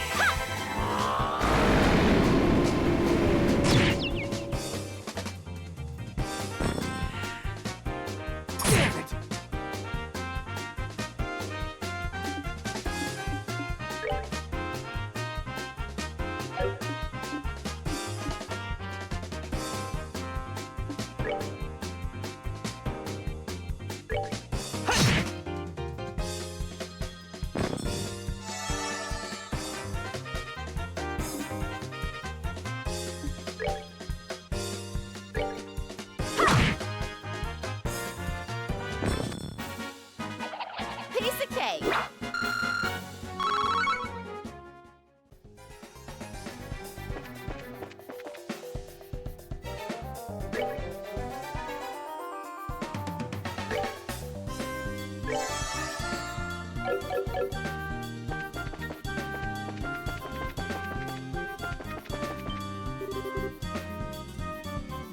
Hey, you hear that? Stuart Gilbert, huh? A job well done.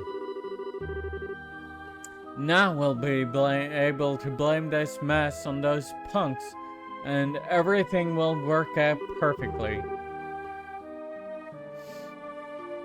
So, I take it that you're satisfied with our work? Yes, you've handled things nicely. But just to make sure, you haven't left any incriminating evidence, right? No, they didn't, but you sure have. You've got nothing to worry about there. And even when those fools regain their senses, they won't remember a thing. The lighthouse keeper shouldn't wake up until the morning either. I'm relieved to hear that. With this, the matron of that orphanage should give up on her dreams of rebuilding it, and the series of incidents along with this arson will end up looking like the work of those lowlifes. We can get 2 birds with 1 stone. It's perfect. We are glad to see that our clients are happy with our work. However, if you don't mind me asking, what's the benefit in destroying that orphanage? That's the one thing I've been having a hard time understanding. Please. If you really want to know so bad, I'll let you in on the secret. The mayor intends to transform that entire area into a series of very, very upscale vacation homes. Interesting. A scenic seaside area not far from Ruan City. What more favorable geographic conditions could there be than that for a vacation home? We'll build a lavish estates there and then sell them off to the highest bidders. That's been the mayor's plan all along. Now that's a ritzy plan if ever I heard one, but I still don't get why it was necessary to burn the orphanage to the ground. Think about it. Imagine trying to sell a luxury estate to someone with a ramshackle place like that, marring the view. Not to mention all the little brats running around close by and making a ruckus. I see. Something like that would definitely cut their value in half. But instead of going to an extreme like that, why not just buy up the place? You wouldn't really think that stubborn woman would sell off the land left to her by her late husband, did you? And if we were to haul away the burned out remains while they were away and built something in its place, there's not much they could do, could they? And since they have no money to rebuild a place, they'll have no choice but to accept their fate. Was that your reasoning? How long have you been standing there? For something like that. You hurt Matron Teresa and the children and burned their memories to ashes? You deprived those children of their smiles? For that? How did you know we were here? But before that, what are those lowlifes doing downstairs? Too bad for you, they're taking a long nap. And to think that the mayor was behind it all. Plus some faces we've seen before seem to be involved too. So, you know who we are, do you? We have been briefly acquainted with that redhead Embracer before. So, running off like dogs with your tails between your legs and sicking some monsters on me means we're acquainted, huh? But now I've finally got you where I want you. Kill them! Kill them all! Now that they've seen my face, I can't let them walk out of here alive. It's unfortunate that you've fallen this far, Gilbert. Well, since this is a request from our client, I guess we'll just have to comply. Let's see what you've got then, bracers. That's exactly what I was thinking. Just because you're hired help don't think you're any less responsible. I think it's time to make you taste the power of the heavy blade.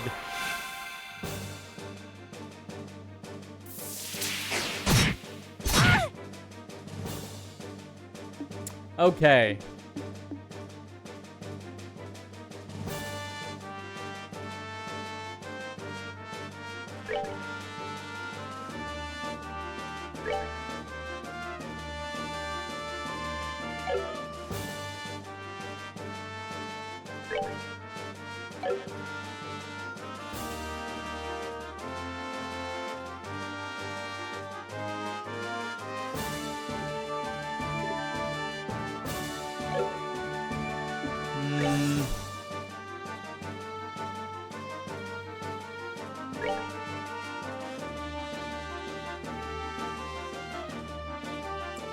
They have significant HP pools. Okay.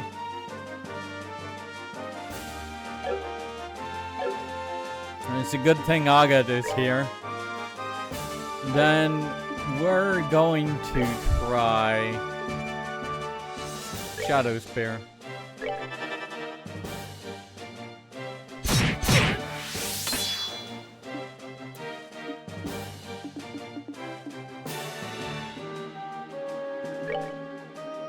And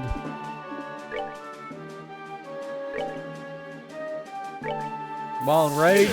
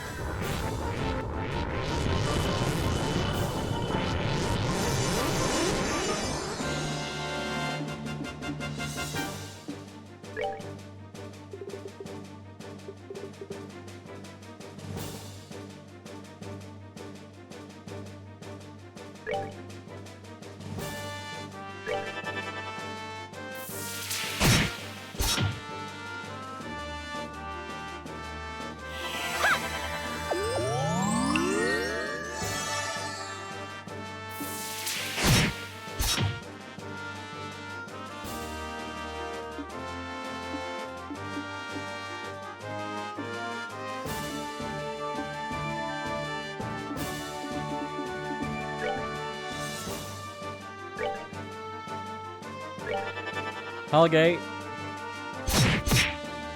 They're fairly conveniently placed for it right now.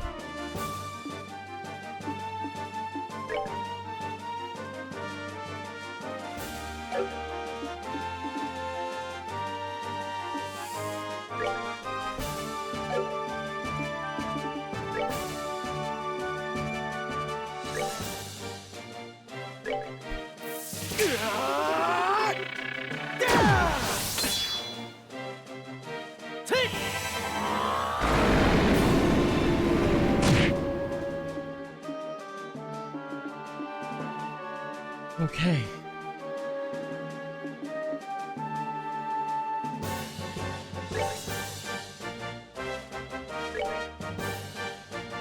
Earth wall again. Ah, that's inconvenient.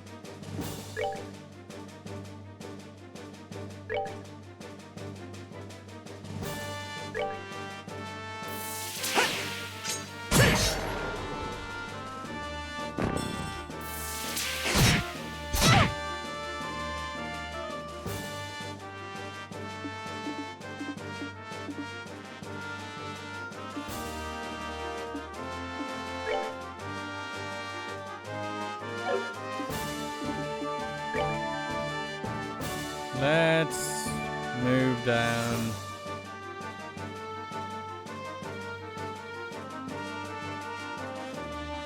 Here.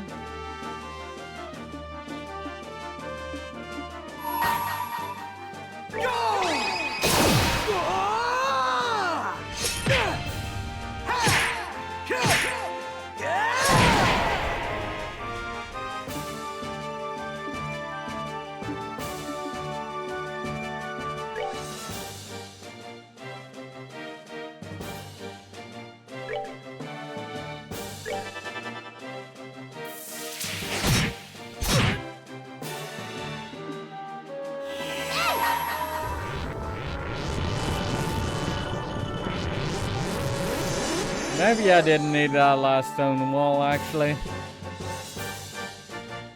Let's do this! Goodbye.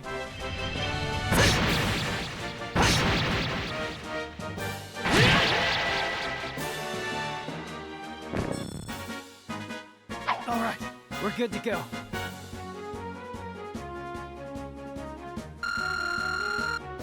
Nice.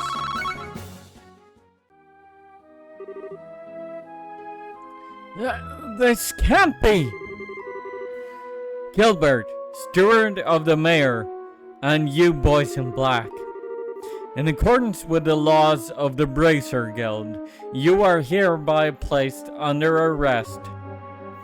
I get a feeling those men in black were probably Jaegers. I'll explain what those are later. Give it up and surrender. Ugh. You're pretty tough, I'll give you that. Going toe-to-toe with you hasn't disappointed me at all. The lieutenant's going to be mad. He warned us about this. We wouldn't have been as careless. We shouldn't have been as careless as we were. The lieutenant? Do you mean that guy wearing the red mask who was negotiating with you with the Sky Bandit? I'm surprised you know about that. It looks like you dogs from the guild are better at sniffing things out than we thought. Your insults are pretty funny considering we just gave you a serious beatdown. Now hurry up and throw down your weapons and surrender. Sorry, but we can't do that. What? What are you doing? Don't move. Come any closer and this guy's brains will be splattered all over the place. What is the meaning of this? What do you intend to do by threatening your employer? You're wrong about that. You're not our employer. The mayor is. But whether it was you who, or the mayor here, the outcome would have been the same. We only cooperated with you because we shared a mutual interest. And we couldn't care less whether you live or die.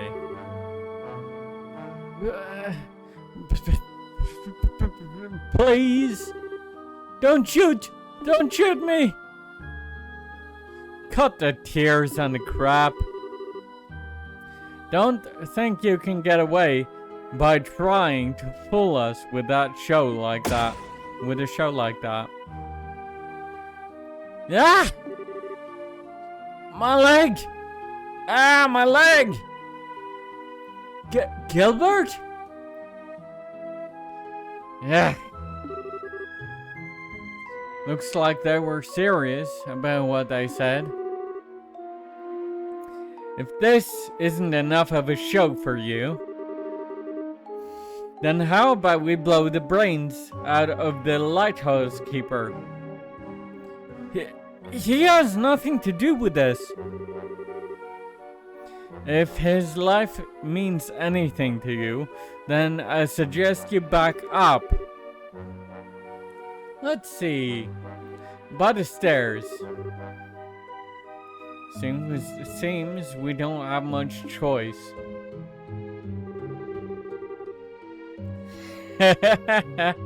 That's right. Do what you're told like the dogs you are. And looks like this is where we bid you farewell as well.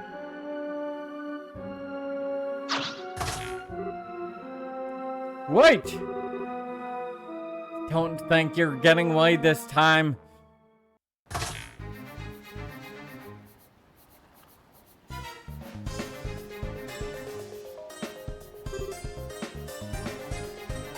A rope? Those guys were seriously prepared for anything. I'm leaving you guys to take care of that idiot steward and the rest. What? I'm going after these guys. The rest of you report to John and ask him for further instruction. Ah?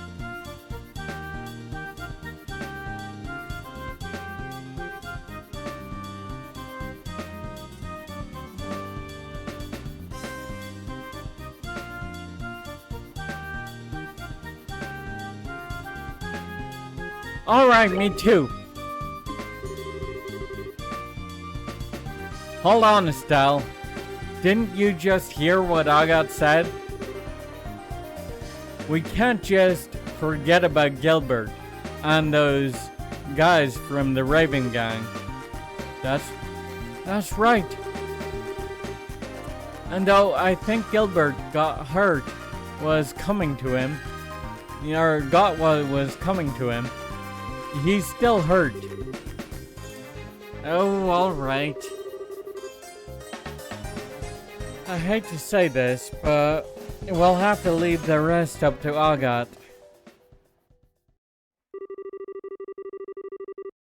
Thus, in the end, Estelle and the others were able to take the stolen money but without incident.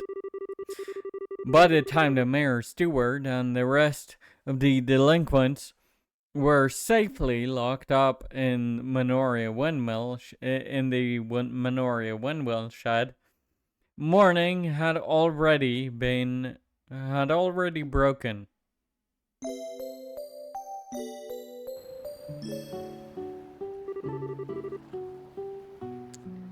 Now then, I'll keep an eye on things here.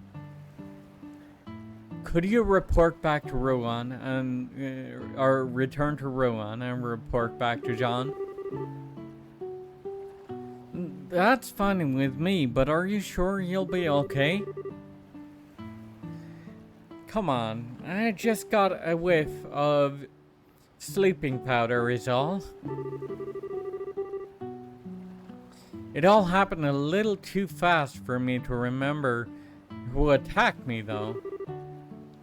Pretty shameful, I know. Don't beat yourself up about it. You still managed to fend off 4 attackers. The children are safe thanks to you.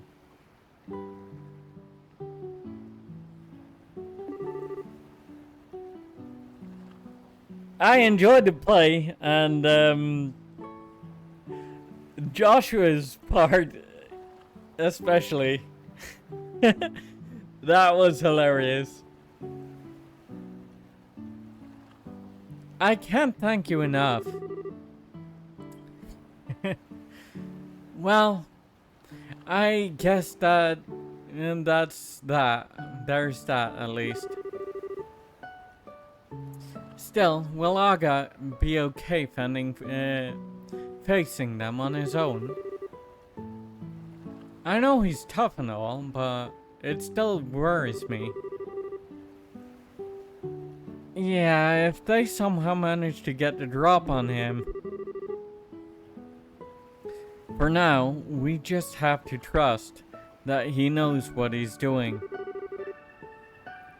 He's been after those guys for a while now.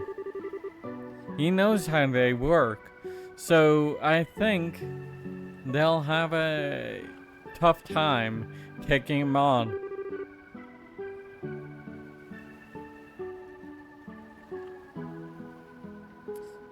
Yeah, I guess you're right. We'll have to focus on what we can do. You're right. You're exactly right. I'll hang on to the donated money until the matron wakes up. If those guys want it, they'll have to pry it from my cold dead fingers. You can count on me. I'll be fine, so you go on ahead. Alright, be careful. Let's go, guys. So, yeah, I thoroughly enjoyed the play. I don't think I could do, in my voiceovers, could really do it justice, but...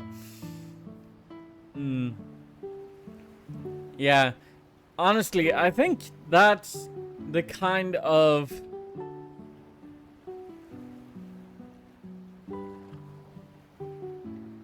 I think that did it right. A lot of games recently do gender equality and such. I feel wrong. I feel they mess it up, right?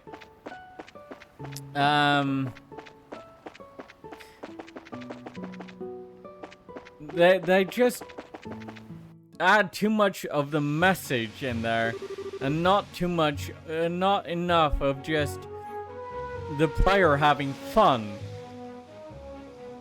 which is kind of a problem with that kind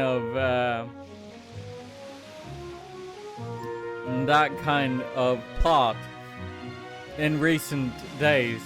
So yeah, but I really enjoyed it in this game.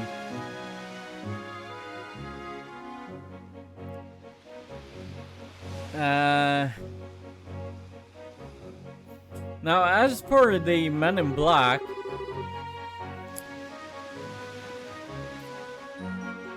I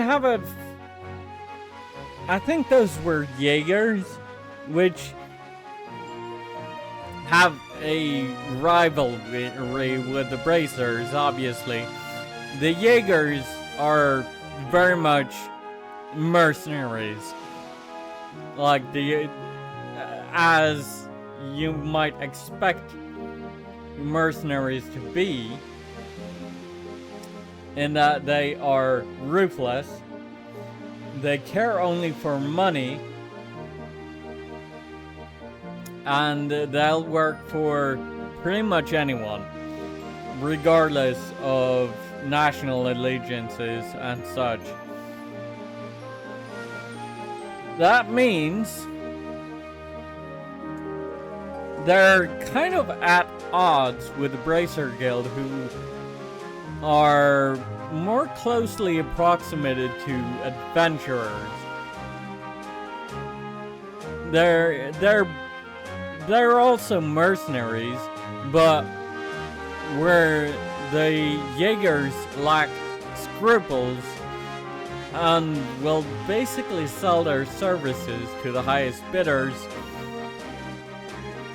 the Bracers actually care about the common man and you know, the greater good. They'll actually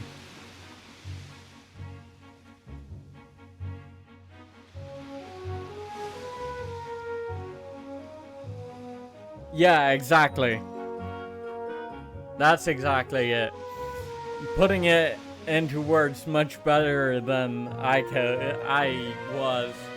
But yes. And I feel like that creates a sort of rivalry between the two organizations. And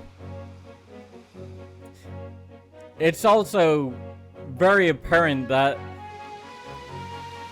someone paid the Jaegers to sabotage Liberl, as they were doing both in Bose and Ruan. So we'll see how that goes. He was just pretending to be all kind and everything from the start. I've been kind of wondering about this. But will we be able to catch the mayor in this this time? Huh? She raises a good question. This may be difficult. The Bracer Guild has a non-interference policy when it comes to government affairs. And considering he has control over the whole Ruan region, arresting the mayor isn't going to be easy. Hold on just a second, doesn't anyone else find that strange? It is funny, but the law is the law. That's why the guild can't have branches anywhere. Even in... That's why the guild can have branches anywhere. Even in the Yerebonian Empire. Yeah, but still. Anyway, let's just get to the guild and talk to John. I think he'll have some useful advice for us. Okay. I'm fine, don't worry about me. We just need to make the man in charge pay his tab. Yes, that's right. So I was planning to push to the end of the chapter and include the stinger in this stream, but how close am I to it, actually?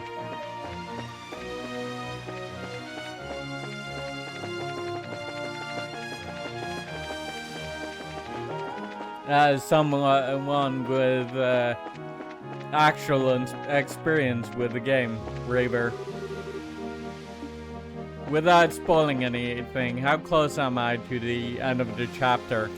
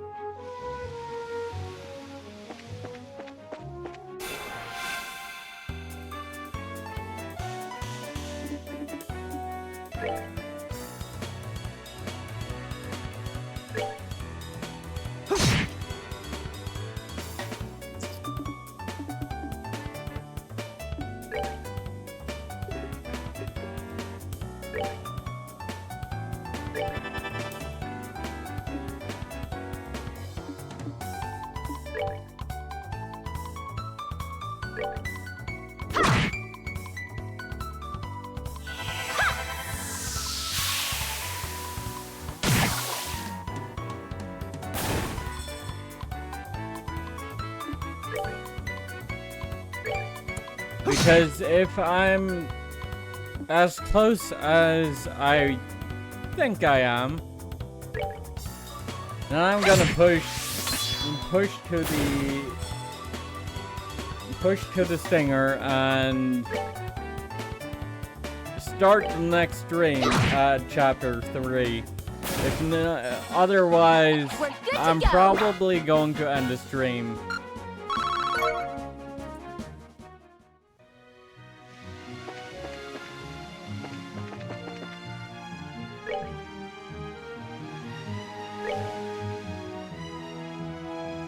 While I'm ahead.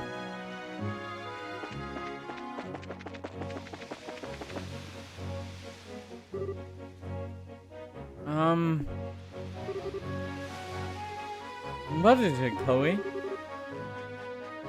Are you two going to the guild? I just remembered something I need to do. So, can you go on ahead without me? I'll catch up to you shortly. That's fine. Are you going back to campus then? Yes. I should report to the headmaster and let him know what's happening. Okay, I got it. Well, we'll be waiting for you at the guild.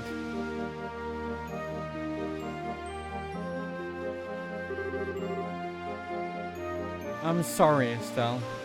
You too, Joshua. Chloe produced a notepad pen and began scribbling furiously. This ought to do it. Sig!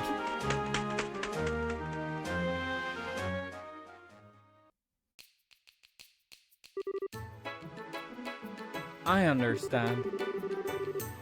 It's hard to believe that Mayor Delmore is behind these recent events. This is certainly a major incident. So, John, do you think the mayor can be caught? Well, I'm afraid it's going to be rather difficult. The only way it'll really happen is if he can be caught in the act. I figured as much. You can't be serious! So we just have to allow a corrupt mayor to stay in power? No, there's no need to panic. The Bracer Guild's hands may be tied, but the Royal Army can get him. Oh! Estelle, Joshua, I'd like for you to go to the mayor's estate and question him. It doesn't matter if he gets angry. I just want you to buy us some time. And you'll contact the Royal Army in the meantime.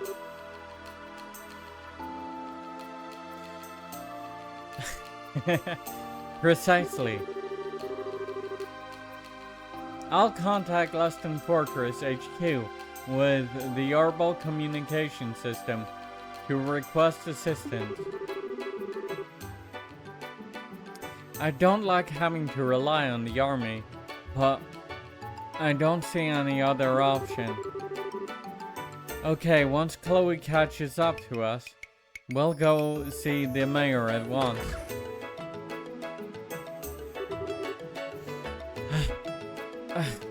I made it. Sorry for the delay. Not at all. Perfect timing, in fact. That was pretty quick for a run to campus. Well, I'm pretty fast on my feet. So, what's the plan? We were just talking about going to the mayor's residence. We have to stall him with an interview while the Royal Army is contacted. Ah, I see. Maybe that wasn't so necessary after all. So will you be coming with us? Oh, yes. Please allow me to accompany you. We'll be counting on you to contact the army, John. Just leave it to me.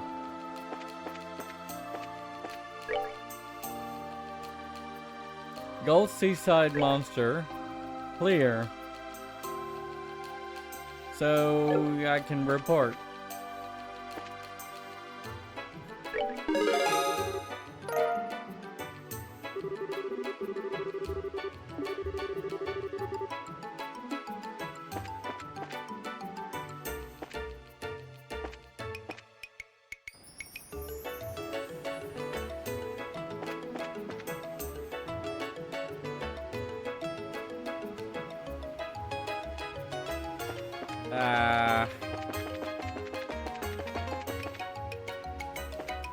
No.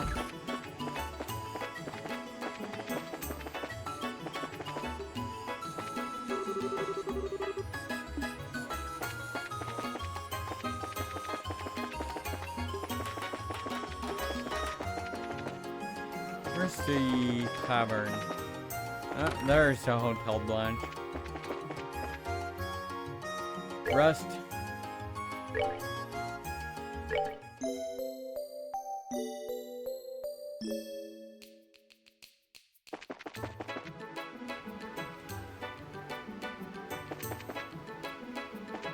Oh man, we are an hour and a half over time. Ooh. Yeah, okay. I hate to do this, but I think we're going to have to end here. So, thank you for coming today.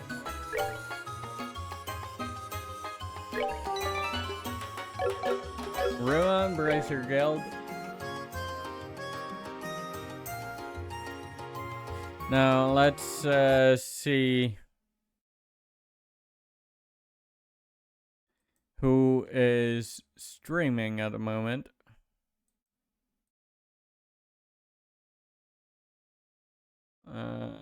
Let's have a look, shall we? Right.